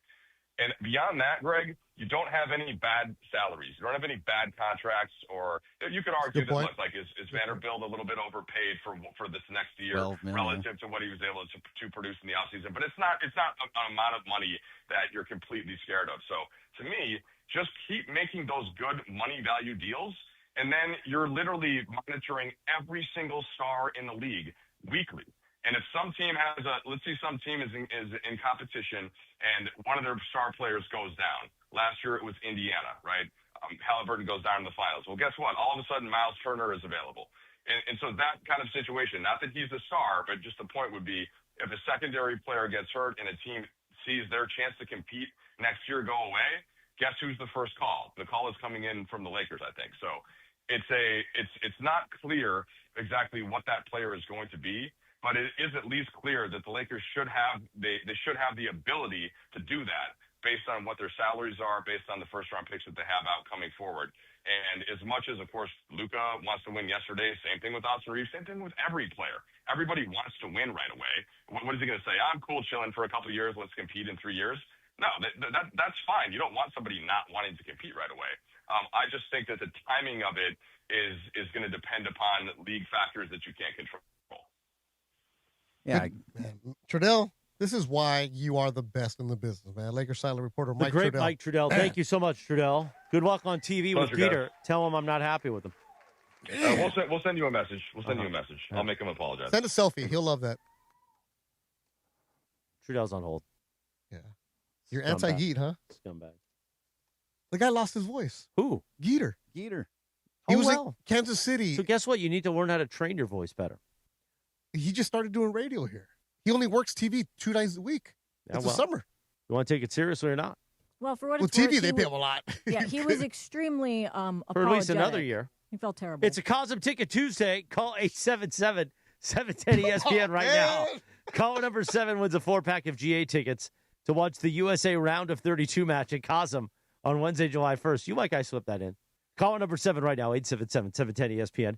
Experience every goal-saving, unforgettable moment in Cosm's immersive shared reality environment. For more info and tickets, visit Cosm.com, only with ESPN LA. Berkey, you got to get in there. So we can screen the calls and stuff. So, okay, happy to, but Cappy's coming back in just a second. Oh, we're going to take calls? Let's go. Well, I'm trying, but we can't screen him if Bergey's in here on the air. It's sports graffiti? Yeah, why not? Yeah. Bergey, just get in there. Smack it around, man. Berg's on fire, man. He's been going to 6:30 Blue Review. Yeah, that's right. He had the Blue Review. Yeah. You Gamer. know, we do what we have to do around Mason here. would take a week off after today. No, actually, he would take a month It's a off. busy day. This is every fun. day, though. This is what we get to do. Well, we don't yeah. have to. We get to do this. We get to. Do you think AI is scripting out what Mason needs to say right now? This guy. I'm not going to join in on this conversation. But you already sat down. That's why I did it. I waited till you sat down. No. Somebody wrote it in the chat or like 20 minutes ago. I've been holding it till Berg sat down so that when the clip gets pulled, Berg is sitting right there in it. Wait, they're accusing. I said nothing. My voice will not be heard saying anything. Wait, so like they're saying Jack Mason? Horner and Boogie Nights says he just got to sit in it. Greg's just sitting in it. You're such a good guy. We all love you. So, like, Beto, what do you think is actually going to happen here? I'm just kind of held up on this right now. You all right? You choking a little bit? Yeah, I know a little you're bit. choked up that LeBron's gone. No. See, I don't know. I actually don't come. know which side you are on when it comes to LeBron. I think I hear you saying all these things like, "What are we going to do?" He's this great player, but then you're saying, "I'm not sad that he's gone." So I don't know where you land on him. Because I said this a lot during the post-game show this year. Man, I'm running out of gas right now. It's been a long day. Plus, my voice is gone. There's Cappy. Oh, yeah. Let's Nice to join your show. What it was is when people would call and complain about LeBron on the I'll switch to post-game that show, side when he goes. and Funchy would screen him, I was like, Funch, if they're going to say, get rid of LeBron, it was always offer a solution. Okay? You want to get rid of him? You want to fire Rob? Give a solution. With LeBron, what was the solution if he leaves, right? And we see it. Slim pickings right now. LeBron moving on, I'm okay with it because it was time to move on, right? But if you could have got LeBron back at the right price, this is what I always said. If you get LeBron back for one more season at the right price and at the right situation where he knows what his role is going to be, give it to me. But LeBron overpaying for him? No. LeBron running the team being your first option? No, I did not want that at all. Again, what do you want to replace him with? And right now, it's, oh boy, nothing. There's nothing out there. The more we hear from the insiders, like a Trudell, like a McMenamin, like Wendy, when you hear from him, okay, Duran's not coming. No, Watson, I forgot that he was a clutch guy, and I like him. And now what kind of relationship is that going to be? Because what McMenamin said earlier about Rich Paul saying, my phone works, and they're not calling. And not that McMenamin is going to say that Rich is not going to deal with the Lakers at all. But if I'm Rich Paul, and you're treating my superstar, the guy who made my career like this, why am I going to go give you a young star? See, that's where he always gets so weird because Cappy always talks about it too, and he's back in the studio whether he wants to pick up a microphone or not. All right, hello. Is that I'm here? That he is so Rich Paul is like, yes, they're almost creating this drama. He got LeBron while he was here got everything that he wanted. Absolutely, every single tiny bit of control that he had was all given Which to him. Which is what every superstar gets. Wait, by the way, every superstar. Just so you know, Sedano would disagree. Sedano would say to you, "Well, you know what? When he wanted Kyrie, they didn't go get him Kyrie." Well, Kyrie was going through toxic something at that time. He was totally he was going through something at that moment. No, but that's what the LeBron supporters will hang their hat on. He didn't get everything he wanted. He got most of what he wanted. And then what they'll also do is this. They'll say the Brody situation, the Russell Westbrook situation, that was not LeBron. That was the organization. Come on. That was LeBron. He got everything. Look, the Lakers, so Spectrum, they have backstage Lakers, right? Every single player usually involves himself with backstage Lakers. Not LeBron, because he had his own production company following him around the last couple of years. Everything is available for him, which is what happens to Giannis because he had his brother on the team. Shaq had that. Kobe had that. Every superstar gets what they want because you have to appease to the superstar. But his time as a Lakers superstar is done because it was Luka's team now. Let me ask you something. You were been on the Lakers broadcast, what, 3 years? 3 full years now. Three full years now. How many times did you hear John Ireland talk to LeBron James after a win? Yeah, that's zero bound of times. So he did not. He never came on. You're right. He was always on with Trudell. Anthony Davis did. Everybody did. Yeah, everybody did. LeBron Luka? never came on. He never wanted to. These are all the things. So like when people sit here and call us haters and all these different things, there's different things that happen behind the scenes. We want to have LeBron on. We want to have him on. You never heard him. Did you ever talk to him on the afternoon show? Never. Never want to talk about him on the afternoon show. No, that didn't happen. In fact, I actually got ridiculed. Bergie bringing the heat. This is amazing. I know, and I got ridiculed. I didn't know this. I got ridiculed for even suggesting that we should have LeBron on. And I was like, yeah, well, he wasn't going to do it. Well, that was just it. They're like, there's no chance. I'm like, why not? Bergie's dropping that heat. Wait till Ireland sees this in Italy. Oh, it's going to be good. He's watching right now. By the way, it's going to be so amazing. Is he in Italy for real? No, he just never did anything for us. We got him one time. We got him one time a year. It was at Media Day. We would get him for 5 minutes. And he only did Liners once. Yeah, the first one year. time. Guess what? Luka, how long did Luka spend with you the first time? It was he was great. 12 minutes. Yeah. He did all the liners. He even did a couple in Spanish with us. us. Did Luka go on Mason in Ireland? Yeah, I believe so. Well, LeBron did, right? He went on. Well, he does the Mason. He does the media day. The media day. He does it, and then when he has the introductory press conference, there's times like Kobe would go on. We still have audio of Kobe on with Mason in Ireland. He would do it. LeBron just never did that stuff. So why I'm not sad to see him go. I mean, he's an amazing player, everything that he's done, but at the same time, he did nothing for us here. We got nothing from us. You're being selfish about it, Bergie. It's very much selfish. Yes. You know what? There's a lot of people that say that he did nothing for the city of LA too. Well, yeah. Go back to the Blaze Pizza thing. Oh my God, people were going to pay it. But then again, that's not his responsibility to go and do stuff. No, it's not. But hold on, he's here to play basketball. Yes, true. But however, just think about what Luka and Luka's PR team did the second he got traded here. Yep. What is the first thing? Do you guys remember this? Luka? The parking. Say again? The parking. Okay, no, previous to that. You ready for this? Let me remind you guys. Luka came to L.A. Luka was shell-shocked, and we were going through wildfires at the time. Oh, that's right. And Luka's first move was he donated $500,000 to a That's right. fire victim fund. Yep. So he comes into town, and the first thing, because he's got his own PR team, just like LeBron does, his first moment in town was, oh, my God, there's these fires going on, and people are losing their homes. I'm going to make a generous donation. That was the first thing he did. The second thing, to your point, Beto, is he took over the parking lot across Figueroa next to the East Central Hotel, and he said, tonight, I'm going to pay for parking for however many people that could get in there, right? Then in the courtyard, in between LA Live and Crypto.com, they started to bring out, like, what was that car, Chris? You remember that purple sports car, very expensive, whatever it was? By the way, I love that Tim in our YouTube chat and our YouTube screen, like the lower third, once Bergie went off, he took down the thank you, LeBron. And it really has nothing to do with his play on the court and because of how great LeBron just takes it out and drops it. He dropped that Hebraic heat right on LeBron. It's just sometimes it's tiring. Like there's so many things that he could have done for us specifically, or for the city, or for all of those things, and that does not have to do with on his floor play. He was amazing for us on the floor. Everything he did, getting the championship, bringing in Anthony Davis, all the things that he did was great. It's all the off of it, nothing. Here's a perfect line right here. This is L.A. right here. Ron Mexico RPO in the YouTube chat. LeBron does not love L.A. Why would we love that fool? And that's where it comes. That's where it comes from, the different types of fans that go out there. So I'm going to be called a LeBron hater, because he did nothing for us and for the city, not for the team. But I'm just trying to say what I mean. What do you? Somebody said in the YouTube chat, LeBron played for the Lakers, but he wasn't a Laker. Something like that, and that's the reality. Like, that's modern athletes now. But the Lakers needed LeBron.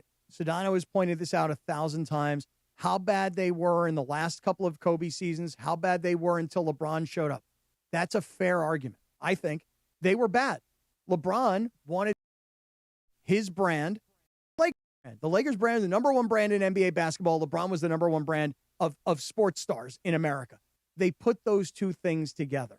Ultimately, they won a championship. There are some people out there that go, that was the hardest championship that anybody's ever had to win. And then there are other people that go, not really, because they had a bunch of time off and they got to focus and concentrate. They didn't have to worry about tickets for their families.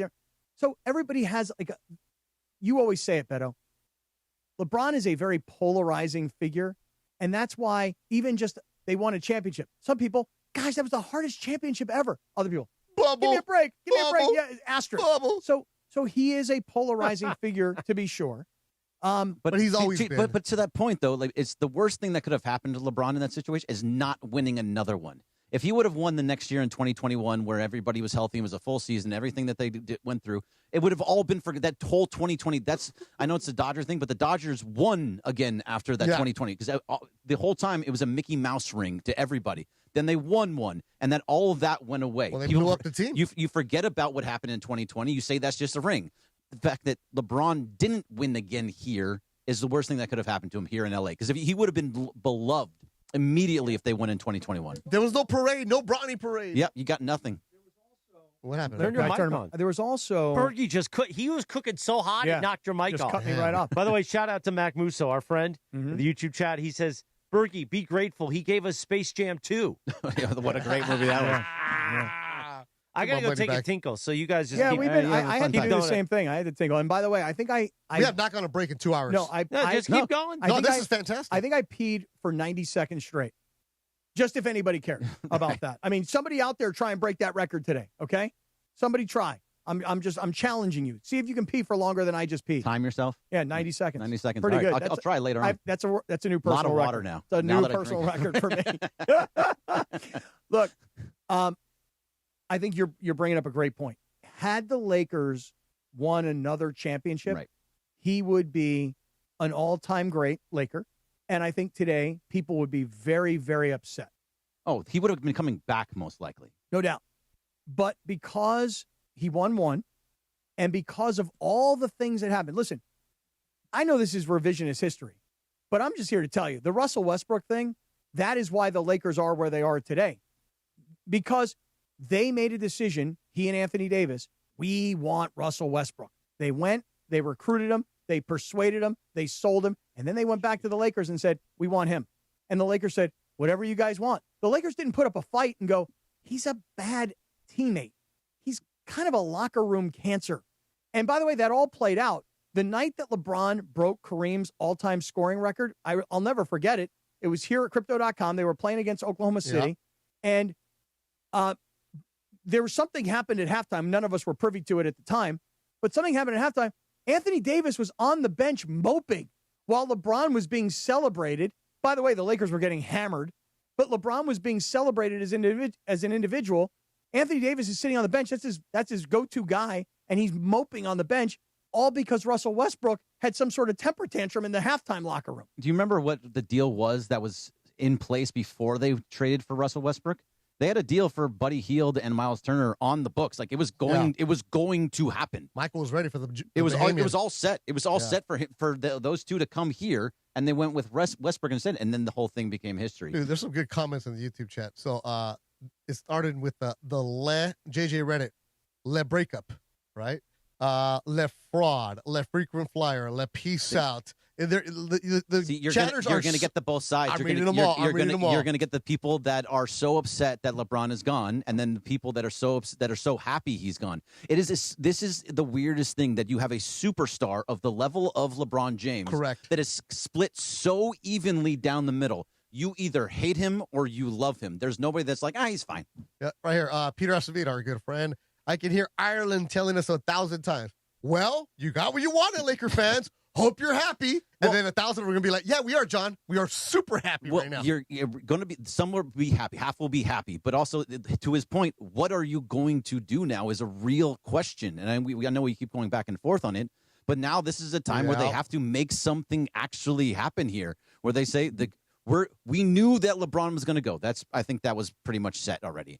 Now you have him gone. Who's coming in here to fix all that? And it's not going to happen today. I really, truly believe. I know at the beginning I thought, okay, 3 o'clock, there's going to be a flurry of moves all coming to the Lakers. That's not happening. Well, McMenamin just shut it all down. I was all excited. Like, Jalen Duren. Oh, yeah, that was a wet blanket like I've never seen. Especially with the bus driving by him. It is exactly right. I mean, if anybody who's with us now who wasn't with us when McMenamin was on, Beto, when you asked him about Jalen Duren, it wasn't like, well, they could sign him to the offer and then they'll have to wait a week and we'll see what Detroit does. It wasn't like that. It's not happening.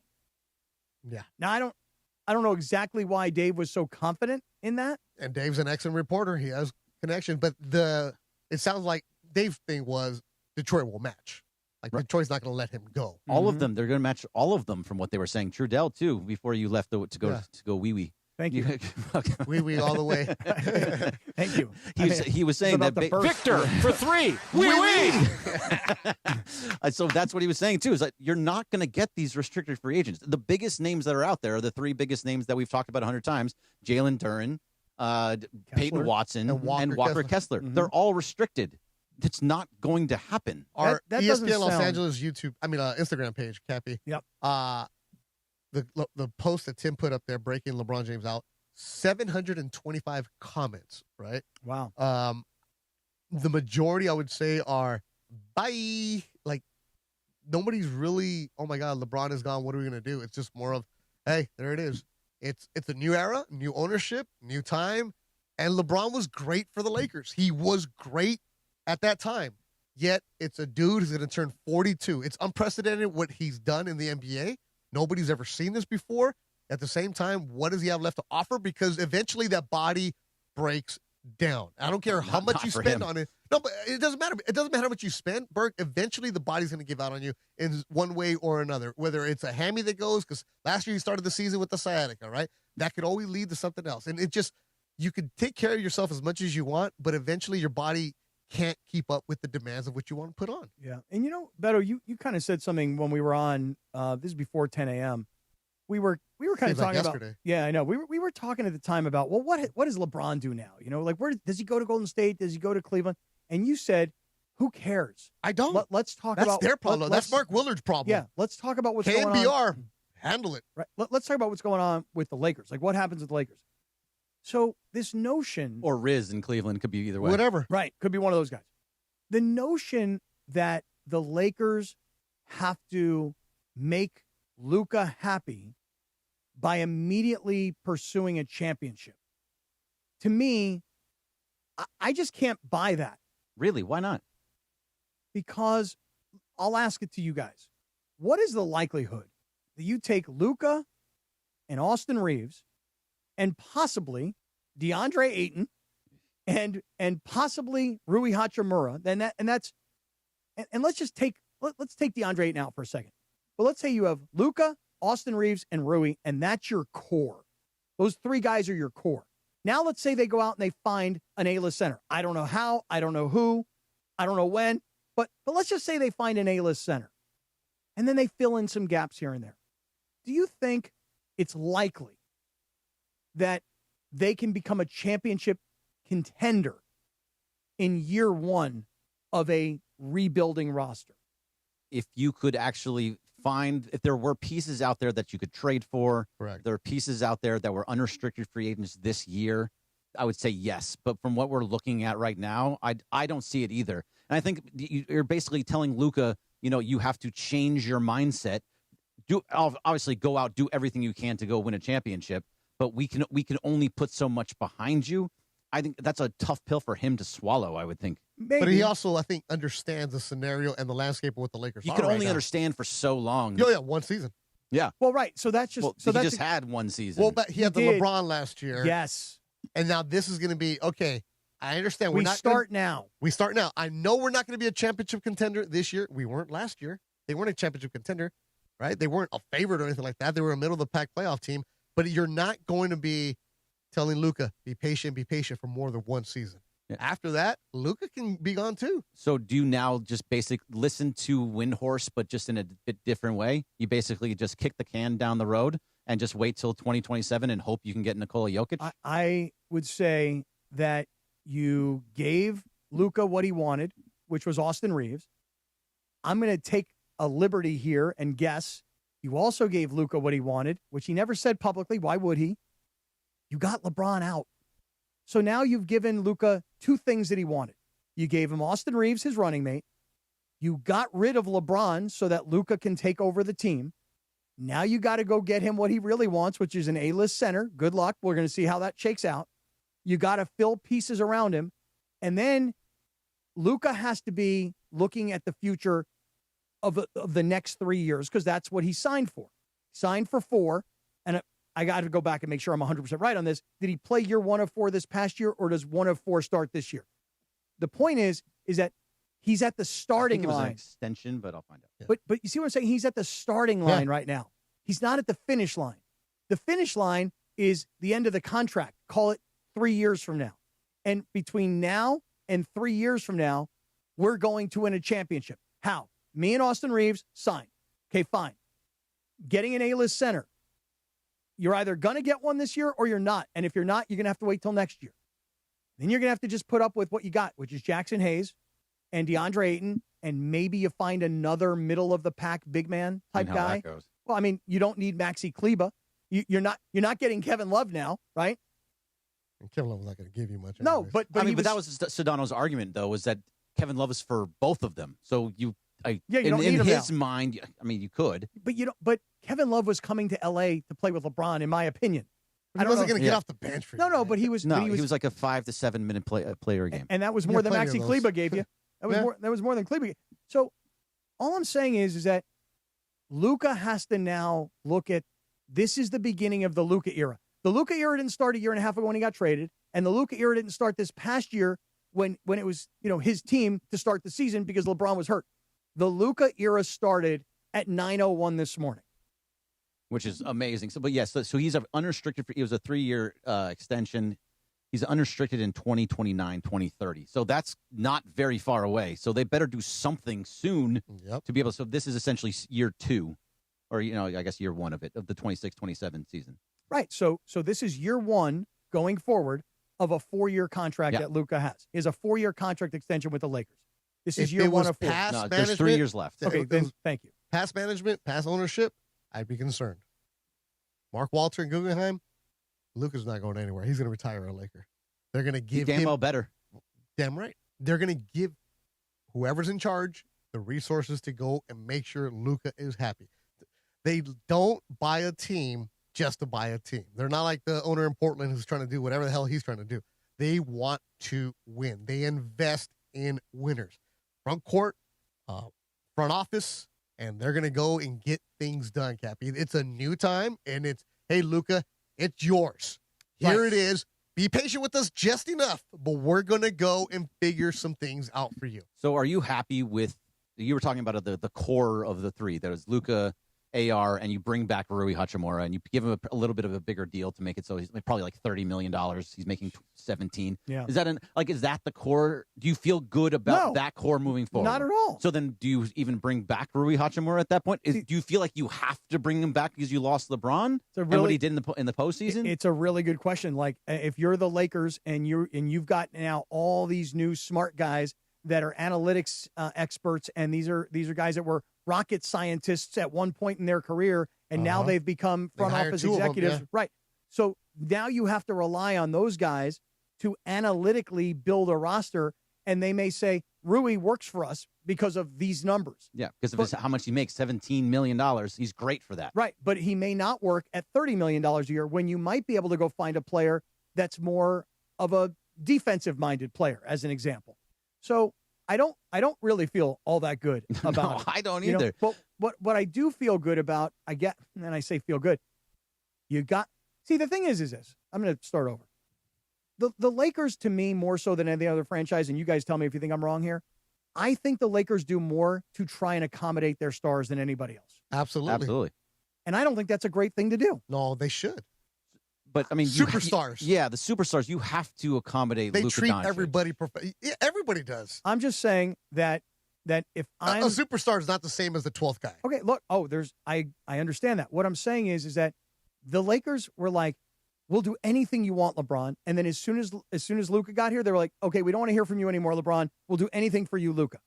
And I'm just saying, one was 40 and one is 27. Well, there's a reason why you would give up on LeBron and put all your eggs into the Luka basket. All I'm trying to say to you is everybody would. Is that you got to be able to convince Luka that we're pursuing a championship.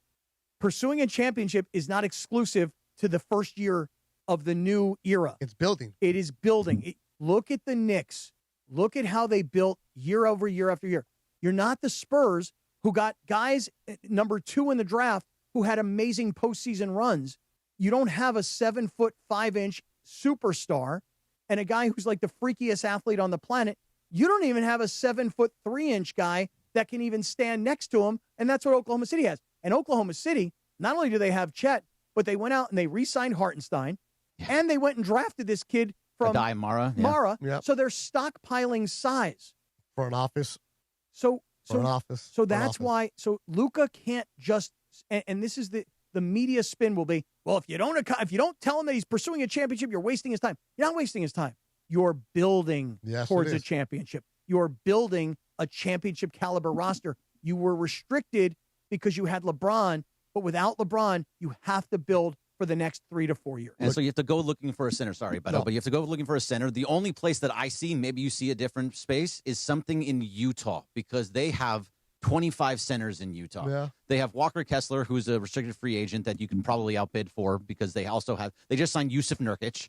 They have Jaren Jackson Jr. They have Larry Markkinen. They have all of these name came up a long time ago for the Lakers. Right. So there's a bunch of guys there. If you're going to go look for something, and if you're looking in the trade market, I would think you would look towards Utah, right? Although if you go to Utah, Danny Ainge is the GM, and he's going to try and take everything you possibly have and make you overpay.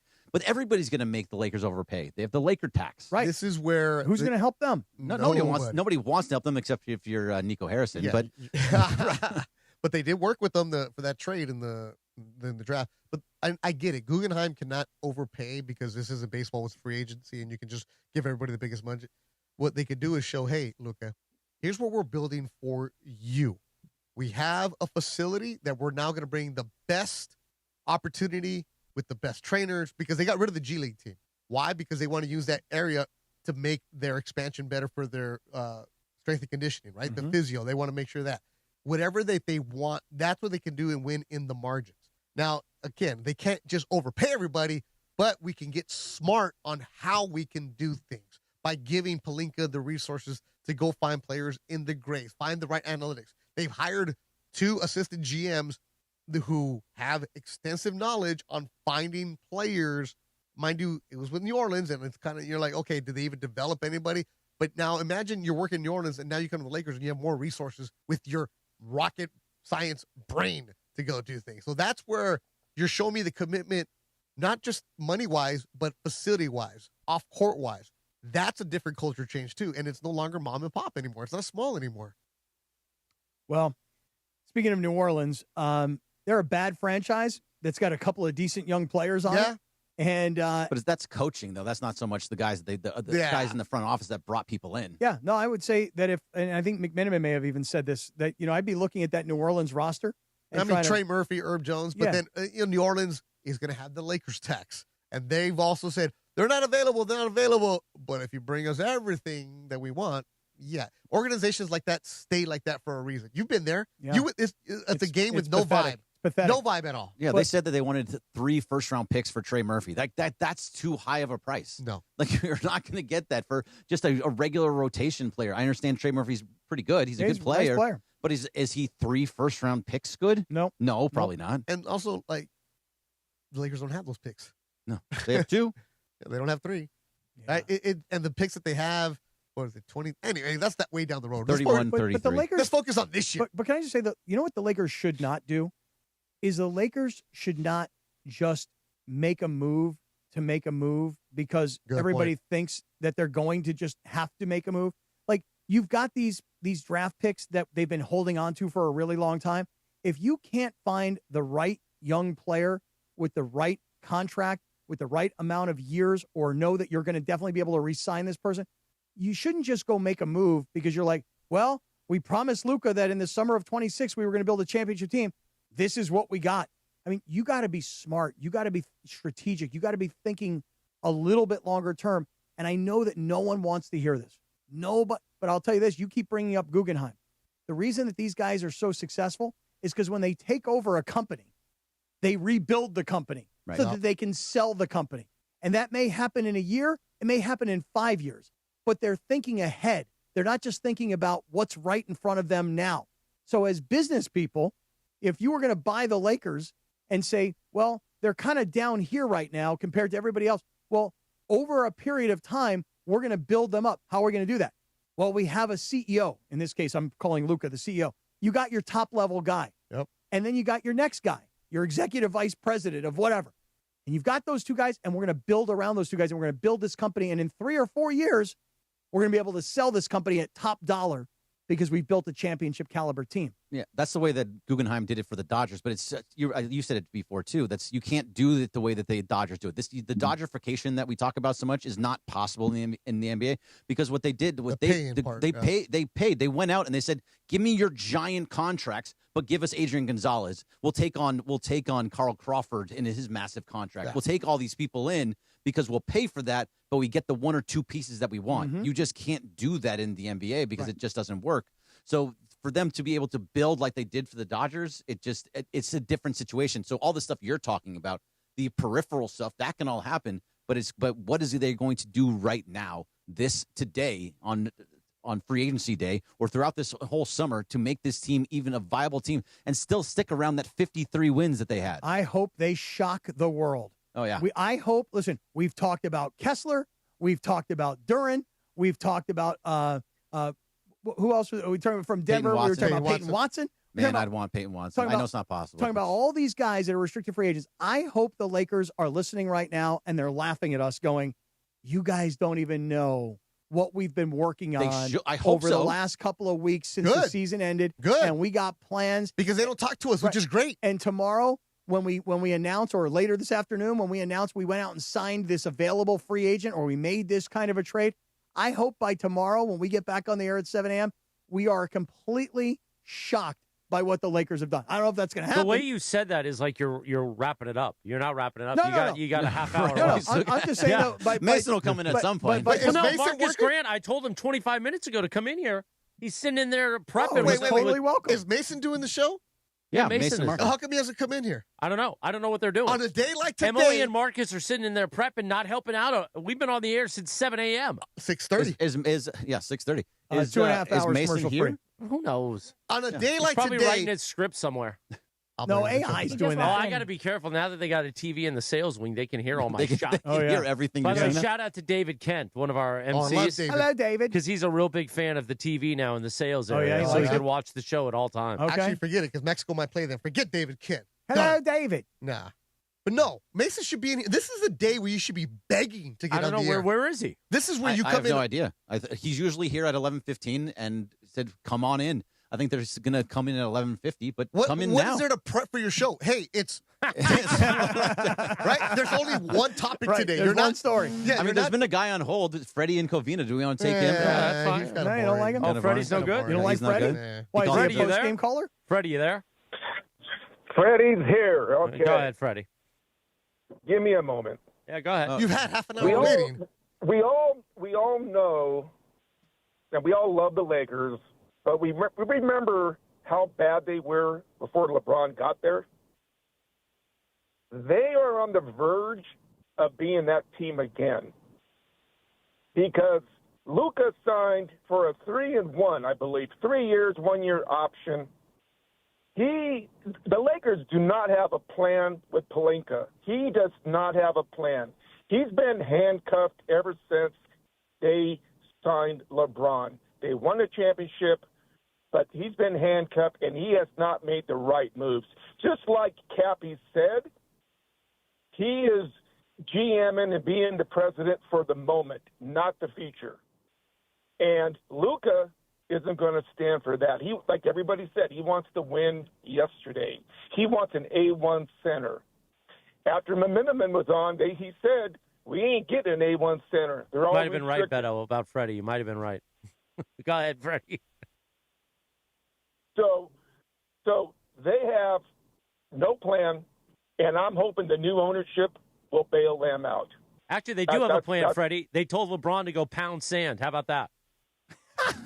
That's the plan. Yeah, that's the plan. We don't need you. You haven't won since 2020. So get out of here. And if they did, and if they knew that this was going to happen. Sorry, Freddie. Thank you for the phone call. Exactly. So this is Rack him. Actually, don't rack him. Don't rack Pretty Freddie. aggressive. right. No, So- Berkey's. No, he's in he is control. unleashed. He's in total Since control. 10:30, the Right. kid's unleashed. He This in is what you're total supposed to do control. on this day. Right. That's right, We're Bart. supposed to be Go. talking Go. about what it is that is happening. So yeah, this is. Now I lost my whole train of thought. Now It was Go ahead. Freddie. It was. Imagine it was doing Freddie. that at 11 o'clock talking to him. They should have been having this plan already set. You knew that LeBron was going to go at this time. I think if they knew that when they had their lunch meeting with Luka Doncic that they were going to and LeBron was not a part of it, they already knew. So they've known for over a year, I would assume, that because it was summer of last year that they talked. So they should have known for over a year of exactly what they wanted to do when this moment came. They knew it was coming. They knew that Luka wanted all these different types of players. So I am fully expecting them to go and do something. I understand they don't have a lot of space to do much, and there's only restricted free agents and not unrestricted free agents. But they should have known all of that stuff was going to happen. So if they do not do a lot of stuff, if they do not bring in players that will help this A1 centers and length and guys that are 3-and-D type guys, when you've had over a year of knowing this was going to happen, that's on Rob Pelinka. That's on Rob Pelinka why he should not be here any longer or in an advisory role if this does not work. This summer does not work out well. Which is why I said what I said before, which is I hope that Rob Pelinka and people in the Lakers front office are listening to us right now, watching us on YouTube going, Yeah. You guys have no clue what you're talking about. We were totally prepared for this. Why do you think we came out and said what we said about LeBron? We wanted to treat him with respect, but we really were trying to say, hey, thanks, but we don't really want you anymore. And he didn't feel the love. He kept talking about how unhappy he was. So we're letting him break up with us rather than us breaking up with him. But we're celebrating today inside the Lakers, front office because we have a plan that we can execute without him. And I hope for their sake that's the case. But I'm just looking at my group chats right now. Oh boy, and man, my phone is going crazy with all these Laker fans. You don't have Laker fan in chat. No, he gives out his phone number to all these listeners. I So got probably. I got about 20 people in a group chat, and here's one of the things that's happening right now. One guy, lifelong fan, but I will boycott this circus. Yeah, Okay? sure, okay. Then the next guy. Lifelong. What circus? It wasn't a circus with Russell Westbrook when Wait. LeBron got him in here? Wait, because LeBron is gone, he's going to give up his entire life. I think he's worried that about what you're saying, that they don't have a plan in place. Well, they've known this day was coming. Here's another guy. I'm I'm so happy. Bye-bye, LaFlop.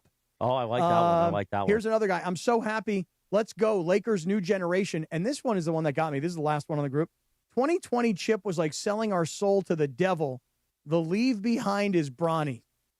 Whoa. Yeah, he's not alone in that thought. There's many, my group chats with my brother and a couple of like UCLA friends. They all want him gone. They feel the exact same way. They're like, I'm never watching while LeBron is. And I'm getting the exact opposite things. Like, I can watch Lakers basketball again. That's a huge deal. By the way, you know an interesting wrinkle to Geeter's this? calling me. Why is Geeter calling me? He should Tell Geeter that because he's calling to complain about me. No. Tell him he's on the air. No, immediately. He has no idea what the call-in number is. That's why he wants to call into the show. Hey, Geeter, you're on the air. You're on speakerphone on the air right now. Are you calling to call into the station? Okay. All right. Give me about 30 minutes, and when Mason, what would you like to talk about? You're on the air. Yeah. Is he calling to complain about my antics? Yes. All right, bye. I have a question. If he's available to call, if he's available to call Bergie, I'm gonna do that. Oh, yeah. Do it. Do it to him. He's at work. He probably had production meetings with his producers. Right, but he's calling Bergie for something else. It's probably something important. Remember, Greg is our boss. Yeah. So it's probably for something like that. To call Bergie. Yeah, it was probably but can't. It's something important. It's something that's not airworthy. Look, Geeter plays along. Yeah, really. At this show, he plays. Ivory Coast just scored. Woo, 1-1. Oh wow, Ivory Coast. By the way, the wrinkle I was gonna say is I don't think producer Lindsay Baseball has ever worked. I know she's worked at other sports media entities, but I don't think she's ever worked at a sports radio station in a city that LeBron wasn't playing in. When she was at Cleveland, he was part of the Cavs. For her time here at ESPN LA, he's been a Laker. This is also a new era for producer Lindsay Baseball. Lindsay, if LeBron goes back to the Cavaliers, would you consider going back to Cleveland? Because she's such a fan. I'm moving to Cleveland. It's too cold. She's such a fan. She's going to join the country club. That she might why be does like, it matter where I live? How much of a fan I am. Well, I'm saying you might want to follow him and cover him every day. No, how does that feel, Lindsay? By being in a city that LeBron will not be in for the first time. I mean, move I'm to pretty San old. I've Francisco. worked a lot of places, and so I feel like it's not that big of a deal. Yeah, but how do you feel? We've been talking all these different things about LeBron and whether or not we want him here, whether he did for the team, what he did for the city. Hi, Emily. How do you feel about LeBron leaving LA? LA? No part of you. That was amazing. She wants no part of you at all. She's all business. Send in your host, Emily. Tell him, Em. Tag. Nothing. Norway and we heard Ivory Coast 1-1. We heard Lindsay earlier say, man, I don't want him to go to the Golden State. Right. She don't want him there. No, but I mean, you got to want him I don't back really in care Cleveland. either way, to be honest. No? Okay. Whether he goes to Golden State or Cleveland? No, I mean, I don't want him to go to Golden State, but Cleveland, yeah, that'd be great. Yeah, she doesn't care whether he's a Laker or not. Hey, I got to tell you something. She's a LeBron fan.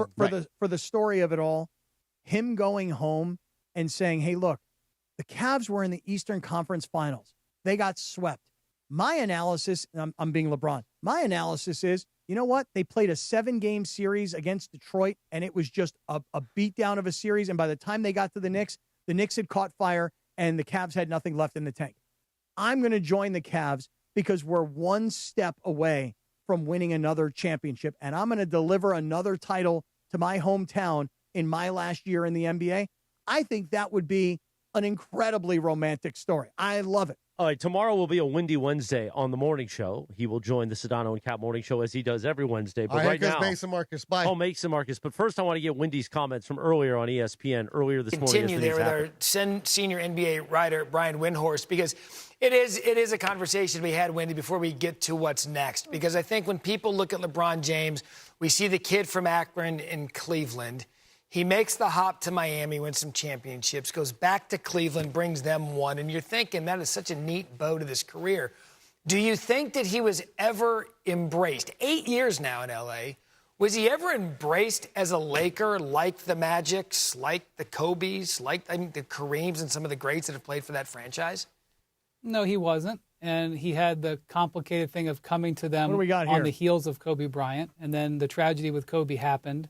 And Kobe went from being the all-time greatest Laker to being immortal.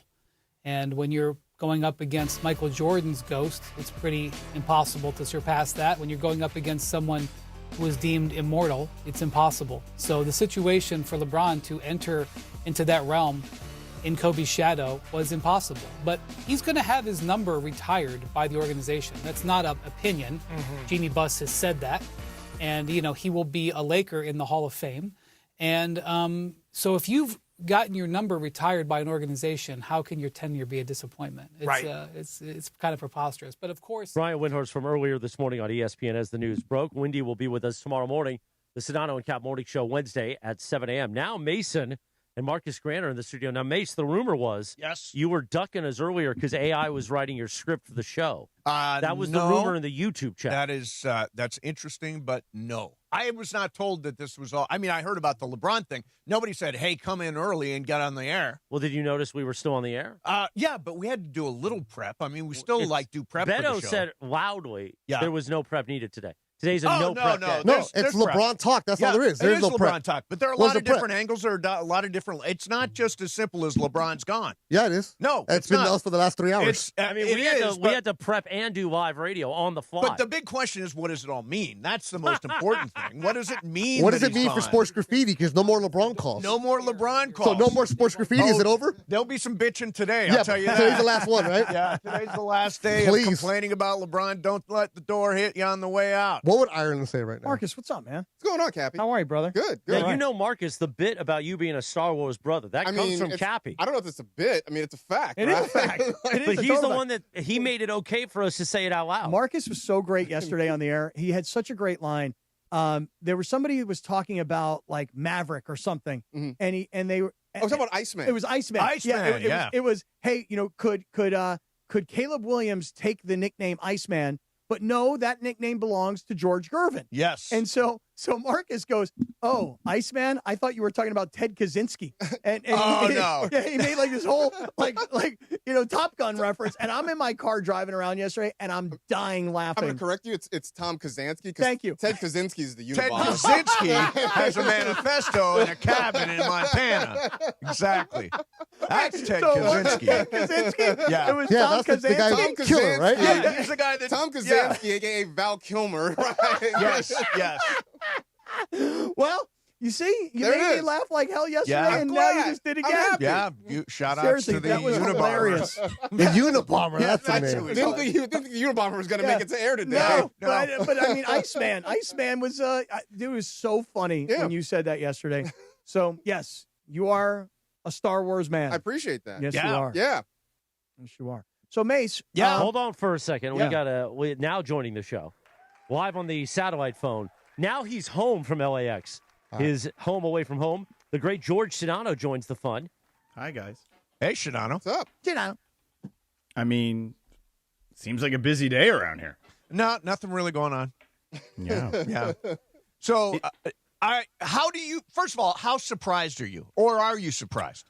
So Cappy and I talked about this earlier when I jumped on, like, leaving the airport. If you would have told me 2 days ago that he'd be anything but a Laker, I would have said you're nuts. I literally have told people that. I'm like, it's not happening. He's going to stay in LA. But then I listened to Brian Windhorst's podcast yesterday or the day before, whatever it was. The Hoops Collective. I listen to that podcast every week. Yes, and he had a quote that from Rich Paul, and he said on the podcast, Rich said, I can quote him directly. Yep. That his decision will be based on happiness, not on money. And that's when I was like, oh. He also said, by the way, George, in that one, he also said, and I was authorized to say this from Rich Paul, LeBron will not be irritated by the Lakers this summer. Not be irritated by them. Right. And I guess that's kind of true now. That is, he's annoyed. Sorry, annoyed, not irritated. Okay, well, by the way, LeBron just put out a tweet. Uh-oh. And this is so Jeannie put out a tweet saying, thank you, LeBron. You're an all-time legend. You're part of our family forever, et cetera, et cetera. LeBron put out a tweet that said, no, thank you. Truly an honor to wear the purple and gold while trying to continue the greatness and legacies that came before me. Hope I made a few proud during my stint. Just a few. He definitely made a few proud. Few. Yeah, just a few. Yeah. I mean, if you listen to Sports Graffiti, it's just a few. Sedano, now it's difficult to replace this. I mean, I guess in the aggregate, you've got to somehow replace LeBron James. Are you hearing anything about anybody? Well, listen, they clearly are going to go after a center. The challenges are that if you go after a center, Jalen Duren or Walker Kessler particularly, who are restricted, your money's tied up. Yeah. And you can't use any of it for anything else, or at least that amount of money based on the contract you're offering. Can I ask you a specific point? And if you don't know this, that's cool too. But sure. What is the date at which you can offer a restricted free agent a contract, and then how much time does the incumbent team have to match that? Well, I'm glad you asked, Mace. The way it works is that you offer a restricted free agent. You can offer him beginning tonight, or at midnight or whatever. And then the offer sheet is given, and the home team in this case, right, whether it be, let's say if for Duren, it's Detroit or Utah for Kessler, et cetera.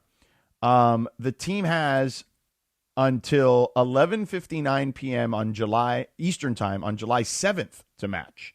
Now, that's if the Lakers offer Duren or Walker Kessler or whoever like tomorrow. Okay, Yeah. They have all that time to match. Now they can choose to not match faster than that. Yeah. But you think Danny Ainge is going to he's give the gonna Lakers a milk that break? thing, man.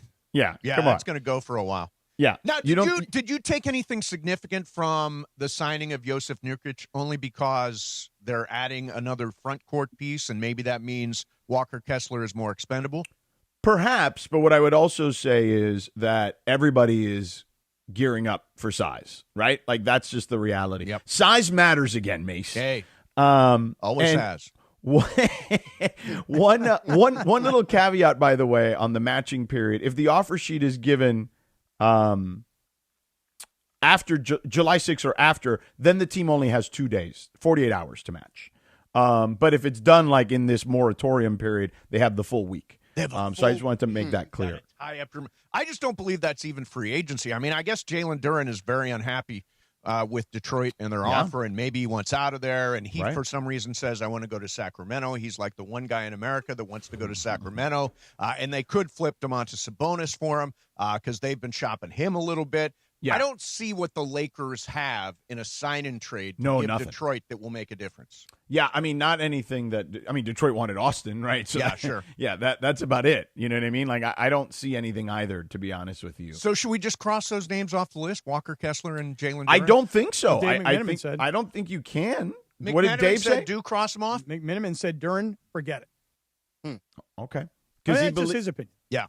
Okay. So does this make it more imperative? Do they have to go out and try and keep a Marcus Smart to make sure they keep a Luke Kennard? Do they have to try to keep some of these pieces in place now that they're losing the big one? Yeah, I think it's going to be something they have to keep in mind for sure. It is a delicate dance because I mean I could see why Dave would say no on Duren because he probably thinks Detroit is not going to let him go no matter what. Like they'll match probably no matter what. And Dave could have way better. I mean I don't have any intel on that stuff. Dave is more plugged in on that stuff than I would be. So maybe that's his feeling on it. The Kessler one will be interesting, but it's just the tying up of your money. Yeah. Now, because Walker Kessler got offered, what was it, 5 for $140, right? Is that what he got offered? That's what he got offered. Yeah. So 5 for $140 is $28 million. That's basically what Isaiah Hartenstein was getting prior to this new deal he got. Right.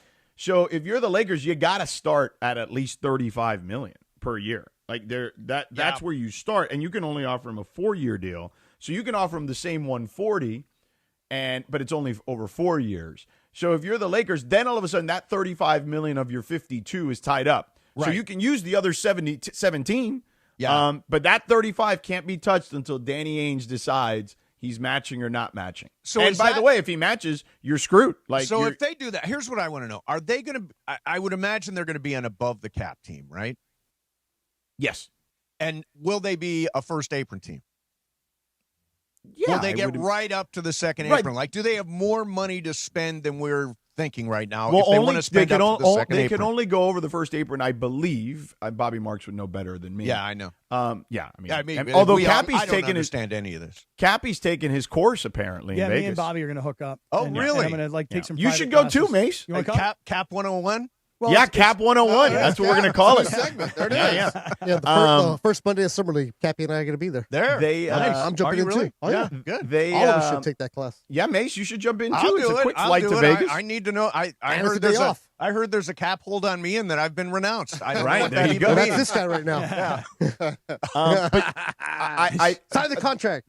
they could only go above the first apron for, I believe, for their own free agents. Oh, is that right? What, don't they sign Austin last? And that's Yeah, all those things are done. Right. The accounting of it is they'll do those last. right. Now, I read today that, I saw a source that says Marcus Smart is, they're Houston. thinking about a Houston 3-year deal. Yep. Luke Kennard is talking to Phoenix. Yeah. And who else? Rui Hachimura is talking to San Antonio. Yeah. I mean, well, the Spurs have been linked to him from the get-go, like for like a month now. but could they swing and miss on all of their existing free agents? Yes, it is possible, I guess. I don't think it would be likely. I'd be very surprised if that were the case. But Cappy, are you? I'm just concerned? looking at you. Yeah. I'm wondering what's going on. Yeah, you've been behind on those for guys. hours. Yeah, we've been on You've since been 7 on. a.m. You Yeah, know, Cappy looks dazed and confused I am here. a little. You know, I Yeah. took a 90-second pee in the middle of all Nice. of this. Good Yeah, for you. 90 seconds, new personal I forgot. record. And by the way, and when you do the YouTube hour, there's no commercial break. Right, no commercial. Right, so we just keep So we rolling. went 2 you guys hours. have been going for almost 3 hours. Yeah, good, Captain. good for you. George got to the airport, got on a plane, and got home. And we've still been on. Yeah. Wow. That's All right, how boys, have a good long show, they've been on. everybody. Woo! Are you out of here? Yeah, I'm done. That's it. You're All done. right. Beto's Beto's done. Yeah, we got to get ready for the Mexico game. Tapping out. CDMX tonight. Me and Cappy. When does Cappy, L3 what, play? what A are las you up 6, to 6 tonight? o'clock. Ah, nice. And Norway's up 2-1 right now, by the way. Did Holland score? Who's winning our pool? Laura's winning. Yeah, Laura. She has Morocco. She has Oh, that's Morocco right. and She has Mexico. Morocco, and they Unbelievable. pulled it out last Yeah, night. They did, Unbelievable. but that was a great game. So just as a side trip here. Yeah. Yeah. They should skip extra time and go straight stop. to the shootout. Oh, stop. No, they should. It's Okay, the you most, know- it is the most gripping thing in sports. It All right, is, hold it the is. derby after the 9th inning. No. In the World Mace, Series. Mace, We you're already right. put a ghost runner out there. They're not in the playoffs. Mace. Yeah. Part of what makes I'm outta the here. shootouts so amazing Yeah. is that everybody's given everything they've got. Right. You built up to it. Right. Everybody's completely wiped out and exhausted. In fact, in the second game yesterday, that Morocco game, Yep. guys were like, they just couldn't move. Well, they were not on the attack in the extra time. And all they were doing was waiting for the clock to run out so Yes. they could all do a shootout. So we want that? Yes, we do. Because instead of just saying, hey, regulation ends, go right to a shootout, you go regulation ends. Now let's see what you can do in 30 more minutes. Yeah. And if you can't do anything, we've exhausted everything. This could go on for days. Now we'll go to penalty kicks.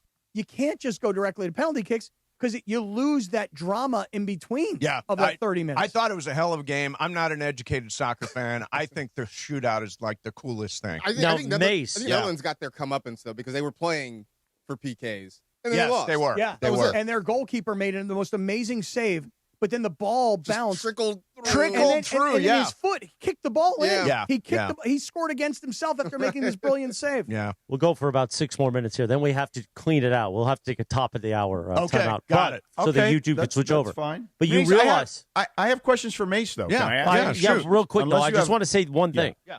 Mace, this may be it for Cappy. His contract No. is literally up No. in an hour. Today. You've not renounced It's an hour. This guy hasn't signed the deal. He hasn't signed it yet. It's been sitting there for like 2 months. He hasn't signed this He's deal. waiting for free agency to start officially. That's why. Happy. Right. Not Come accurate. on, man. I've been waiting for a DocuSign to come my way. Okay. Okay. And now, there's a couple of little things. Oh, know? really? Like, Yeah, what do you? just What's like a the sticking? couple What is little- the sticking point? Did you check your spam folder? Maybe it's hanging in Oh, there. that's a good Yeah. idea. Yeah. Marcus, thank you for What's that. the sticking point in You know, this it's deal? just all about time. Life is all about time, Mace. Yeah, That's it is. Really, And what it's are you not- going to do from and- 7 to 10 every morning well, here's- with all that time? I'm like LeBron. I want to make this very clear. I've told this to George many times. Yeah. Like LeBron, I'm a Hall of Famer. Yeah. So I really understand the mentality. Yes. Here's what's at issue. Uh-huh. Okay. There's happiness and there's money. Right. Okay. Right. For And me- Cappy's he's the opposite of LeBron. This decision will not It be is. made about happiness. It's not It'll be just made about about money. happiness. I'm Yeah. willing to be miserable as long as you pay me well. Right. Okay? Right. Right? Yep. So really, I'm just trying to create some happiness, you know, and the money is just immaterial because, you know, there's just. Does that mean you won't be here tomorrow? So I He have is been- scheduled, as of now, we have Geeter on standby in case he doesn't sign this in the next hour. If he bolts.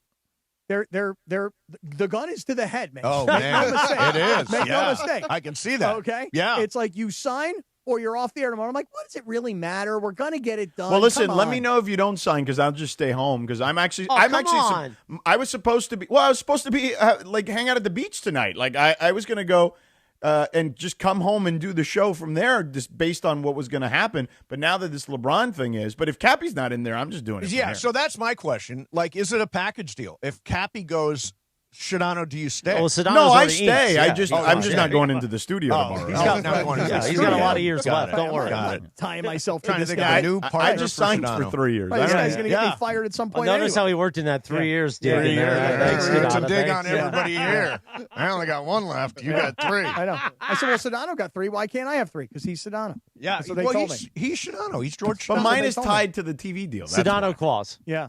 Yep. It has nothing to do with anything other than that. Yeah. You had a question for me, George? I did. So how would you – I feel like the word is probably complicated. Yep. But how would you view LeBron's Laker tenure?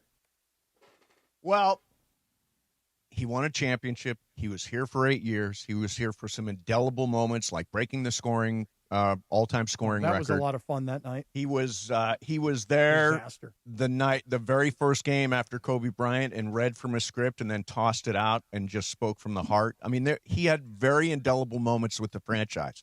But I think that the trolling that he does, the social media, the passive aggressive stuff has really pissed people off here in LA. And I don't think people like getting their chain yanked, and I think he did a lot of chain yanking. Yeah. So I think his legacy is a mixed bag. And I get it. He's not the kid who grew up here at 17 years old, even though he went, on your show to demand a trade or was in a strip mall in Orange County asking why they didn't trade Andrew Bynum for Jason Kidd. I get the history part of it. Yeah. But my thing is, like, a lot of these guys who are the stars, regardless of who they are, and what team or what even sport even, they're all a little bit of a, pain in the tuchus from time to time. Sure. Yeah, no, that's absolutely true. And, he's earned the right to be somewhat, I mean, part of his legacy is the Westbrook trade. Let's be honest. But He also was part of behind that, along with organization. AD. But a part of the organization went along willingly, though. Yeah, well, because there was a partnership between LeBron and I've always assumed that LeBron's fingerprints were all over that move, and it was a terrible move. Right, but you wouldn't have gotten a title without one of his moves either. Correct. Again, it's a mixed bag. And I'll tell you, the one thing I don't want to hear today, it was only a bubble championship. I don't want to hear I a agree with bubble you on that. championship conversation. I think that was, listen, guys were literally tapping out, man. Yeah. Like they were like, I can't do this. I want to get out of here. And they had the best record in the West when everything shut down. Right, but agreed. But I would also say there is a level of intestinal fortitude, let's call it, that you need to get through what those guys were getting through. Yeah, I mean, I think the people who say it's a bubble championship, those are the haters. Yeah. That's it, because if it was that easy, you'd have had more Why teams. didn't you win Why it? didn't you win it, right? Yeah, If exactly. it was that easy, If it was a gimme. you would have won it. So, no, I think that's as valid a championship as anything. I mean, Paul George, and I'm not saying this, to be facetious or mean or spirited or anything. I mean, Paul George he talked about openly, like his mental health has changed in a real significant way from that experience. We like chain yanking from 7 to 10, Cappy and I. Me and Morales yank do. that chain. We yanked the chain all morning long. Chain yankers. You've heard of you've heard of the chain smokers? We have the chain yankers. Yeah. Brand new boy band. And with the summer of Schwann's just around the corner. Oh yeah, July 9th. When does that start? July 9th. Oh, July 9th. Are you excited about the summer Are you going to be here for it, Cappy? I don't think so. That's when I leave. Yeah, Cappy's leaving before the Cappy may Schwan not be here. starts. Right, what happens? Because I'll be at Summer League at that point. So what happens, Chris, if Cappy's not around for the summer? It was Schwans? Evan Cohen's idea that we get a rabbi in to bless the summer of Schwans for the beginning. Oh, yeah? It'll be a tear will roll down my cheek if we can't have Cappy here for the summer of that's Schwans. right. I'll FaceTime him. We'll go Schwans to Schwans. Yeah, I also may be going to Summer League also. Yeah, you are going to go to Summer League because you're a ball I need to knower. go to Summer Well, League yeah, now. you still have free time. You have plenty of time. Right. You I know? have all that time. Cappy's going to know all the two-way players. Oh, 3 and Ds and 3 all and of them. Ds, all all of of these them. guys. 3 and Ds. All these foods. Wings, big wings. Big time. Well, this is going to do it for our special YouTube and app coverage. All right. We are going to now let Wilbert get control back in the studio, and the Rich Eisen shows wrap it up, and we will prepare for Mason and Ironwood with Marcus Grant. Coming up in just a few moments right here on ESPN LA. See ya. Shake up fresh margaritas with Milagro Silver. Mix the perfect paloma with